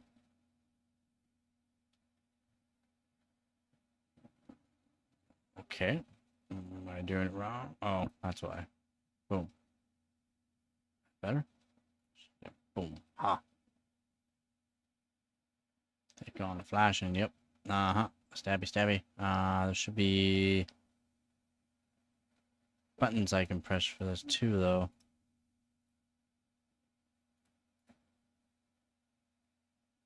Auto tally on. Yes. Stabby, stabby's good.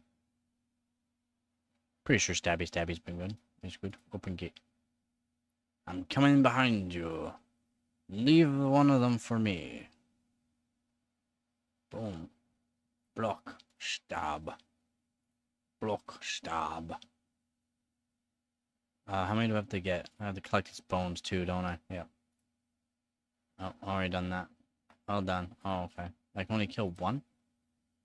Boring.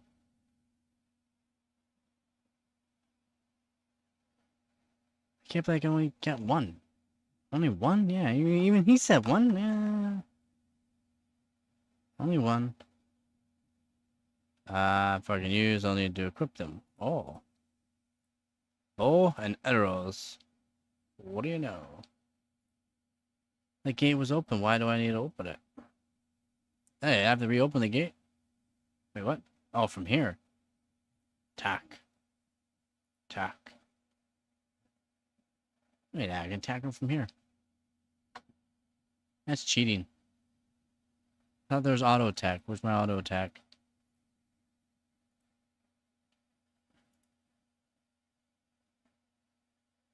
Alright, we gotta be almost done this tutorial, right? Oh, now it's gonna let me do banking. Cool. And no WSAD again. That's kind of annoying though. How there's that going, I can't use the WSAD. Well, bam.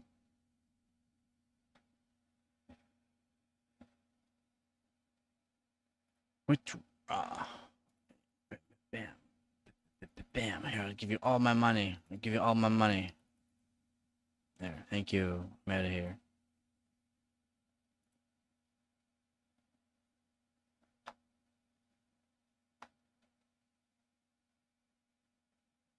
Oh, choose a poll to view its result. Mini game changes. Oh. Yes. Question 2. Yes. Question. Yes. Question 4. Yes. Question 5. Yes. Question 6. Yes. Yes. Yes. Yes. Oh, question 17. Should we make the now beast attack sounds quieter? I'm not sure. Is it too loud? That's cool.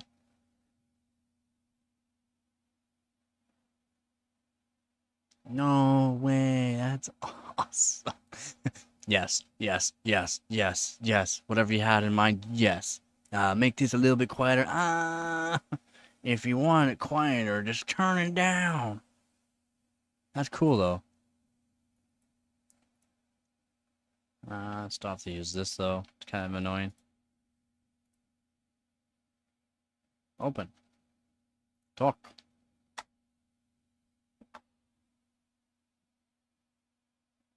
So it just needs a 70%. Wow, that's all it needs, eh? That's good though. Majority rules kind of thing.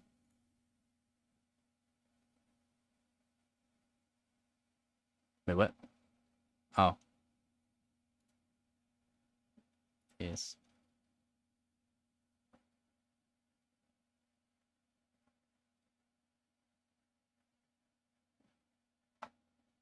It's like I really don't need a tutorial. I know it has been like 16 or 17 years, but I remember as much as I remember. I remember quite a bit.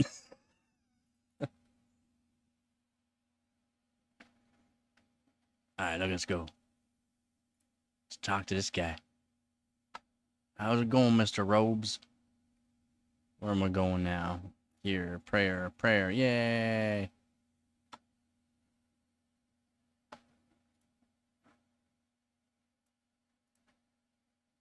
I'm pretty sure I was more of a mage before. Strictly mage. I started off as sword and shield, of course, but then I switched to mage. Where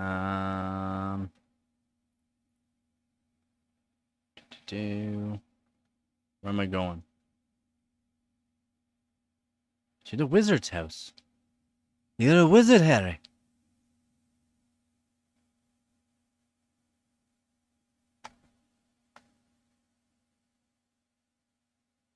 You're a wizard, Harry. Where's the wizard's house?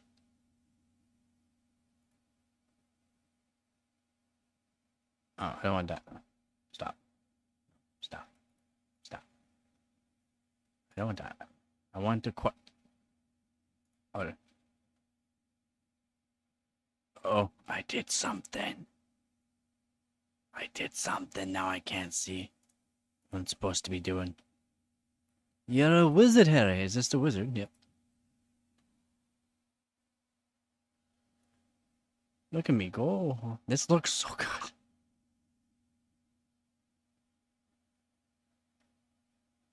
Hey, hey, I told you to talk to him a while ago. What are you doing? Running around the house like that.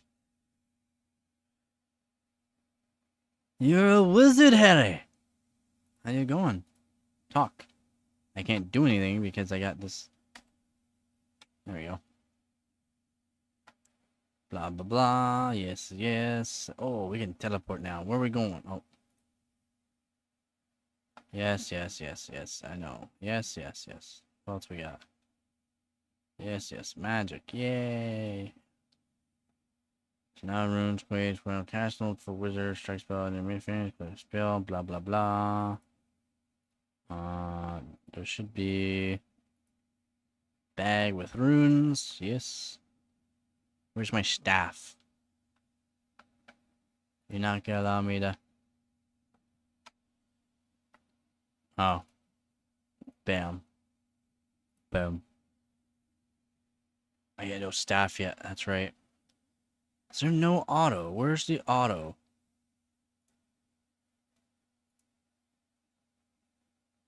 Oh, is it? That's all it took?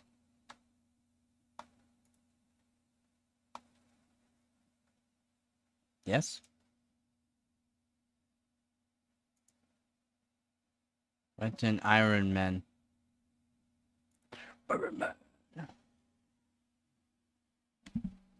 Oh, I'll be right back. I have to feed my cat. Yes, I know you're hungry. One sec. Yes. Yes. Yeah, much.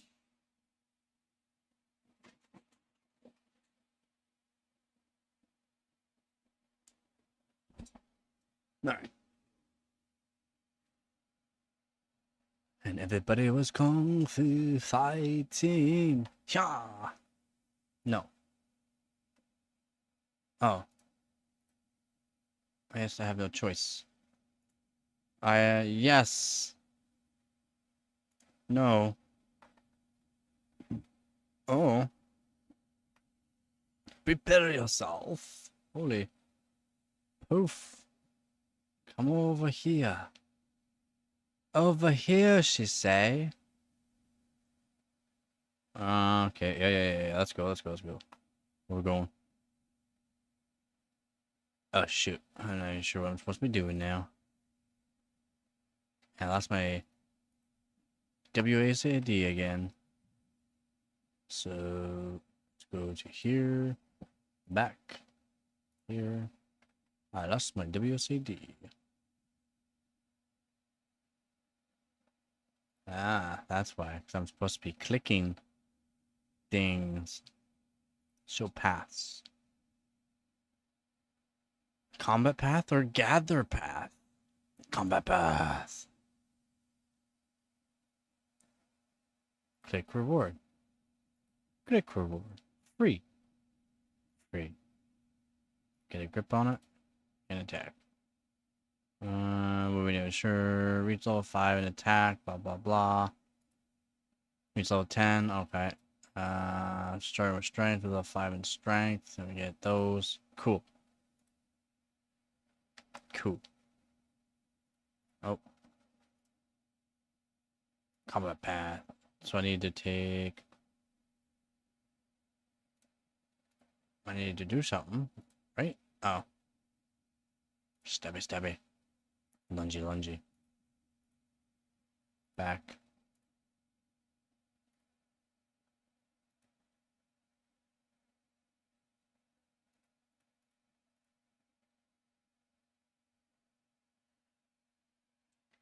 I think I'm missing something. Get a grip. Oh. So what do I need to do? Train your attack to level 5. So I just need to train my attack to level 5? Bam.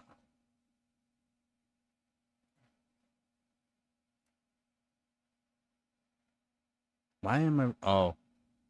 Really? You can't run... Oh, it's the water. I guess, yeah, you can't run across the water. He already killed my spider I wanted to kill. Stubby. Let's go.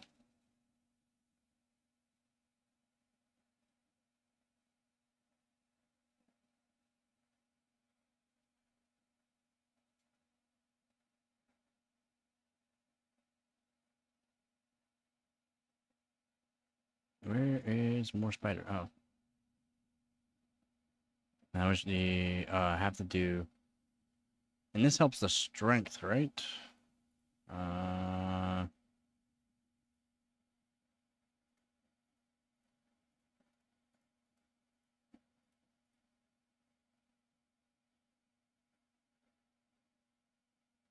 Stabby does attack. Got it. Get behind me. Which one are you? Are you the one dancing? Ta ta ta ta ta. I gotta kill all these spiders. I need to get my attack to level, or I need a couple more.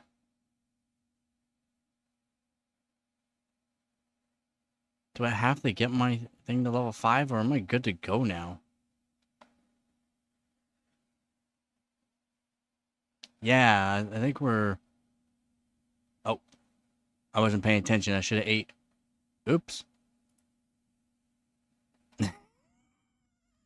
I was reading the... Oh no! I was reading the chat. I swear that wasn't me. I think I'm done here.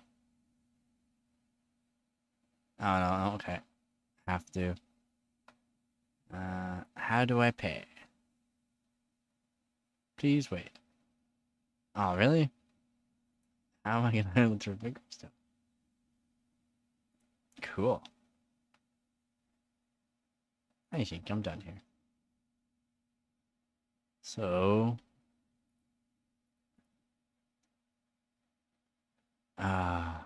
that's rough.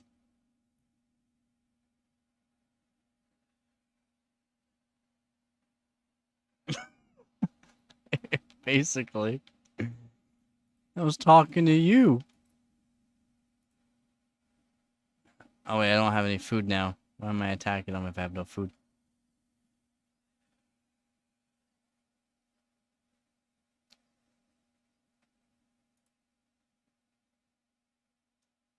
Hey, there you are.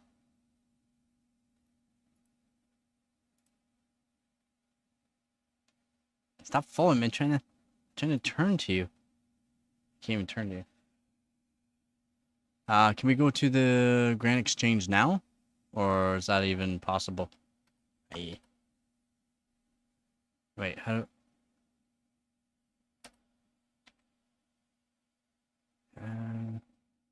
do we... Yep, 1 sec. Follow. Onward!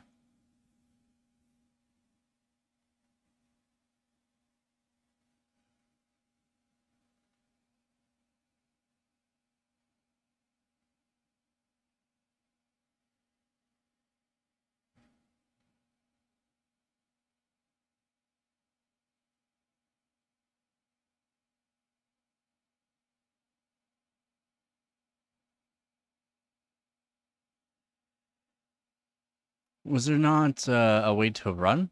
Or can we not run anymore? I thought there was a run function.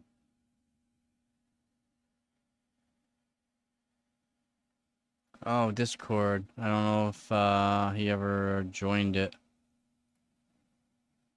If he joined it, my bad.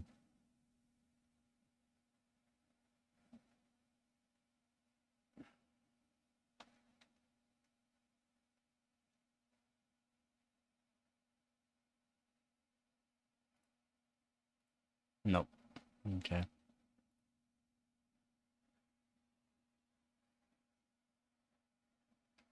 I keep losing my WSAD.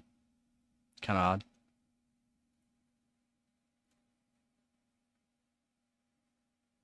It's attacking me. It's attacking me.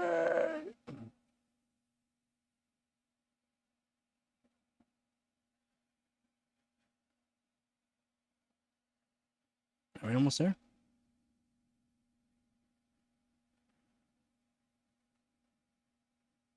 It just looks so, like... 40 frames. We're at 40 frames now. 45. Oh, back to 50. We were at 40 frames. Holy moly. These mods are absolutely insane.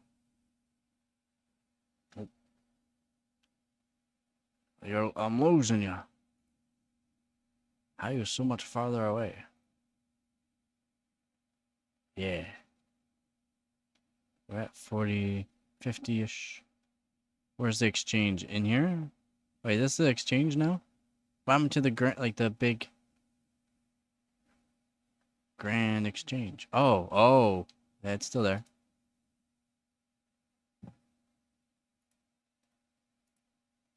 Still trying to follow you. You're just too fast. Oh yeah, we're still around 50. Still around 50.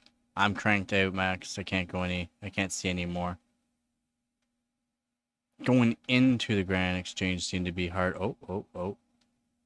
We hit some spots. We're hitting some spots.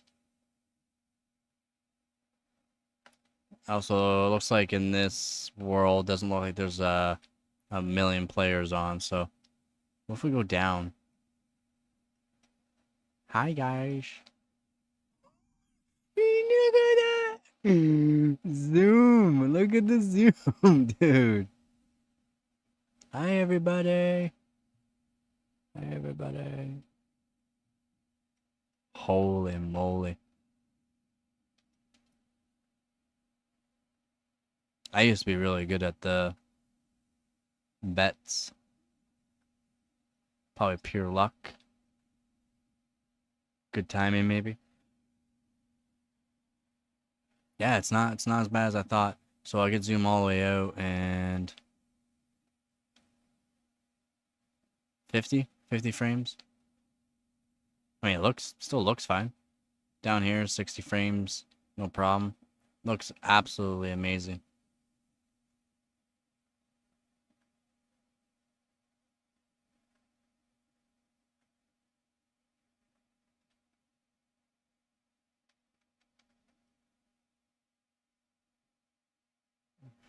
Look at the detail. Like, it's detailed, but it's not detailed, if you know what I'm saying.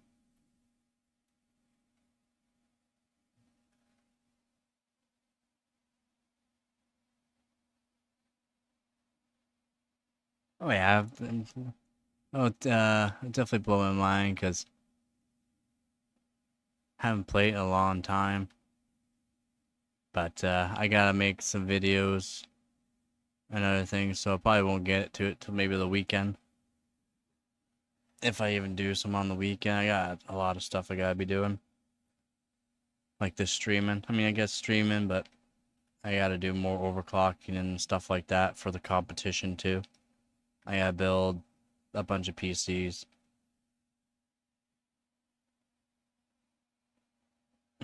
Definitely not. That's awesome though. Holy. Is the new RuneScape something like this, or is it more detailed?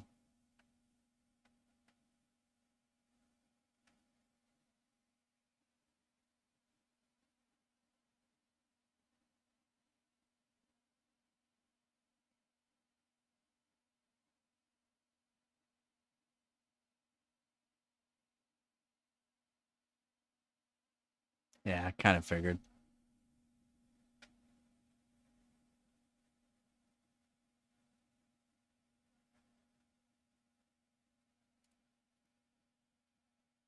Level 126. What level can you go to now?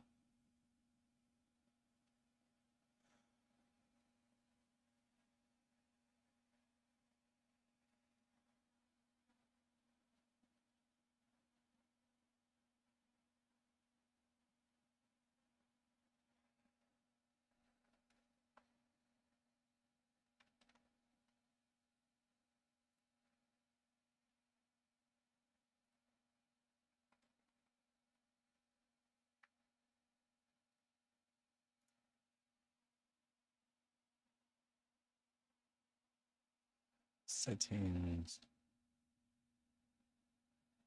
Settings. Oops.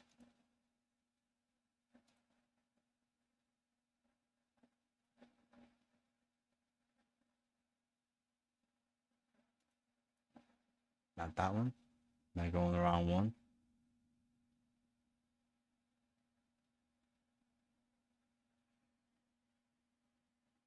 Trophy here.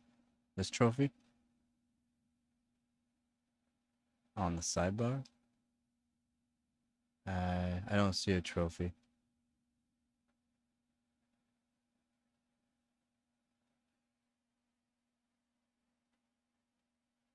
Oh, this is it. Oh, okay.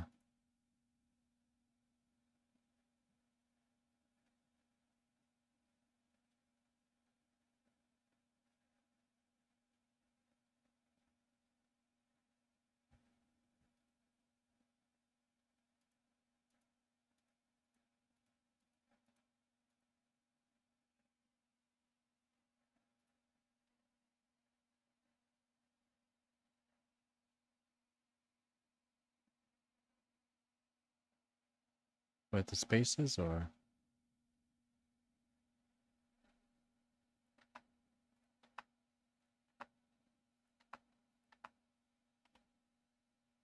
Ah.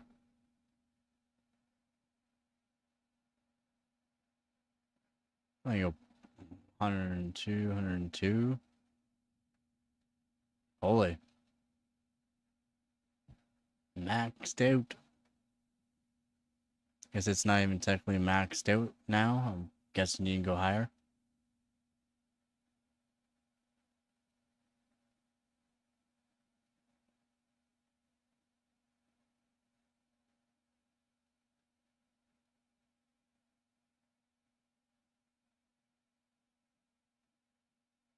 Boy, there's not many people that still play this. Holy moly. Oh, gotcha. I didn't even know you could put spaces in.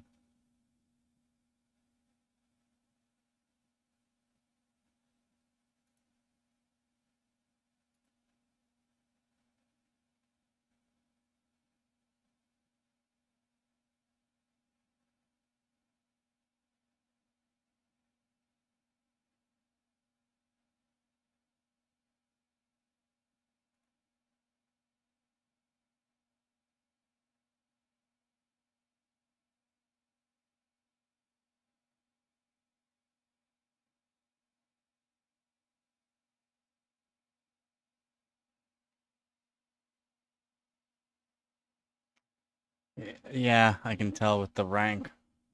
You're ranked 74,000. That's insane, actually. With the numbers that you have, if you're ranked 74,000. Oh, no problem, man. I actually wanted to test it out and said it's gonna be kind of fun. I kind of believed you, so let's just say it makes the GPU work. I'm still at 2.1 gigahertz though. I'm happy about that. Max 74 degrees isn't terrible.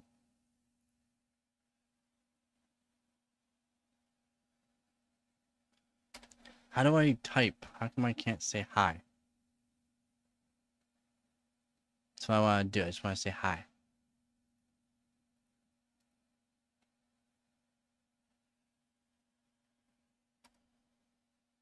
I did something.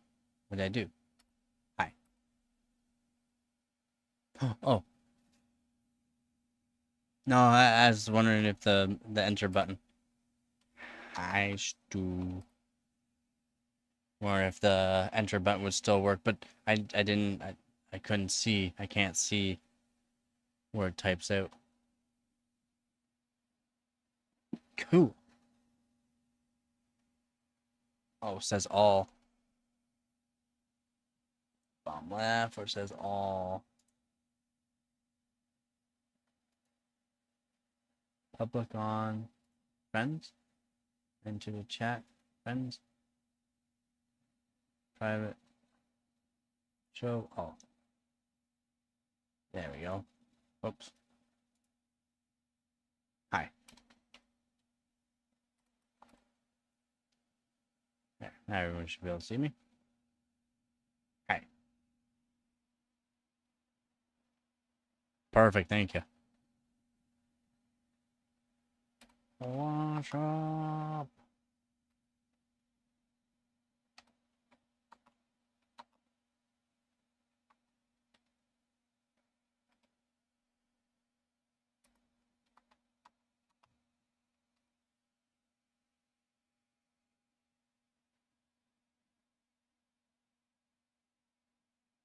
All tab. Just clicked in. All. Oh. Ah. Okay. Now I got.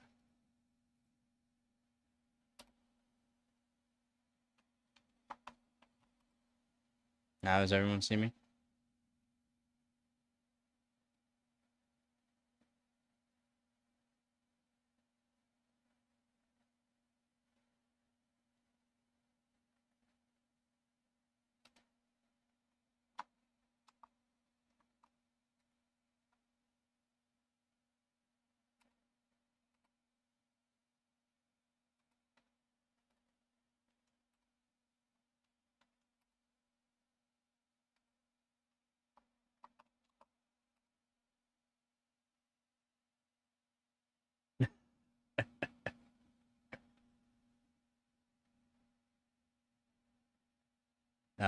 What PC specs do you have?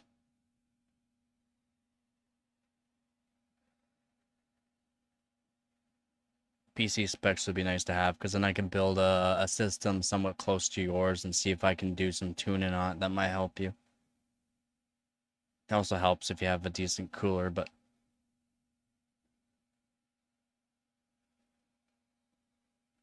I forgot you can.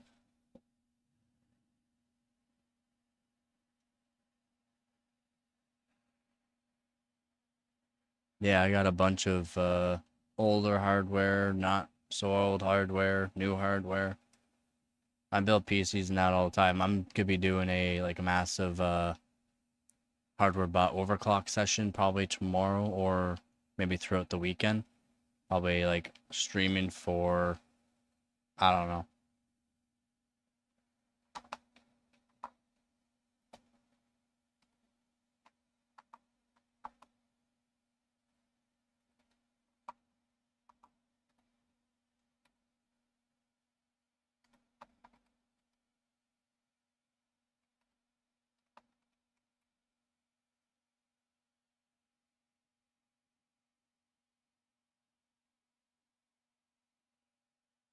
So like I'm gonna be probably streaming for, I don't know, it's either gonna be tomorrow or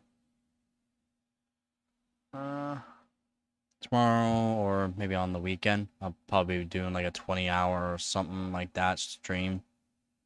Guess I'm gonna be doing a whole lot of overclocking, so I could build a system like yours and overclock it live if you'd like.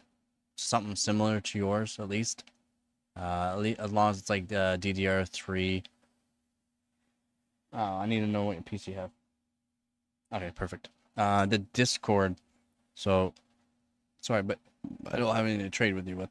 If you go into, sorry, ooh, um, my YouTube channel, you can click on the Discord and it'll bring you to the Discord. And I got general and all that, and you can post all your stuff either in general. I guess I have to add more channels.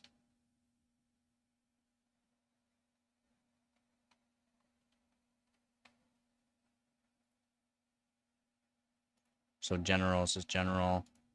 PC hardware, just to make sure to.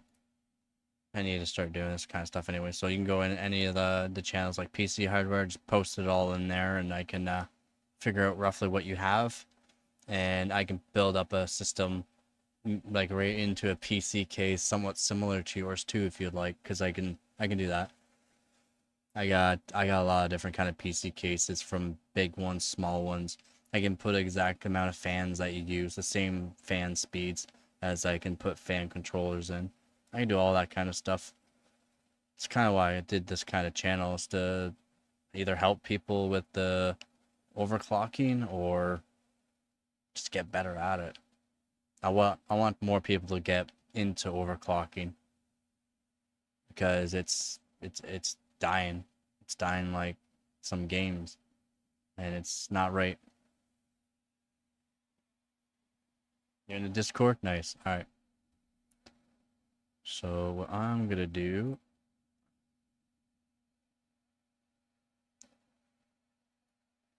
bam, yeah.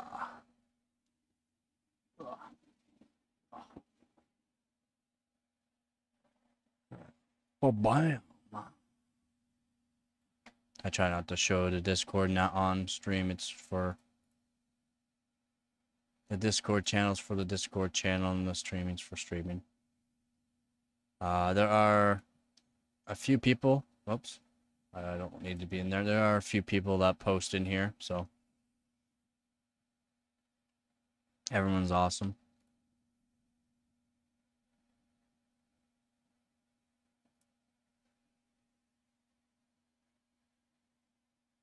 The info that I need, you can just go to... Shoot. Are you're watching my... Like, you're actually watching my stream, right? Then I can just bubblehead me. I can get down here. And bubblehead me down. Pretty sure you can see me now. Like, you can just go... personalized, think works. And then you just go system. So your system information should be around here. About. There it is. So I just need system, and then you go to about. Then you can just let me know what you have, like the processor, the amount of RAM. I don't need device ID or anything like that, but install RAM in that. Operating system helps me too, because different Windows can help perform better. So if you let me know what Windows you're on, it'll actually help. Certain Windows is better. And the graphics card, so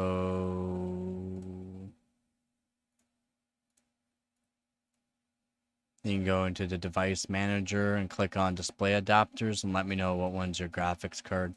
It won't be like an HD graphics or a UHD if you have a newer CPU. It should just be if you have a dedicated GPU. Okay, awesome. That's just an easy way to show the information there. So I don't need it at all. And I don't know if you have pictures of your system and that, we also put pictures of a system. If you let me know what case you have, if you know what case you have, I can, like I said, build a system fairly close to yours to almost a T.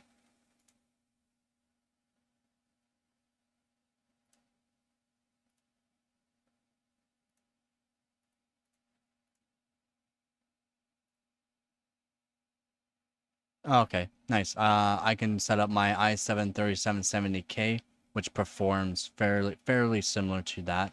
I'll just have to make sure I don't overclock it too far, or else I'll outperform that.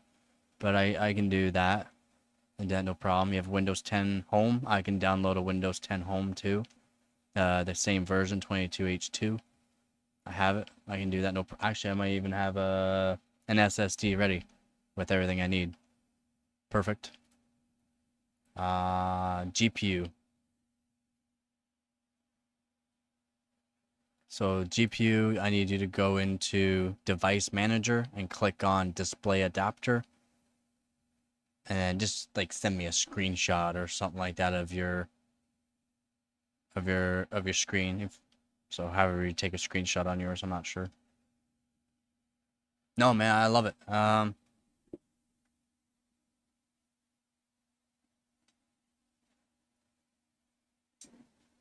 So I'm wondering if your motherboard looks like this one. So I don't have any of those Intel CPUs. So that's the next generation up from the one that I'll build. But the one I'm building's technically a higher spec, but it performs almost identically to the i5 4670K. So there would be no issues with that. It literally will perform basically the same.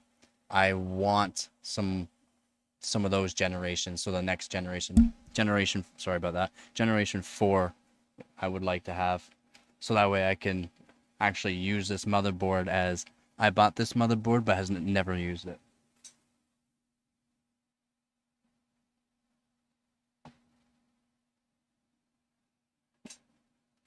Hey, 970, you can go into the hardware bot competition right now, and I'm guaranteed you would beat probably one of my scores that my 3070 or my 1080 Ti put out. guaranteed you'll beat it because it has a certain Maxwell process in it. It just makes the scores better. Yeah, yeah. It's just one benchmark, and it has to be like the GTX like 900 series. So GTX 970, 980, 980 Ti's. Those right there are the ones that really perform in it. But the 980 Ti will outperform a 3090 Ti in that test. It's insane. Yeah, I can literally show that too. So I can get ooh, whoa, whoa. Bubblehead me again. I can show the hardware bot. It's right now in the competition. It's what I'm up against is 980 Ti's, and I can't seem to do it. Like I can't even get close to some of those guys. Here. So it does scale with CPU frequency a bit. But 3D Mark 2001 SE, so the second edition of 3D Mark 2001, came out in 2002. Literally 980 Ti's and Titan X's are your highest scores. 980 Ti right there. With a 14900KS, yeah, the 14900K is at 8.2 gigahertz because it's on liquid nitrogen, but it's a 980 Ti and outperforms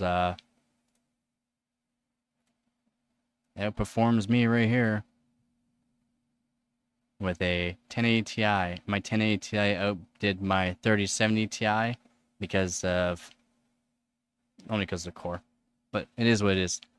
Like I said, you can run 3D Mark 2001 SE, and you can probably match my score without even overclocking your CPU right now.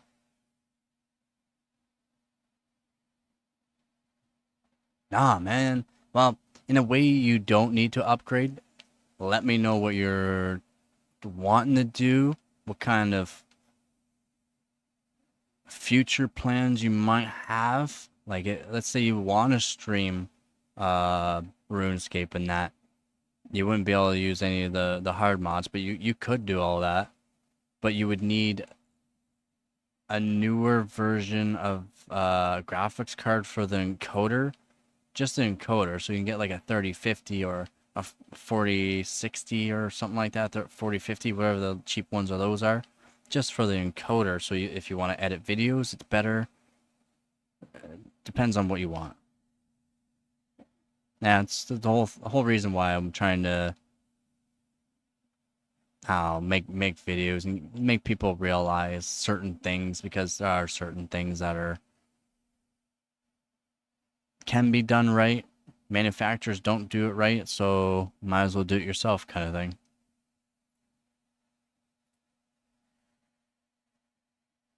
It's awesome though that this RuneScape performs this way. That's insane, man.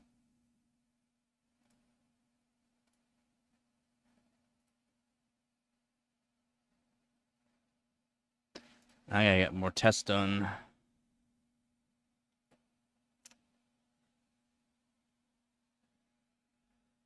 No, your system's good. You could just buy a new CPU.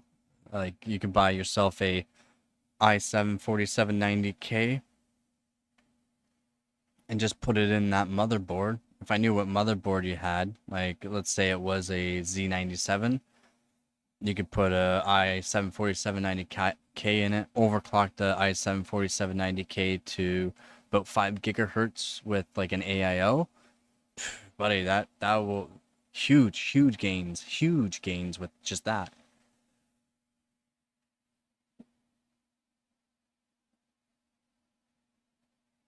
Somewhat of a standard. Oh, yeah. If you're looking for standard, like, play standard nowadays is AAA games, by the way. So like your Apex Legends, your Call of Duty, it has to be able to play those minimum 60 frames per second. So you would need some fairly decent hardware. DDR4 probably be your best for not too expensive, but it also depends on what you're buying. Depends on your budget. You can always like put on start a Discord, like chat and or like part list and prices for people. A lot of things I could be doing, but I'm trying to make videos and do these streams so that way I can get hours. Right now I'm just working on hours, so streaming for as long as I can, which is kind of brutal, but I get quite a bit of hours on the stream, so I'm doing that. I just need to get a lot more hours and then I'm monetized. I got the subscribers already, which is nice. People have been support me and it's been really good. Like to new, or are you looking to buy used? I can put together a used system, and I could put together a new system, or I could put together a used new system and used old system as well. So that way you can save money on some used. You don't have to buy brand new, of course. You don't have to be perfectly brand new to be up to date. It's just you can buy new now. You can buy new and get performance that would blow PCs out of the water from 2 years ago. If that makes sense. You know, if you know about the mining boom and that for all the prices of stuff. The prices of stuff now have come down quite a bit. So you could put together a really nice system that would trash my system for probably $2,000, and it would absolutely trash my system because my system is not new, so a lot of stuff was bought back when it was expensive and when it was first coming out. So like my Hynix M-Die Dominator Titaniums, those RAM sticks are minimum $400 new. Used, you can no one sells them, so you can maybe find them for about 400 used. But like GPUs and that, to be up to date and be fairly good for all around, you can do $2,000 no problem. A GPU, you just need like a 30, 60, 12 gig would be good. You can find them fairly cheap since they discontinued them. But I can put more into Discord so I don't have to talk about it.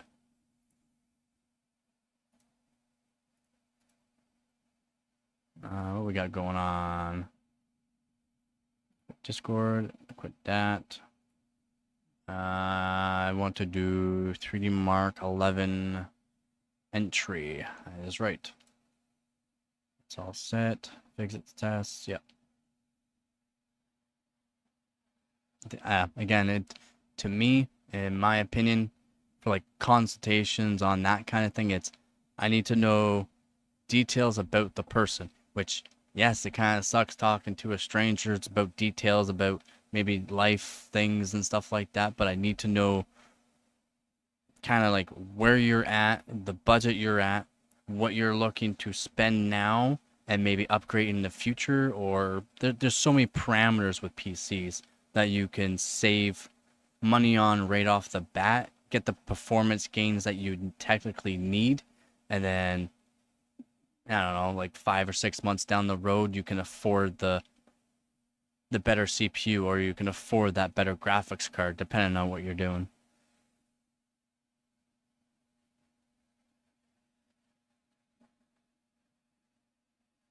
Yeah, like I said, it all depends. My system is a very expensive one, and it's, I guess, I don't know, it's custom water looped, right? Custom water loop is going to cost you a minimum of $1,000 usually, if you're gonna do it right, not get a cheap CPU block in that. Because if you're gonna do custom water loop, why are you gonna cheap out on what you actually need to, what you're wanting to do better with is cooling. So like back when my system came out, just the motherboard, the CPU, the RAM, the mono block, nothing else was close to $3,000. So, and that's no GPU, that's no NVMe, that's no custom water cooling, that's no RAM, There's no PC case, no power supply. That's the only thing. It's like, depends on what you're doing. It took me years, man, years. I know I look young, but I'm not young. So it took me years to do all this kind of stuff. To work up, to sell, buy, sell, and now I have a system that works fairly good. And should last me a while. More or less, I have to upgrade my graphics card and the CPU again. I just have to rebuy the CPU.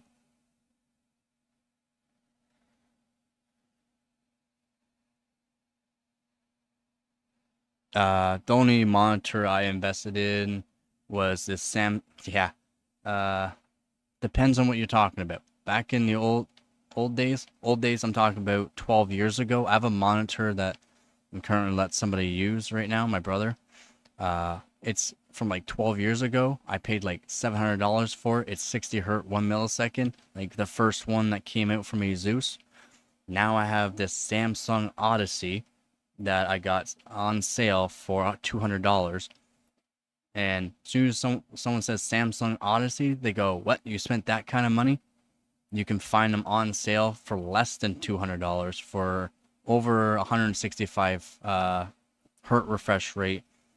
Everything you can think about it, updatable, so you can update it with a flash drive if you wanted. It's great. I only invested in one monitor really, and that was my first monitor, wherein I paid that over $600 just for that monitor. This monitor I classify as a cheaper one, but it's still a Samsung Odyssey. It's the Odyssey G5. It's not the G520, G5 or G3. It's not the curved one, so it's the flat one. I don't want curved monitor. And it's a 32-inch, not the 24. So it's their best version of it. But you can find them for a decent price now. And once your eyes get used to a monitor like 165 or 240 frames, your eyes won't be used to the 60 frames anymore. As soon as you look at it 60 frames, it looks like a 30 frames. I'm just saying. So if you're going to switch to that, and you also need the PC for it. If you're going to have games and want the frames, you need the PC for the monitor. So monitor's like a later on thing. When you know for sure your PC can handle it, and then once you switch over to it, it's adjusting your eyes, because it'll make you really tired at first. Like really, really tired. And yeah, but once you go back to 60 frames, it's like, whoa. That's the only thing I invested in. I have I like my original keyboard, my membrane keyboard, my original mouse, my original PC case, EVGA PC case that I got for a couple of bucks. Yeah, man, I don't joke about this kind of stuff. Gaming, so like I said, in other streams and earlier on, I was top 1,000 in Counter-Strike 2, so I was top 1,000 players out of the like 2 million daily players. I was top 1,000. Quit playing it because there's too many hackers, especially up in that rank. Apex Legends, I usually get up pretty good, and this is not even playing, I'm just good at it. But as soon as I switched from the 60 hertz to the 165 hertz, and I used the 165 hertz for, it took me probably a good 2 months for my eyes to get kind of used to it. As soon as I went back to this, like tried the 60 hertz, nope, no, I did. Looking at 60 hertz TVs, look like they're almost in slow-mo now. Like it's odd. It's odd.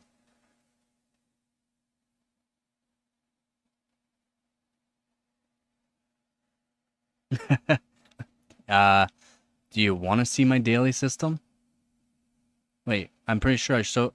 If you look in the Discord, you can see my daily system. It's custom water cooled, yes, but the water cooler is on the outside.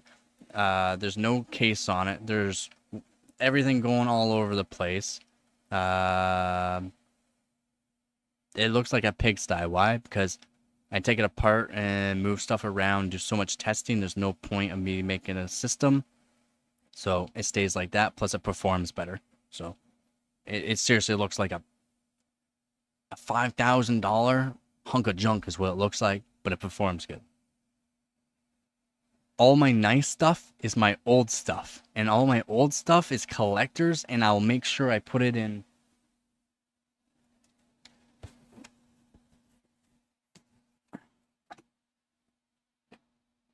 Oh, I'll show the daily. It's just my place, my room's not all that clean right now. Like I said, yesterday I did a huge benchmark marathon, so I put all my old stuff that every one of these cards on a live stream I took apart and cleaned and re-thermal paste them all. But literally, yeah, I do the old school, man. I am old school and always will be. I am cheap as, like, I am cheap. This is why I have these kind of nice, because I'm cheap on everything that I don't care about. And what do I care about? Overclocking everything. So I literally have 9 graphics cards in here, older ones, that I'll be benchmarking here soon. And I put those in there for now.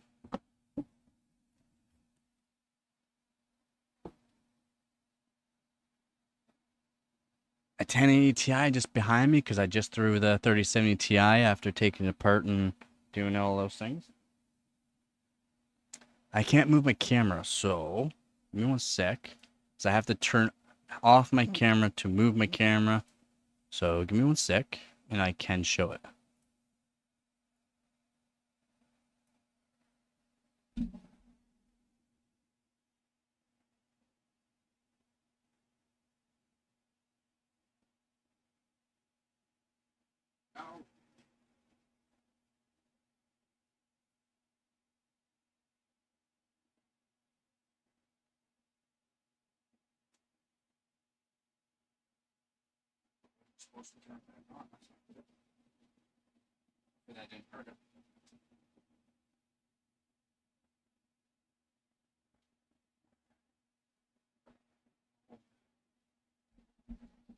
All right, I think we're here. Are we back? Can you see?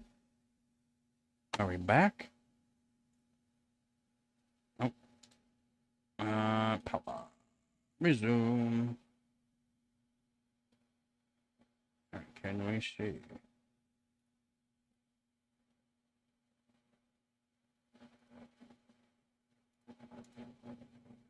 There we go.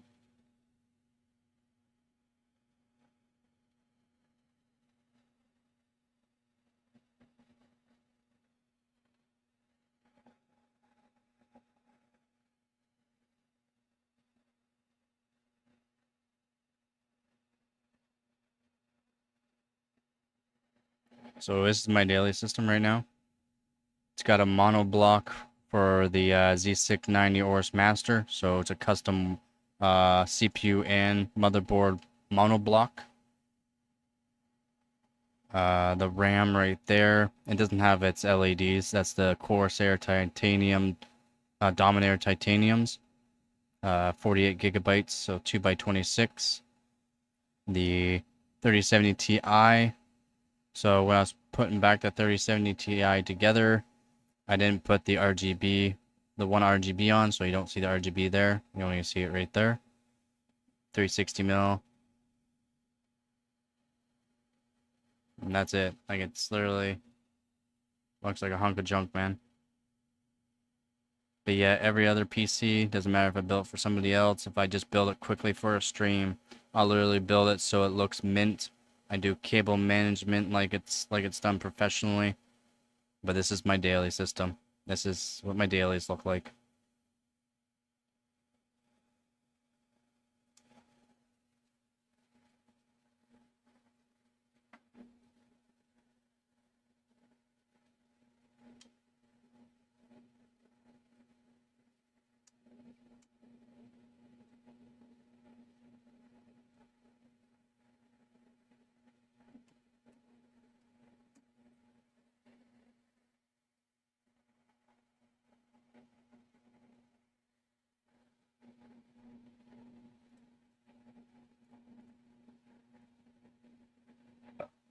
Over here.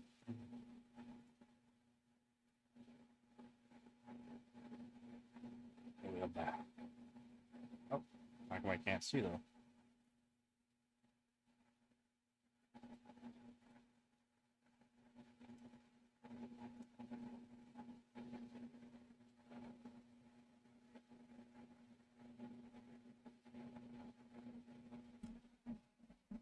You're saying that looks nice? I guess I didn't lift up all the tubing. I got about like a 5 foot run of tubing, so that way I can move everything out of the system easier. So longer tubing. I use certain silicone tubing for my runs too, so I can do really tight bends on certain. Custom water looping is a thing of its own, even if you don't do hardline. But thank you. I didn't think it looked good. So here, here. So we got motherboard.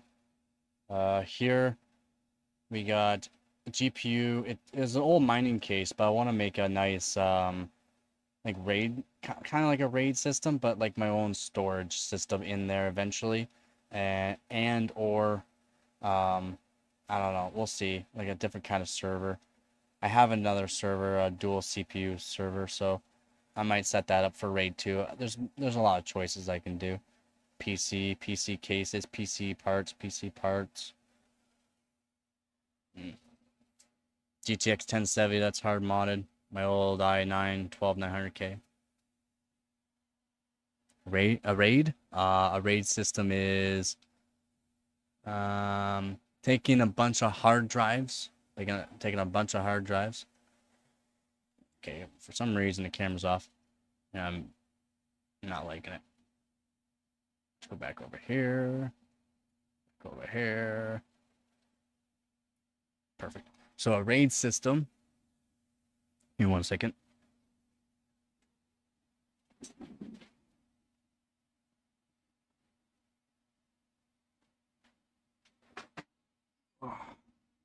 And for like more or less newer motherboards that have a bunch of NVMe's, you can also do a RAID system on the motherboard itself. I wouldn't use hard drives for RAIDs, so I'll tell you right here. So, sitting down too long. You see that? That right there is called the cheapest light diffuser ever, called tissue paper, and it works very well. So this system here is going to be part of a video that I'm going to be either a video or a live stream. We'll see. People have been liking my live streams more, so I might live stream a bit more. But this will be a RAID system. It has a i7 2700 in it. Nothing crazy, but it's still fairly good for a small home RAID system. It's just a cheap PC. Cleaned it all out. What a RAID is you get to plug in hard drives, right? So you can plug in a bunch of hard drives. I'll put a RAID card in this probably, like a new one. It's just a bunch of hard drives that you can plug over the internet. So do you know what a NAS is? I know, I ramble. It's because I'm not a teacher, I'm a doer. But do you know what a NAS is? A network attached storage?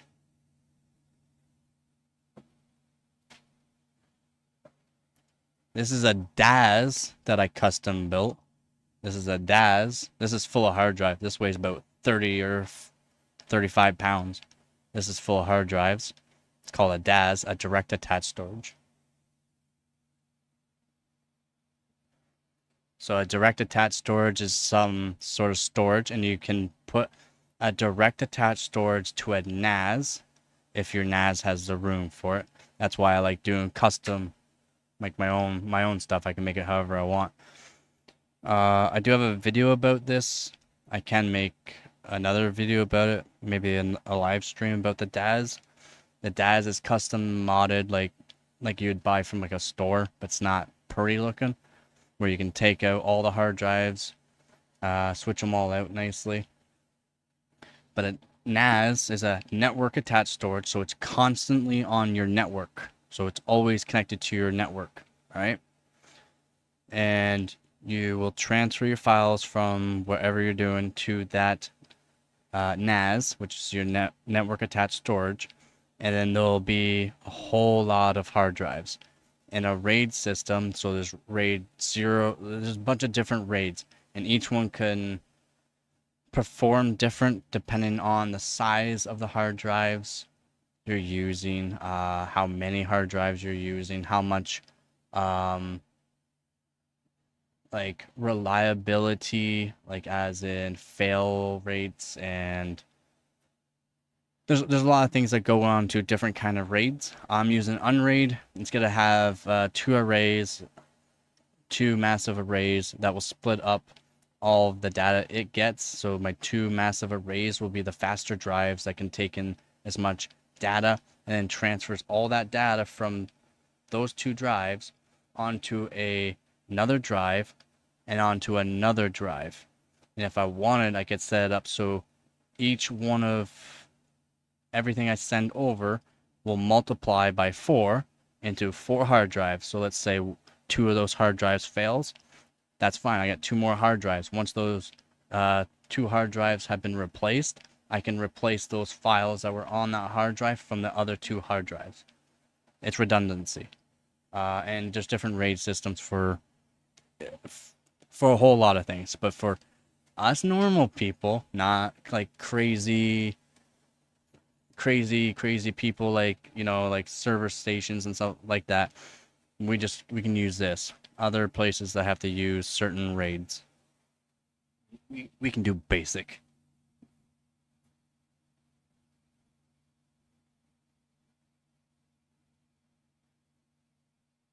Yep. Yeah, so I have server. I have my own server here, home server, that will be attaching a RAID system to, and this right here will probably hold something like 100 something terabytes.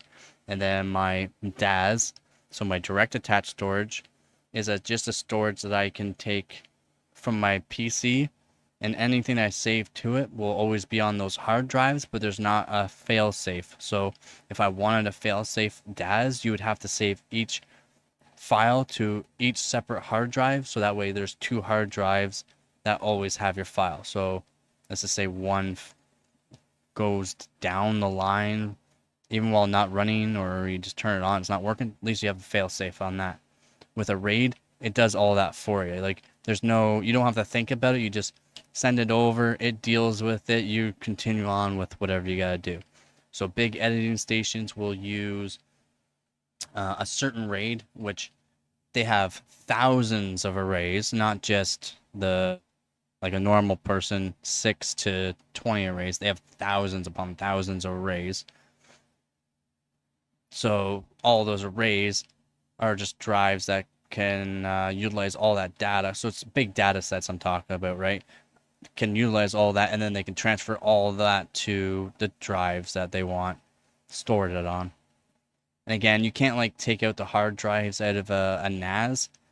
You have to keep them in the NAS and then keep them on the same like rail that they were always on, like the same SATA connector or whatever. It cannot be switched, or else you have to completely change stuff and redo everything, like all the arrays and that. It kind of sucks. That's why I like DAS, because DAS just plug, put in whatever I need, unplug. Oh, that one's full. Okay, take out that drive, put a new drive in, plug, done.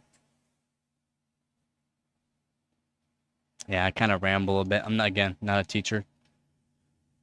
But yeah, for editing stuff, I do, like I said, videos and that. I switch from Clipsmate. If you ever get into that kind of editing, don't use Clipsmate.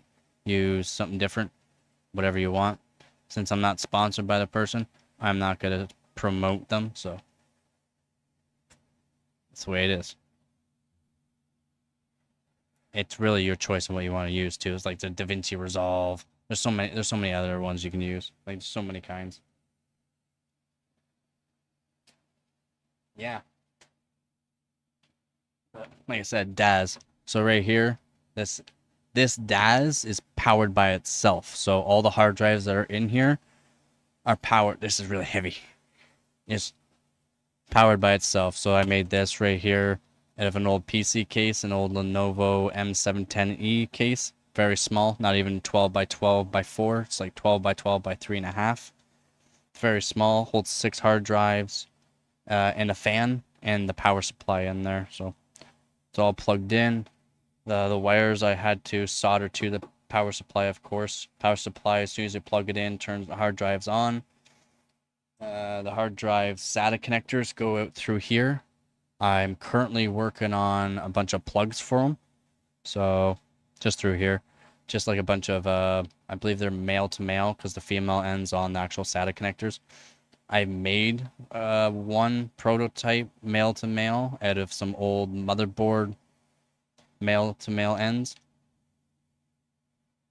Seems sketchy. It works. It works. I want to see if I can buy them though. So that way I can make it so I can make a plate here. And then all I have to do is just plug SATA to that, to my motherboard, instead of having to run the wires from the hard drives out. But this is just prototype. Eventually this will all be aluminum, all custom done myself, not a PC case. But it is all custom done. All insides custom.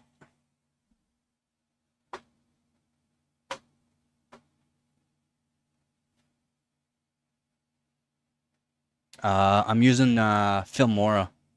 Filmora, the price, they had like a good sale on it, so I mean I couldn't say no to it, and it has basically everything I need. It did everything I need. It uploads 4K 60 frames. It uses all the editors that I need. It's fairly simple, not that simple. There's a couple features I don't like about it, but it works better than Clipsmate.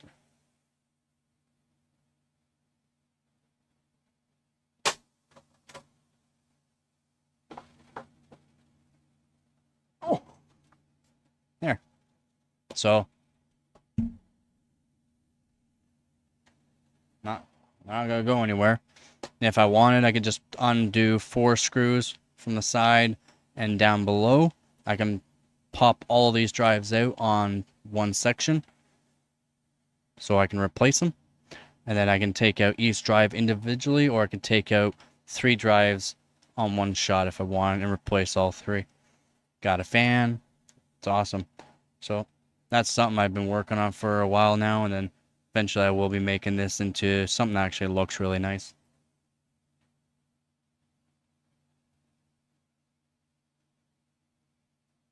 Overclocking consoles? No. I got a consoles like, I'd say almost 12, close to 12 years ago now. How old am I? I got a consoles 14 years ago, so no. I didn't even know you could overclock consoles. Is that well, like you have to do a developer thing, or is it like a hard mod? I like hard mods. I like to solder stuff. I like to make stuff work better than they are. I like to make, like, I'll cut out pieces of motherboards and, yeah, man, like, talk about overclocking. I do it all. I do it all, man. Phone, I've only overclocked my phones. So you can overclock phones to record in 4K 30 frames or 4K 60 sometimes, but only for approximately 5 minutes. And then your phone just will overheat unless you have like a special cooler. There's certain things you could do for that. Tablets are kind of the same. More or less I do PCs, some monitors, and all hardware stuff for mods. Software, I'm not really a software modding guy. Software's easy, right? I like to do stuff a little different. Hard mods are a guarantee as well.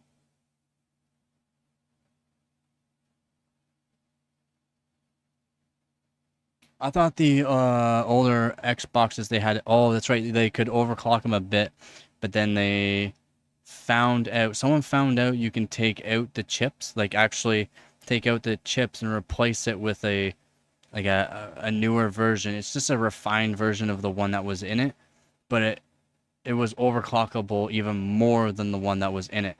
Like from 800 megahertz to 1.2 or 1.5 gigahertz. So quite a big increase, but it's completely changing out the chip. So that's not light. That's not even something I can do because you need a special machine to do that.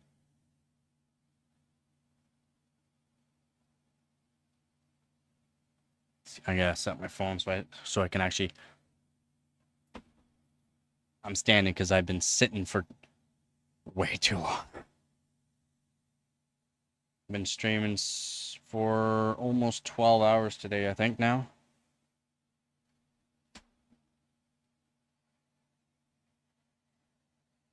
Yeah, no, I haven't. I don't know. I would have to get like an Xbox or something and see if I can. I would do anything I could. So any kind of hard mod, I would do it.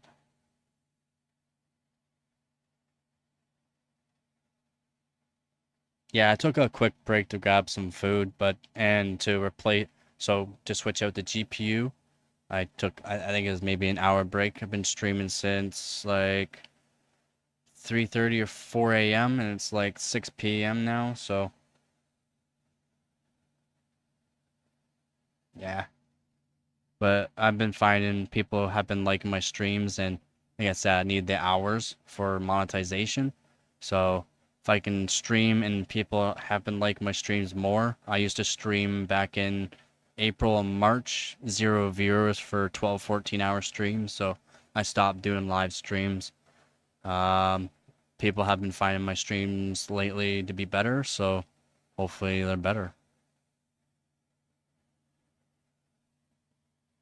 Everyone keeps telling me that they're better. People that were subscribed to me, like some of my first subscribers, have been with me the whole way. And if you look at some of my old videos, man, they're not great.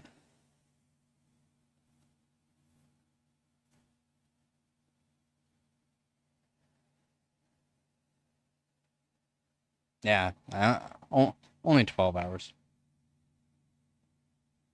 Oh, thank you, thank you.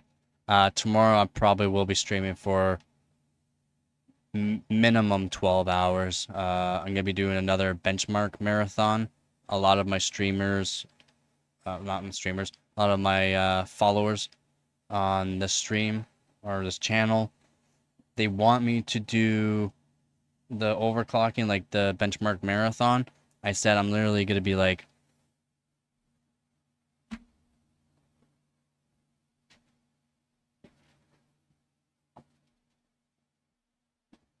there's not gonna be much talk, and there's not gonna be there might be some cursing and that, but literally I'm like gonna be building PC after PC. Some of them might be in cases, some might not be, but I'm gonna be literally building PCs, overclocking them. When I start overclocking, I might start talking, but I'm literally gonna be trying to get as many benchmarks as I can done as I can in for this competition for one, and I have to get done certain tests. Woohoo! Thank you, thank you. Seriously, thank you. But yeah, that's I literally told all of them like yesterday when I said like because they were wondering where I was. I'm like, well, I was doing a marathon, a benchmark marathon.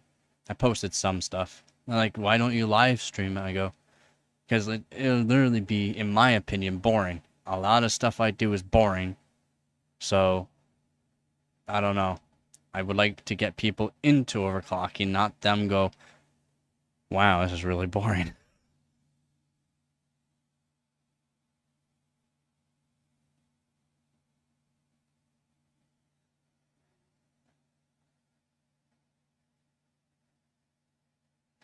Trimming my streams? What do you mean? You mean like record and stream and then edit after? It would be okay for some streams. Any kind of gaming ones, I cannot do that because it's just too much performance issue. But if I record and stream, I could. It's just, it takes a lot. Like, I don't have enough hard drives to do that because I record and stream in 4K. So it takes a lot. Like, each one of my videos, if I downloaded this afterwards, if even if it was in 1080, since I'm uploading it at a certain amount of bitrate, this video would be probably like 40 or 50 gigs by itself. And then I have to edit it. And when you edit it, you get a save file from that, and then your save file or your saved edit. So it's just yeah, the money for hard drives, like you're talking for one 18 terabyte, they've come down in price for the 18 terabytes. They're like $400 for one of them. And if I did do those kind of recording dash streaming stuff, it would fill up within a week, like an 18 terabyte. Then it's like, what do I save? What do I throw away? What's good? What's not? And then if YouTube ever says something, or if anything ever happens to my video, how do I upload it again? You can't. That's why I'm working on a RAID system. Again, the RAID system I'm gonna be building is just gonna be like those, the content creator kind of fucking one of those videos, so I can hopefully get some views on it. Just cheap thing, here you go. The hard drives, by the way, they're gonna cost you like $2,000 to get a system like this to be somewhat good. But here's your $100 RAID. Like, I'm literally trying to make those kind of videos because people like them. Yeah, the videos that I would want to do is like overclocking, building stuff, modding stuff, all those kind of things. I'm just trying to help people learn some things. I may say some things that might not seem right or might not be right. Well, like I said, sometimes I'm streaming for 12 hours and then I'm doing more video editings. I'm trying to make more videos afterwards, so it gets kind of brutal sometimes. And like I said, setting up for the streaming, this is all new to me. Like setting up and doing my normal thing, it's all new. I just don't think people will enjoy it, that's all. Maybe they do, I don't know.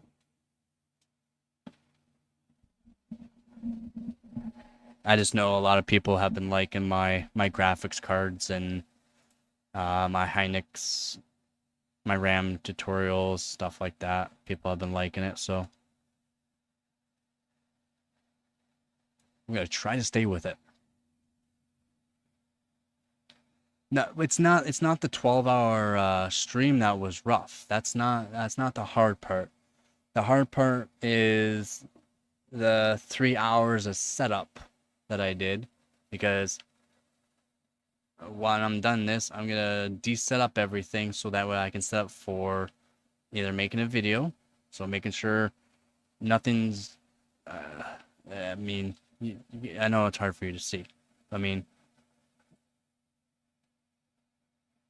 you're still not even gonna get to see of it because you're gonna get monitor and all that. This is all PC stuff. Everything you see is PC stuff there, and that's clean. That's clean today. This is very clean. All PC stuff. All the system I just built. Another system I just built. All PC stuff. That box full of more PC stuff. That other box beside that box, more PC stuff. You can't see it, but underneath the fan, more PC stuff.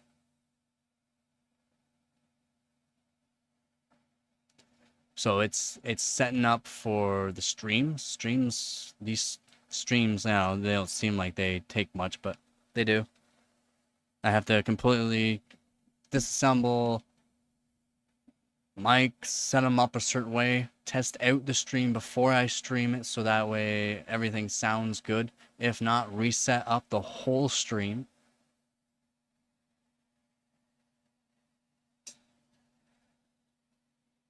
Oh, yeah.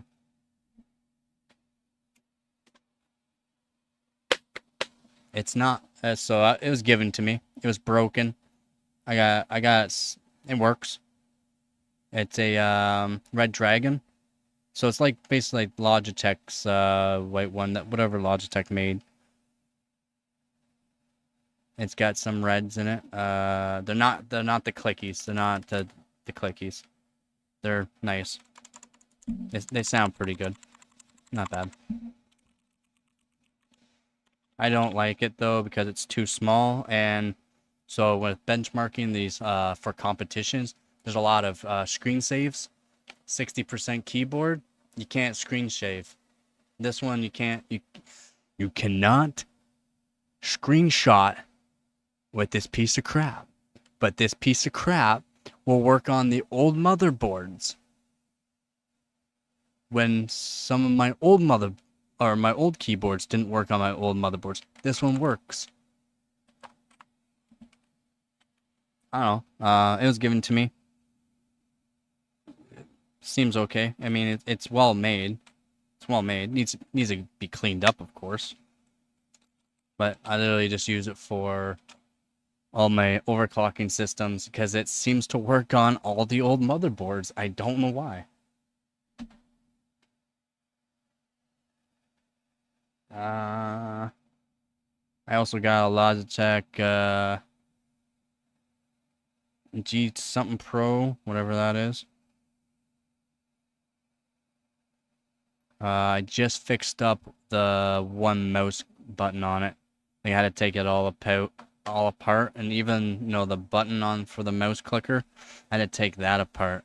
And they got some weird small, I don't know if they were like a titanium or type spring, but you can rebend them and fix up your mouse clicker. So I found a way to fix mice. That's nice.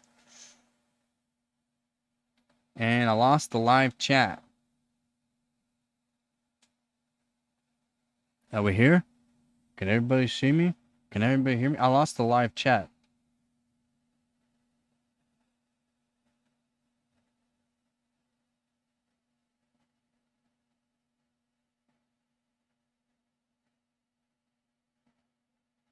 What happened?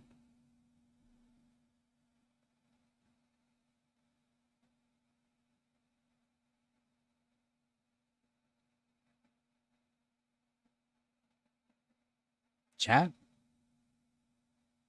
There we go. Yeah, some keyboards won't work with some motherboards. Generally, the older motherboards won't work with like USB 3 type thing. They don't like the extra pin for some reason. I don't know why. Like this is literally it's a wired one, but it's a USB-C wired one.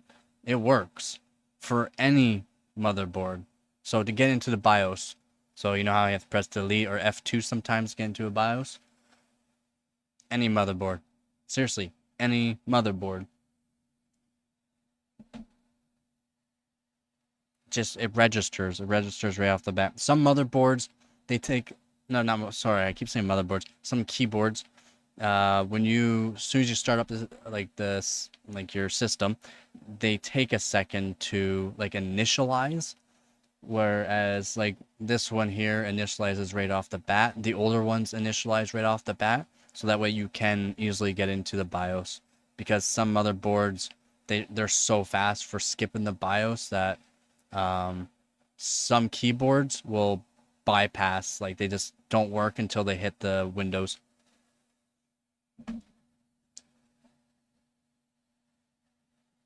Might have been ranting there for a bit. Hopefully everyone's still here. Take that off so I got better signal here. But yeah. Some keyboards don't work. The mice seem to work on basically anything that I find. I haven't found a mouse that doesn't work with a key or a motherboard, but yeah, some keyboards don't work with some motherboards.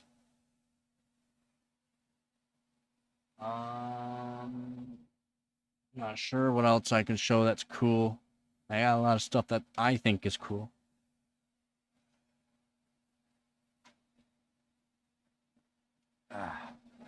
So the Bauer and his special delitter. Well, this is my delitter.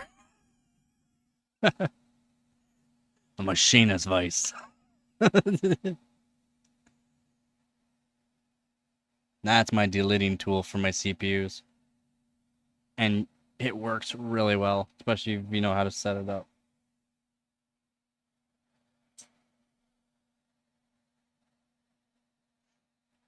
If anyone's new to live chat, we're just having some fun right now. I'm not even tired, but the bags under my eyes say I'm tired. I'm not tired. I just, yeah, not used to the streaming. More or less used to recording now, recording and editing, posting on. Like I said, a lot of people like my streams more, so that's kind of nice. I do have. What do I have to do? I can wait till tomorrow for the marathon.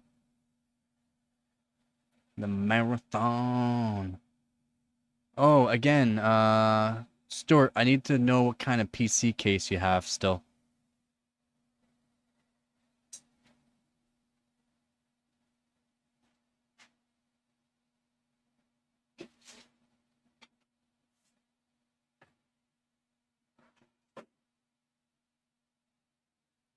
Is it like this one?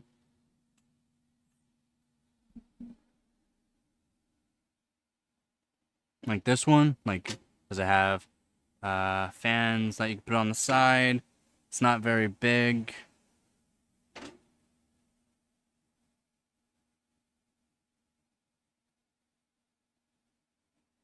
Honestly,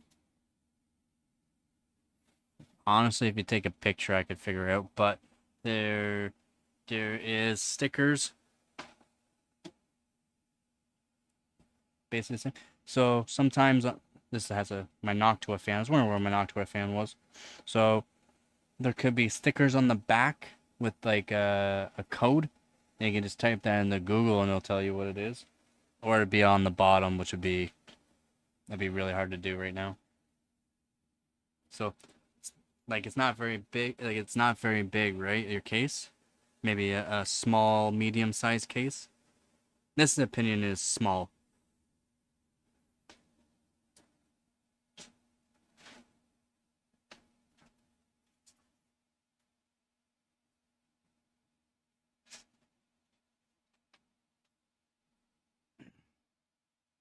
This is a big PC case.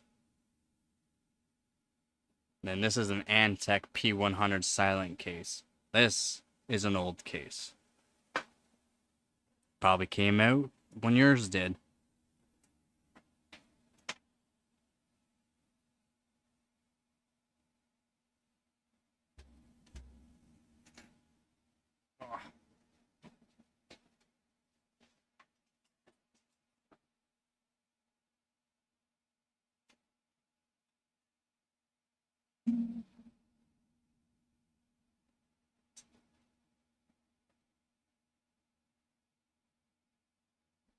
If you have any kind of measuring tools, measure it, you know, length, width, height, that kind of thing, and that helps too.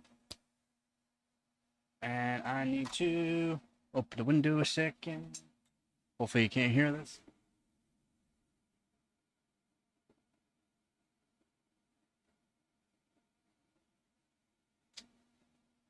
There we go. Size is about the same as that.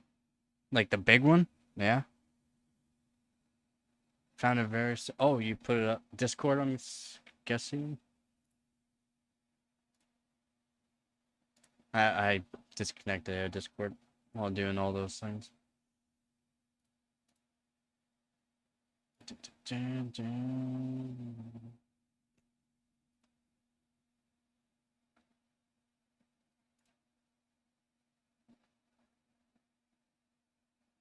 Oh, I know exactly what that one is. You wanna know why? Because it has that stupid phone cup holder thing that everyone would put like a Coca can on and then spill it. And then that's all open on the... Yeah, I know exactly what case you had. A Cooler Master. Cooler Master case. What's its name? They designed it into another case, and that spot, that little tray looking spot, now charges your phone. But before, everyone would used to put like a Coke can or water or coffee on it and spill it.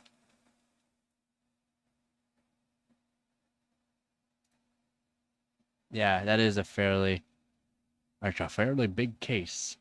So it's close to the size of the Antec case.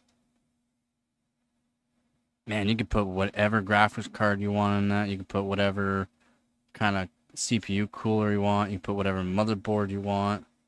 I mean, it is whatever you want to do now at that point with that kind of case. I love that's a great case. I mean, why would you ever want to get rid of it? Just don't use that tray part, please, to hold liquids. So many people, so many people. That's awesome. All right. That's a great case. Yeah, it came out right around the P100, I think. Cooler master. Oops. And rate. Come on, it should be right here. Whoop. Or not. There. Oh, that's the first version, second version. There it is. The Hall of Fame. Is yours the first version of the Hall of Fame?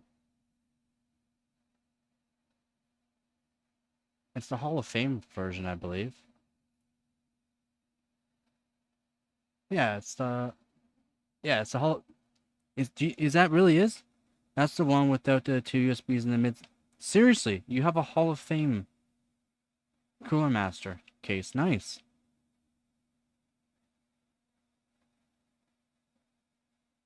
Don't get rid of it. Never get rid of it. That's cool. In my opinion, that's cool. That's a Hall of Fame. So I would get a Gainward Hall of Fame graphics card, unless you have one. What's your GTX 970?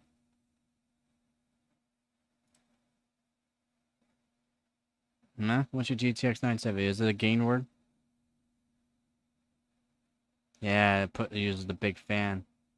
It is the Hall of Fame one. Set up for water cooling if you wanted to do water cooling. It has a huge fan on the top. Yep. That's awesome.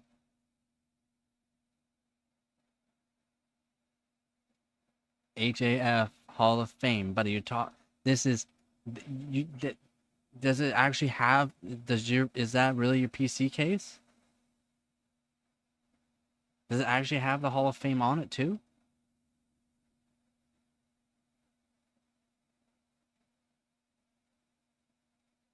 Like you're not joking, right? Like you know how much that PC case is used? Do you know how much that PC case is probably used?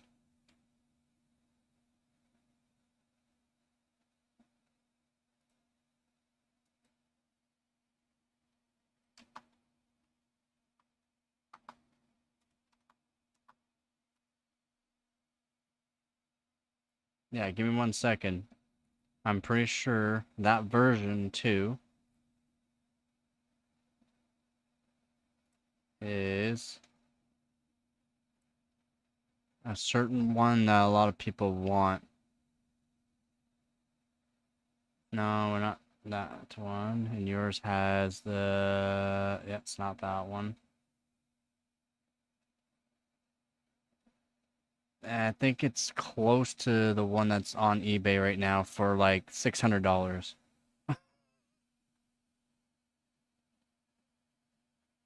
Yeah, close to 600 for it. I'm looking at some other ones. Like, they got some other ones, but it's not the right one. That's around the price it'll be at. And we got different kind of Hall of Fame for 200. But I don't think that's the right one.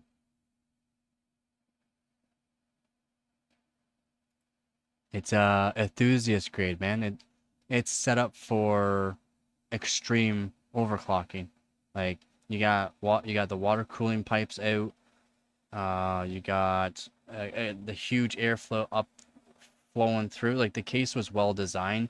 It's just it didn't look good, so people didn't really want to buy it. And then now, if is the one actually there's a few versions, but certain versions of it around that time was just crazy prices now. Back then, those cases were about $150 to $400 for some of the cases. They were still expensive, but they sell for more now than they did back then. eBay, and it's not even the good version, selling for close to 300 Canadian, 250 US, and that's not even the good version, which looks like yours is the second edition, which is probably one of the ones that are look like people look for. It's more or less gotta keep searching to make sure. Yeah, people buy those cases all the time used.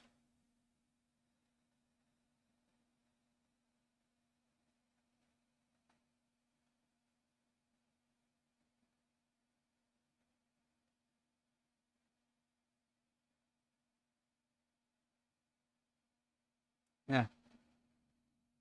Yeah, it'd be so the master.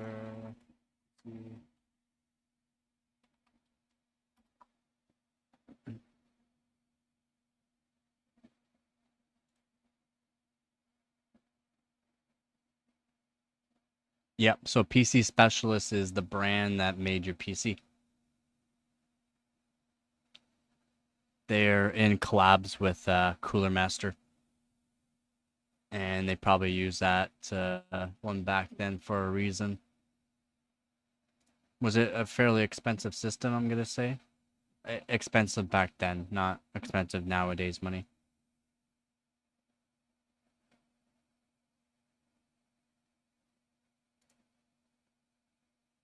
Yeah, because they also had the Cooler Master NVIDIA edition, which nobody wanted,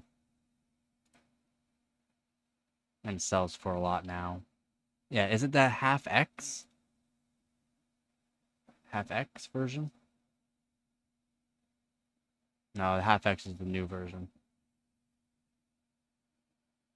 800 pound would equal about $1,200 back then. Man, that's you're talking like 3 grand nowadays almost. In Canadian money, so you would be like 1,800 or so euro now. Oh no, it wouldn't be that much. It'd be euro for you. 1,200-ish euro now for you.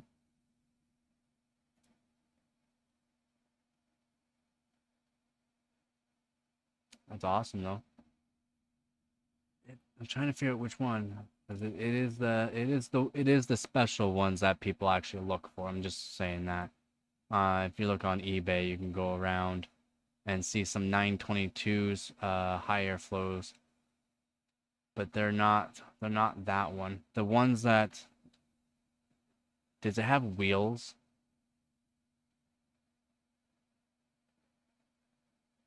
Does it have wheels?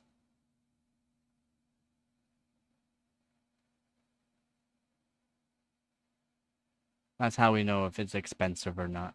If it has wheels, then it's worth like close to per pound, 200 pounds. No wheels, just pads. Uh, pads ones are selling for so 200 Canadian roughly. 200 Canadian pounds. 120 pound. I'm going off of old numbers probably, so my numbers might be a little off. Maybe 120 pound for that case now. When that case was probably like 60 pound.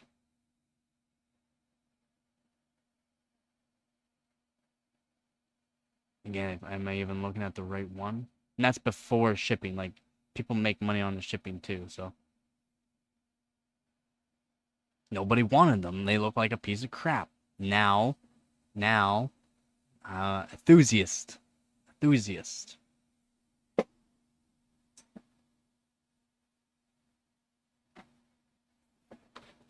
I'll give an example.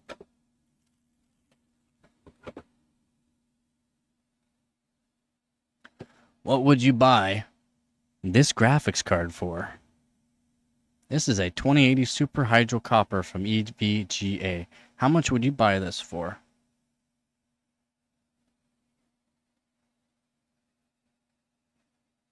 Oh, it's peeing on me.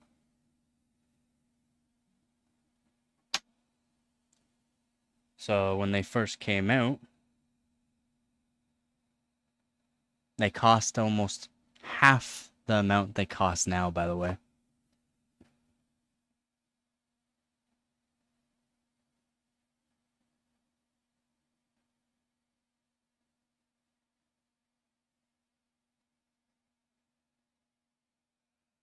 It performs really well too. Maximum temperature I've ever seen out was 53 degrees.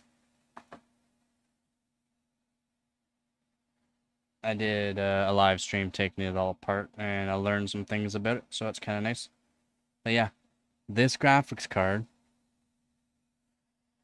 used, and it's older than the newer ones, and it's selling for right around 1,000 Canadian. These graphics cards were not that, they did not cost that much before.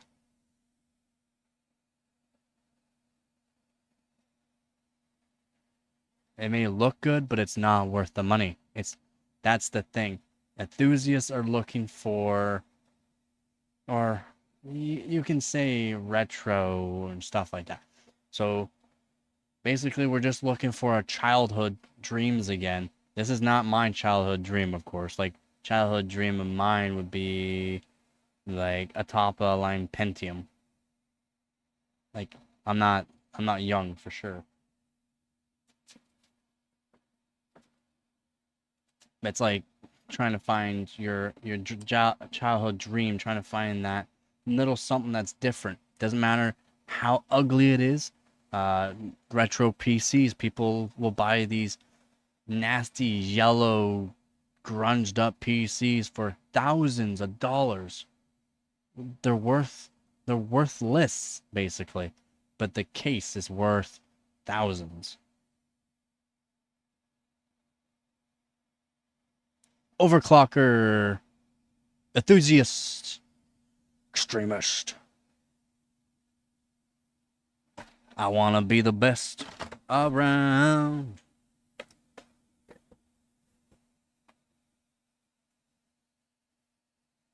People buy them on because this is EVGA. EVGA 2080 Super. EVGA 1070. These are all for the Win 3 models, by the way. EVGA 1070 for the Win model. EVGA 2080 Super for the Win model. EVGA 1080 Ti for the Win 3 model. Came in original packaging. Must have original packaging for me. The 2080 Super did not have the sleeve that goes over it, so the nice sleeve that goes over it. But the card that I bought, someone thought they had something different, and I bought it, and the price was it was good, and I could sell this now and make like 3 times the amount of money that I paid for it. So that's how good it was. But people are buying because it makes them feel good. For me, I can have 100 graphics cards and it's not enough. I have hundreds of CPUs, it's not enough. Why? Because I have not overclocked all of them. I have not touched all of them. I have not worked with all of them. I want to be able to work with all of them. Maybe later on when I maybe get sponsored and stuff, I can. So with YouTube and doing this hardware bot competition and hardware bot in general, you cannot be sponsored for like your points. So for YouTube and that, for sponsors, I would just want sponsors for certain aspects of it, so that way I don't have to give up on what I want to do, and that is be the best overclocker, or try to be the best overclocker. I am currently first place in my division in Canada, but I'm not first place overall in Canada, and I'm not first place in the world. To be first place in the world, you have to be able to be like Splave, or people that get to touch every CPU, every stepping version, every defect version that might actually perform better. That's why.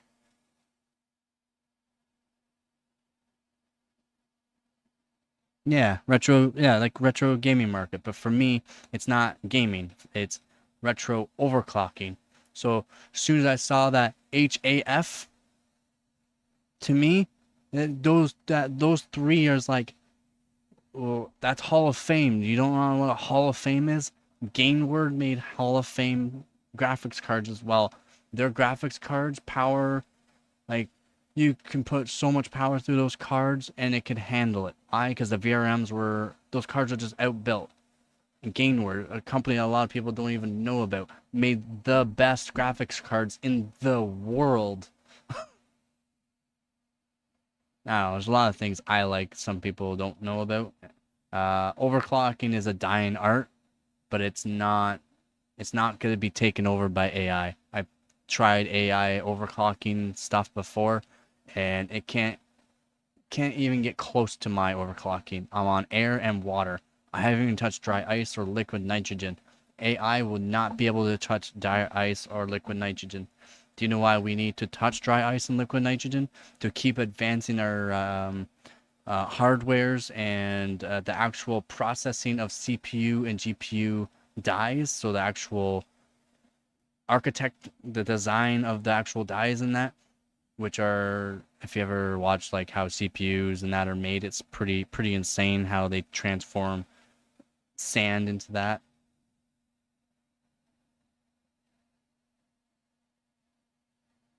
Yeah, you should keep your case, make sure it's good condition. If there's any kind of thing wrong with it or anything that you could upgrade. So the power buttons on those ones, I believe too, you can buy like an aftermarket power button, and it doesn't have that weird feeling.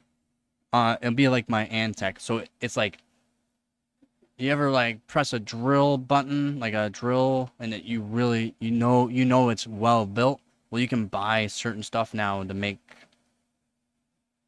your PCs and stuff feel like it's well built, like a power button, or turn it on with a remote. I'm working on something so I can turn my PC on with a remote. Liquid nitrogen. People will use liquid helium, so negative 300. I've gone down fairly low, not that low, but I've gone fairly low on water, and water you can get below zero. Yeah, and you can literally get power buttons that you might have to do a little bit of modding on yourself, like some filing and that, but you can literally basically drop it in place, screw it up, and rehook it to your motherboard. And I say just a power button feels nice. Yeah, dry ice. I want to get into dry ice, but I don't know if I want to build my own dry ice container or buy one. Buying them, they're fairly expensive, like 300 pound, 400 pounds for a copper piece, basically, that goes on top of your CPU or GPU or RAM. And then that's not even the expensive part. Then you gotta buy all the containers to hold the liquid nitrogen or dry ice. Dry ice and liquid nitrogen, by the way, is cheap. It's the being able to store it if you're gonna be storing it, and you need to be able to carry it around. So you need all the stuff for that. And that's what costs a lot of money. Not the actual liquid nitrogen or dry ice. Liquid helium takes about 6 people to be able to run on a PC. So like it takes a whole team to run liquid helium. It's that cold, and that it's serious stuff. Yeah, I would say keep your PC, man. Definitely keep it. Clean it up, make it look nice. In my opinion, there's so many things you can do and not do, I guess. It's up to you, on what you like to do. Um, as a person, like, do you like to do things yourself? I like to build my own stuff. I like to build it from scratch, solder my own stuff together. Um,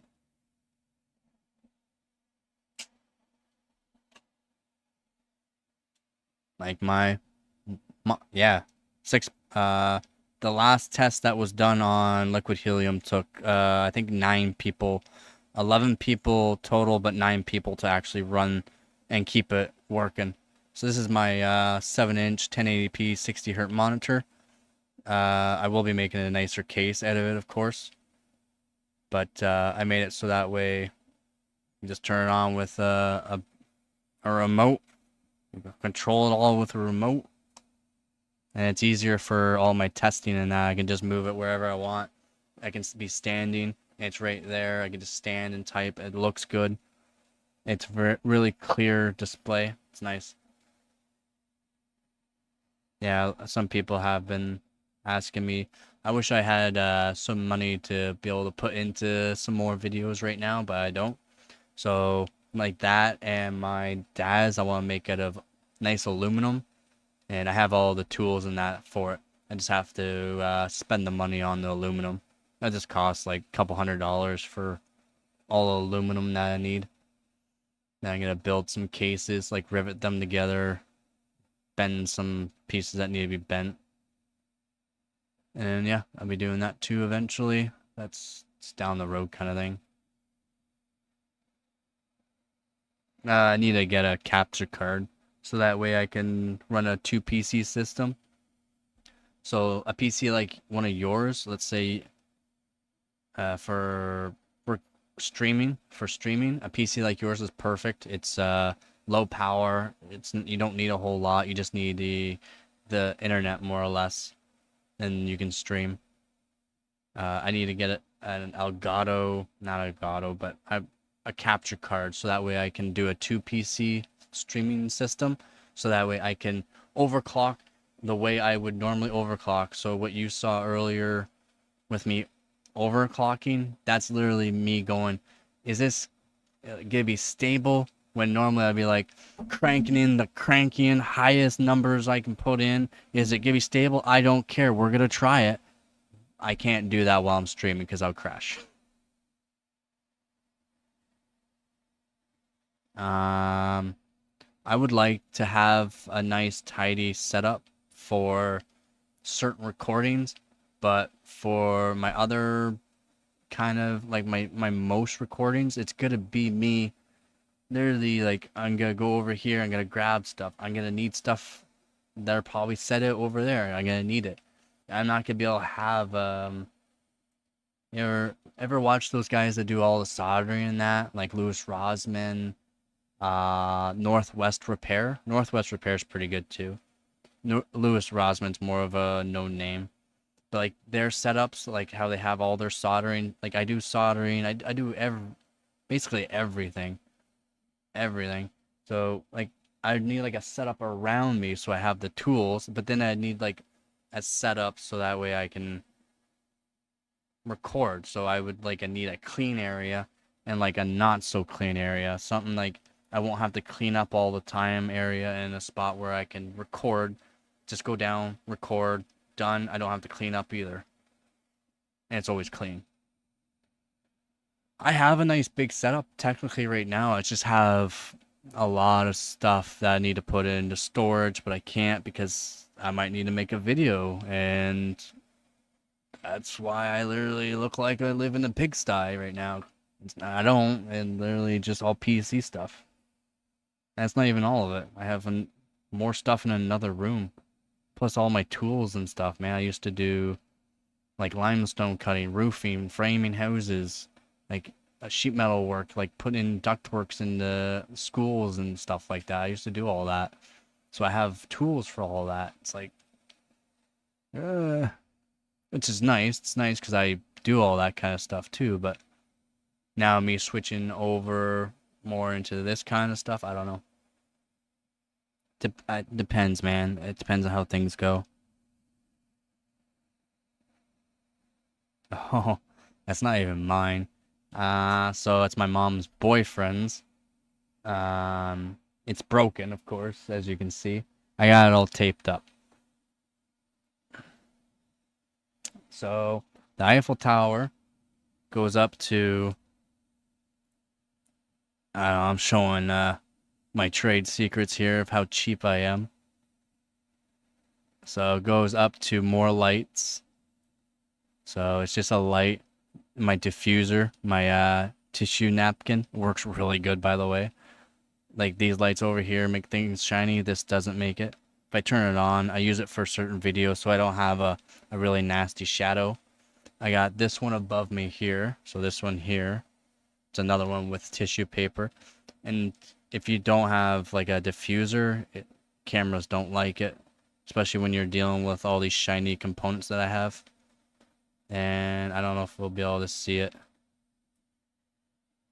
I know that kind of looks like a crack in the ceiling, but it's not. And then right there, as you can see that wire thing, it goes to adjustable lights so I can see better too.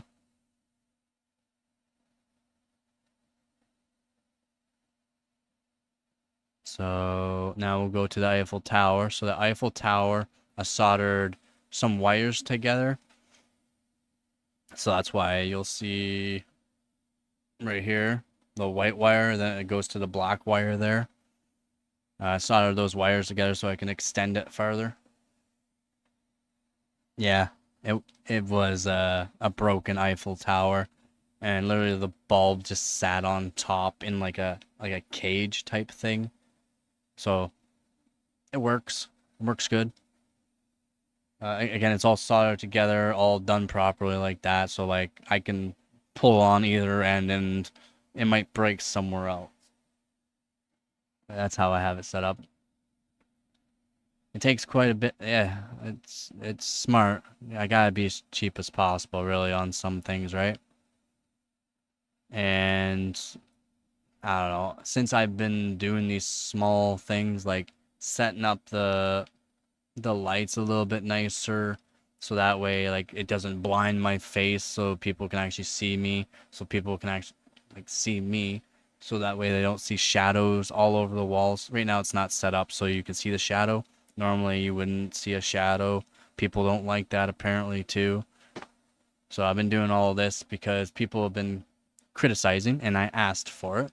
I literally asked, like, let me know what I can do better. Like, I know this is kind of boring stuff. I know I'm not exactly the most, you know, entertaining of people. So they've been helping me. Again, I've had subscribers from basically the beginning, and when I say like literally getting 0 views for 14 hours to getting some subscribers are going, you know, if you just did this and this, I don't mean to harp at you. I go, dude, thank you. I was wondering why people don't like certain things. Like, oh, well, if you just change some of these things, man. I'm like, okay. Now, no, I've changed quite a bit over since I've been doing this YouTube for almost a year now. So things have changed. I've gotten rid of a bunch of videos too. Like all my videos were back, and they were not like full screen. They're like 720, but then stretched out because I didn't have certain recording things. I didn't have things set up. So it took me a while, but I got things somewhat set up now, I guess. More or less just need to, I don't know, wait for the big moment. And I get people like you. It's great. You talk, you chat. I get other people that say dumb stuff, and I'll put them in a timeout, and then they'll be like, "Oh, sorry," and then I'll see you on the next stream, kind of thing. It's like, just follow the rules, man. We're here to have fun. I'm asking you for your, PC stuff, overclocking stuff. If you have any questions, not for people to be all annoying, because there are people like you that I mean, look at you. You're talking, you're listening. No, YouTube's not luck, man. Sorry, it's not. It's not luck. It's paid. A lot of the bigger guys are all paid, right? And then they'll promote, and then they'll get other promoters to promote them, which will put them up to a viewing spot that will show them new viewers that will view them from all around. So it's weird. It's not. Yeah, your videos still have to be fairly decent. Your streams have to be fairly decent. But have you watched some of these like 5 million plus million, like 5, 6 million plus subscribers? They're sitting in a chair and they might have like a replay on, or they're talking about another subscriber that's talking about them, watching a video about another person that's talking about them. Like, like, how do people watch this? Because it was paid to go out to certain people at a certain time, and those people will subscribe because they have no brains. It's throwing me out because of my couple of videos that I put out a while ago. It put me out into, so YouTube has algorithm. You ever heard about the YouTube algorithm? YouTube has algorithms, and they'll do a certain thing for certain people. I haven't been on YouTube long compared to most people, so not even a year for me. And I have more subscribers than them. I have more views than them. I have more um, like daily or weekly subscribers than them. And it's because I followed a certain algorithm while going into it, but I also should have done something before, which was just change a couple things. But there's a lot of things. That's good though. Yeah, YouTube algorithm's not fun. It has been helping me the last bit because of the hours I'm getting. So these streaming sessions that I'm doing, like the one I did earlier, like I said, I've been streaming for about 12, 13 hours today. So the hours will help me because I'm getting more views, and then those views turn into hours throughout the day, while my videos are only getting maybe an hour or two, and then all of a sudden on the weekend and you'll see on some of my videos after this weekend on a couple of my videos, I'm not sure which one it's going to be this weekend. It might be a couple Apex, or it might be some of my graphics cards one.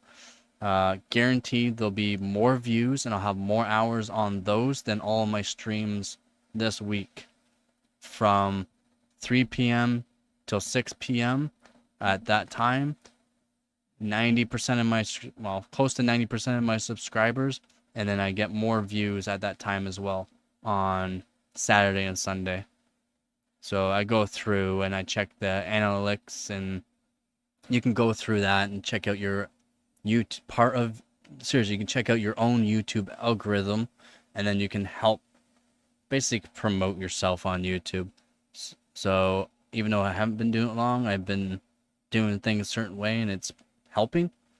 But I do boring content, man.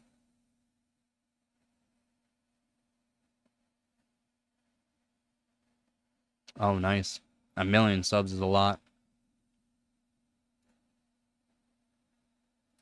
Like for me, it's not even me wanting to have, like, I don't want to make a ton of money in that. I don't technically want the sponsors. I would like to have certain sponsors, but again, I would only want those sponsors so that way they can build me a better PC. They can help me get to a better setup or something. Not buy me the graphics card that I'm gonna be using to benchmark, because I cannot do that. If I start getting into that, I'm literally doing something I don't want to do, which is something that's not what I want to do.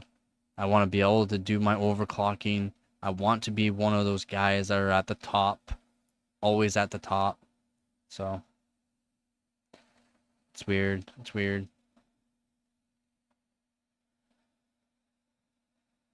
I've been told I've been doing pretty good, and I don't know. Some days I guess I could say I feel like I'm doing all right, and then other days I go, well, why am I even doing this?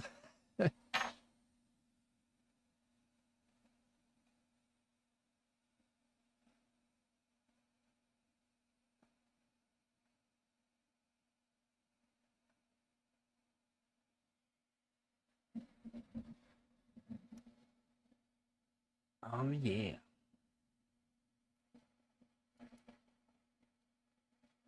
Yeah, that's why I've been trying to do more of the live streams. People have been liking them. I don't know what happened. It was one literally one video that literally spiked up my whole channel. One video. It started from what graphics cards do pro Counter-Strike 2 players use. And I got a lot of hate, but I got a lot of views from it because I literally told people what the pros were using in their systems, and they hated me saying, no, AMD's better. I'm going, but the pros are using this. This is what they're using. I'm telling you what they're using today, right now on their stream. I'm telling you what they're using for their system, and you're telling me I'm wrong. What's going on? I got a lot of views, though. A lot of views in one day, like 1,000 views on that one video. And then from there, like every 10 videos, that one video will get thousands of views for no reason. It's kind of funny. Consistency is hard though, man. Doing the overclocking and setting up and stuff. I get it. I get why some YouTubers make a lot of money, but you see other YouTubers that literally look like they do nothing. They do nothing. They sit there, they talk at the camera for a little bit, for maybe 5 minutes. That's it. And that's how they make their millions.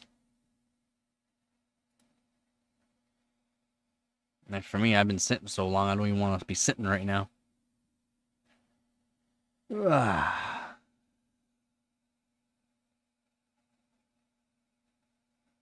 I'm gonna try to keep it up.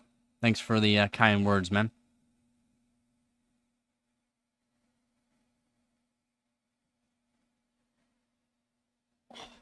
I kind of want to make another pro gamer graphics card or gaming setup again for all the haters. I'll literally tell them exactly what that person is using, and they're going, "You're wrong." I'm going, "That's what he's using today." Yesterday, he actually made a post about something of his PC parts that he's using, and you're telling me I'm wrong. Cool. Thanks. I'm more or less been rambling with you and been going over that RuneScape stuff, which was kind of fun. Like any overclocking stuff is fun in my opinion. When I get to, I don't know, tune stuff for a long period of time. The DDR5 was fun for about a year, and then I don't know. Not boring in the slice. I might not be a boring person, but what I chose to start recording and showing, and seriously, I really hope people would pick up on the overclocking, especially going on the hardwarebot.org. Anyone can do it. You don't have to overclock your system. Just put your system up there. So, do you know why people do overclocking besides to get more performance? It's to help our future too with advancements of stuff. It's not just like our posts, like when we post our scores, certain frequencies, certain temperatures, certain this locations of the world to this site can use the data to help us build better CPUs, better GPUs, maybe better coolers, help manufacturers design things or only sell things to certain parts of the world. So China, there will only be certain kind of graphics cards. India, there's only certain kind of graphics cards that can be sold there because there's only certain graphics cards that can survive the temperatures there. So a lot of these things, it's not just, yeah, I'm not doing it just for me. It's if I can work with all these things, it's also putting it in for people that might have the same system, and they can use that as their knowledge to tune their system. Or Intel can stop making crap, AMD can stop making crap, Nvidia can maybe start advancing with their like, they have some disadvantages, Nvidia, like the power, but the power, as soon as you start going into those really good enthusiast grade stuff, the power's gonna go up as we go up. It doesn't matter. Power's always gonna go up. But for like the memory, there's a lot of things that could be changed. AMD, great for some things. Graphics cards aren't that great for encoding. They're starting to now. The competition? Oh. Yeah. I can show you right here. I'll just make Bubblehead me. Normally I have better Bubblehead me, but this is what I got right now. Ooh. So normally I would have better Bobblehead me like up in a circle up here, but you get square Bobblehead me for now. So, oops. I need the display. Now we're going to hardware bot. So, log in. So this competition for hardware bot. So this is hardwarebot.org. Team Cup 2024. So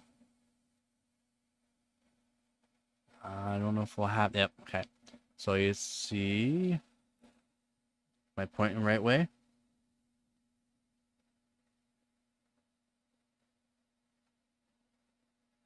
Yes, over there. So over there, you see the career ranking, overclocker league, and the team league. So each career, so career has its own ranking. And we got elite, which elite you would think is the top. They are the top. But there are people that have touched liquid nitrogen, dry ice is past this, so elite it's liquid nitrogen and liquid helium, and they're like some of the best overclockers in the world. So Splave, OGS, Safe Disk, Team AU, Sebi, Salty Croissant, which is one of my Canadian fellow buddies, AKM, Lumi. Lumi's a great guy, by the way. He needs more viewers on YouTube, so if you go on YouTube, go subscribe to Lumi. He doesn't do any of these kind of things. He buys certain CPUs, certain GPUs. Doesn't matter the price. This seriously doesn't. He'll buy multiple of them, and he'll put every single one basically on liquid nitrogen or something like that. That's what he does. He doesn't do these kind of videos. It's just liquid nitrogen, and you'll put some maybe sound in it, and then he'll show you the score. Because setting it up and doing all this for the overclocking, man, it's hard. It's not easy. Char 0750, another good one, and Sargman. He's so good. Then you got Extreme, Apprentice League I'm in. I haven't touched dry ice or any exotic cooling, so just water cooling or cold water cooling. Chilled is Apprentice, so Enthusiast. And then you got Enthusiast. Apprentice, Enthusiast, Extreme. Overclockers, the League 2024. You got the Elite, Extreme, Apprentice, Enthusiast, Novice, and Rookie. Okay, so right now we are doing Hardware Bot Team. So this is Team League 2024. So every year they'll have a World Cup. So that's your like main one, the World Cup, your Team Cup, and then your World Team Country, there it is. Country Cup. They'll have their Country Cup. Country Cups are gone and done with. It's generally it's early in the year. And then there'll be other competitions. So the competitions is held by someone, like someone that has money and just wants to set up a competition, and that person could make money on the competition. You never know, right? Like, you know, there's a lot of things. This competition, though, these competitions are small competitions. Anyone can do it. You don't have to go anywhere. You can just sit at home and do it. So here, we'll go to Hardware Bot. I know I ramble, just blabbing basically, just blabbing away. The Team Cup here, and I can show you. I'm make sure I'm in. We got 9 days left, 12 hours and 42 minutes. This is why I'm gonna be doing some marathons, some benchmark marathons. So building PCs. Who knows what I might be doing? I might do a lot. There's a lot of things I gotta do. I gotta put graphics cards on custom water cooling loops with special blocks that I have for them. A lot of things I gotta do. 9 days. So this competition is split up. There's competitions and they get split up into categories, stages, and all that. Dogpile reference frequency we got. So dogpile sounds weird. It's memory frequency, motherboard frequency. So BCLK overclocking. Right now I'm currently in 16th. I'm the only one in my team, so it's me versus thousands of people, and some teams have hundreds of members. I am by myself, so it's just me. So my scores aren't the best, but I do the best for what I can do. And right now I'm in 16th overall for this part, and then all of them added up will give you points for overall, but each one's split up in each section. This is miscellaneous section, and this is dogpile or reference frequency for motherboards. And I'm 16th here. I have four motherboard tests done so far. So I overclocked each of these motherboards. My daily motherboard right here to 103. I can go more, but I had a 1080 Ti in it. I didn't want to go higher. Messing with BCLK can mess up NVMe and other things. More or less your NVMe or SSDs. But it can mess up your graphics cards, your RAM, your CPU, everything. For these older boards, though, it's not as bad because they're kind of designed for it. 220 on it, not bad. 220, I mean. So 220 on that, it's not bad. 106 on my Sabertooth. So a generation below your i5 4570 there. Your 4570K, 4560K. I think you had the 4570K. And then it's just, anyways, it's one generation below yours, so Z77, and yours is a Z97. And then I got 200 on my other Intel, my other LGA X58 board. So these will all get put in, and then I have to put more motherboards in. So this one is set off, so all I have to do is go up here, and it'll give me my limitations. It's kind of hard for I'm pointing, so it'll give me my limitations here. So CPU Z legacy version is allowed. So some tests legacy version is not allowed, and some window, like, it depends on what you're using. Legacy version will be better for you for what you're doing. So server and mobile hardware are allowed in this one. So some competitions, only certain specific parts are allowed. So non-K CPUs, AMD competitions, of course, it's only AMD. Intel competitions, only Intel. Those are pretty standard. No picture of your OC setup required. 99% of the time, you have to have a picture of your setup required. This one, you don't have to have a picture. Everyone's going to put a picture. Why? We're all used to it. And because, why would you not want to look at the system that just whooped your ass? Verification screenshots required, so you just gotta have the most updated CPU Z. They said in here, if you go into the other part of it, CPU Z 208, so 2.08 point whatever is okay. Just update to the latest one, which is 2.10. Just always be updated. It helps. And then you can just click more details at the forum. Probably sounds like I'm rambling, but dogpile. So split up stage 1, 2, 3, 4. Then your standard hardware bot rules. No ES hardware. So ES, no, none of your, like, your crappy crap. Don't even buy that stuff. No ES hardware. Doesn't matter how cheap it is. Don't buy it. So no ES, no server hardware unless specifically mentioned. Single CPU sockets unless specifically mentioned. So in the one test, like the dog pile, anything's allowed. I can use my dual CPU Xeon server there, and I'm gonna put it in for the competition. So I am. New soon to be released AMD Zen 4 5 CPUs not allowed to be used. So new release Zen 4 and 5. So it doesn't matter that it's an older CPU. There's still a newer revision. So like is it the 5700 or 5700X 3D? And then like their new 7950X cannot be used.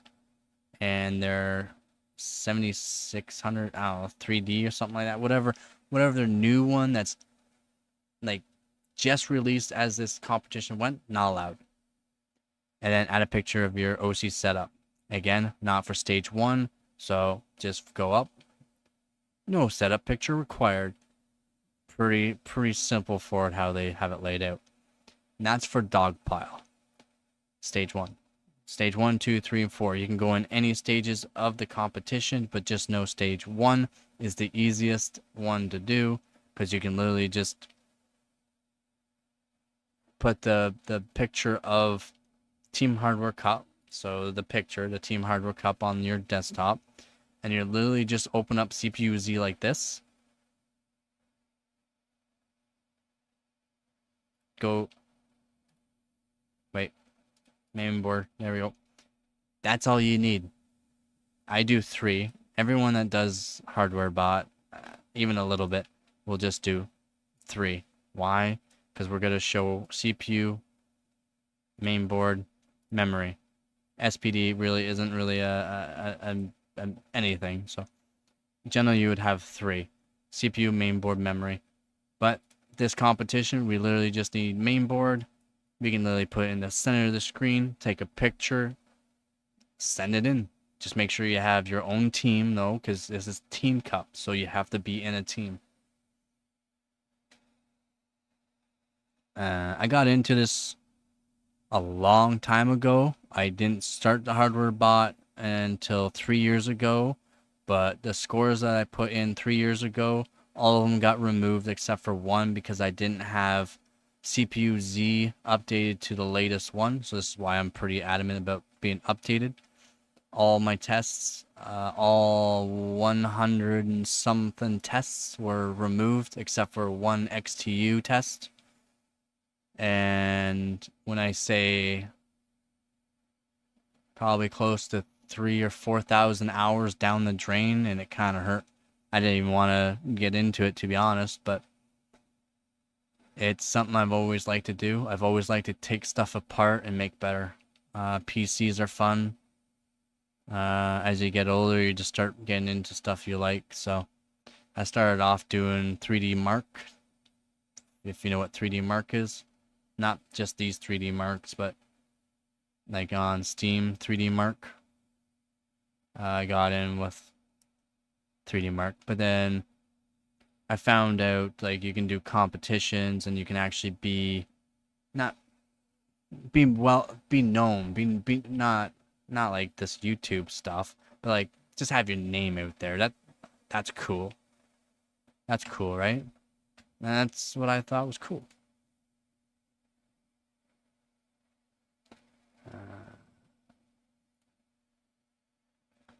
But yeah, I've always been into overclocking things, making them better. I always wanted to be like an engineer or some sort of designer when I was younger, like taking apart stuff, writing in books of like different aspects of it, like before I even learned about all these things that engineers and people do, like CAD filings and stuff like that, like CAD drawings, and then putting those CAD drawings into a system like a CNC or a 3D printer. Well, I got into that stuff before it kind of was like a big thing.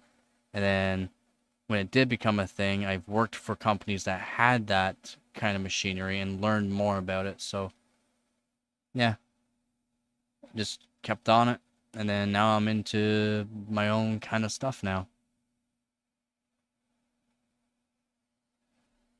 I don't know, I ramble, like, I probably didn't even explain myself at all there. I'm sorry, man. Like, if you want to be more specific so I could be more specific, how did I get into this? I don't know, because it was fun. It's fun. Generally, I would be working on a roof or building a house, like framing a house, or cutting limestone, or ductwork. I'm a redneck, like I said, and wow, it just feels weird talking like this, man. It seriously does. I'm not good at talking about myself. Like I'm a redneck. I am construction. I've been a dirty person. I'm smart with math, smart with physics. So back in high school, I was doing in grade 9, I was doing grade 11 advanced physics and doing pretty good in it. I failed that math in grade 10. Yeah, I failed math in grade 10 only because I stopped going to math class and only did the tests, so they failed me on that. Even though I passed every test with 90s and up, they still failed me on the class. So, is what it is there. School's kind of fucked that way. But I got into finicky stuff because I just felt like it was better. Saves me money. If I can fix it myself, save some money, it's good. If I can make it perform, make it last maybe another year for performance wise, why not? I don't know how I really got into this though, like this as a whole, but overclocking I did so I can outperform people. I can show tests that my air tests are beating people that have done liquid nitrogen or dry ice, which those tests should be higher than mine, but my test is higher on air or water. So I kept at it. The 3D Mark scores, so like this 3D Mark, where you can submit your score and then validate it towards others. I started doing that like 6, 7, 8 years ago, around 8 years ago. And every time I went on and saw a better mark than what I put it on, so it would let you know legendary. If you're no longer legendary or first, well, guess what? If I'm not first, I'm gonna beat the score, and generally I did. But then I found out hardwarebot.org, all their scores were basically beating the 3D Mark scores, all of them. So I was like, whoa, I'm not even comparing to the best. I have to compare myself to the best, not to these fucking noobs. That's how I got into hardware bot. Because I found out, like, that's how the best are. That's where the best are. Like, Sargman. Splave is new now, but Sarge's been doing it for a long time.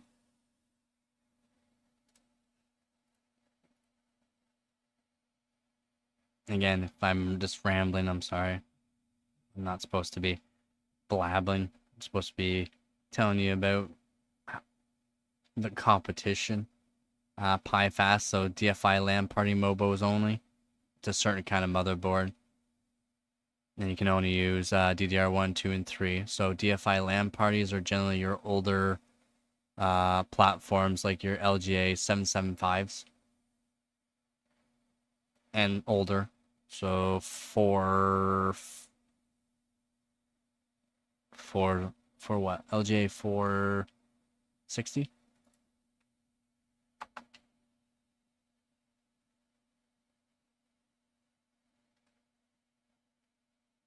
Or 4?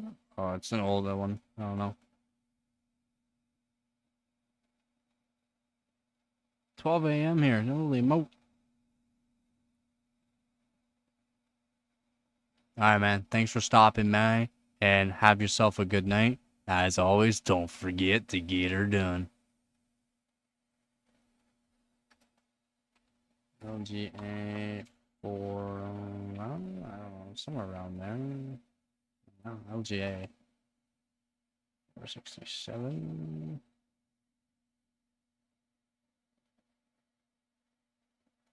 Those older ones. I know 775.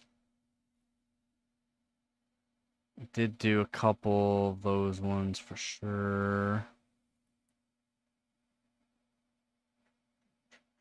Yep.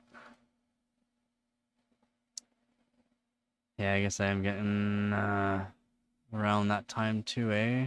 Been streaming for a while.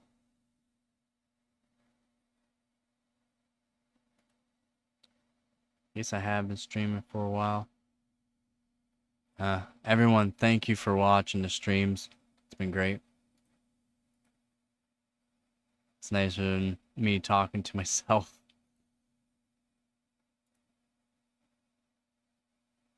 Alright, I think I'm out too. Alright, everyone. Thanks for watching the stream. I'll be back on probably tomorrow for the marathon benchmark runs. And hopefully I'll do a straight live stream marathon. Just work my way at it there. And as always, don't forget to get her done.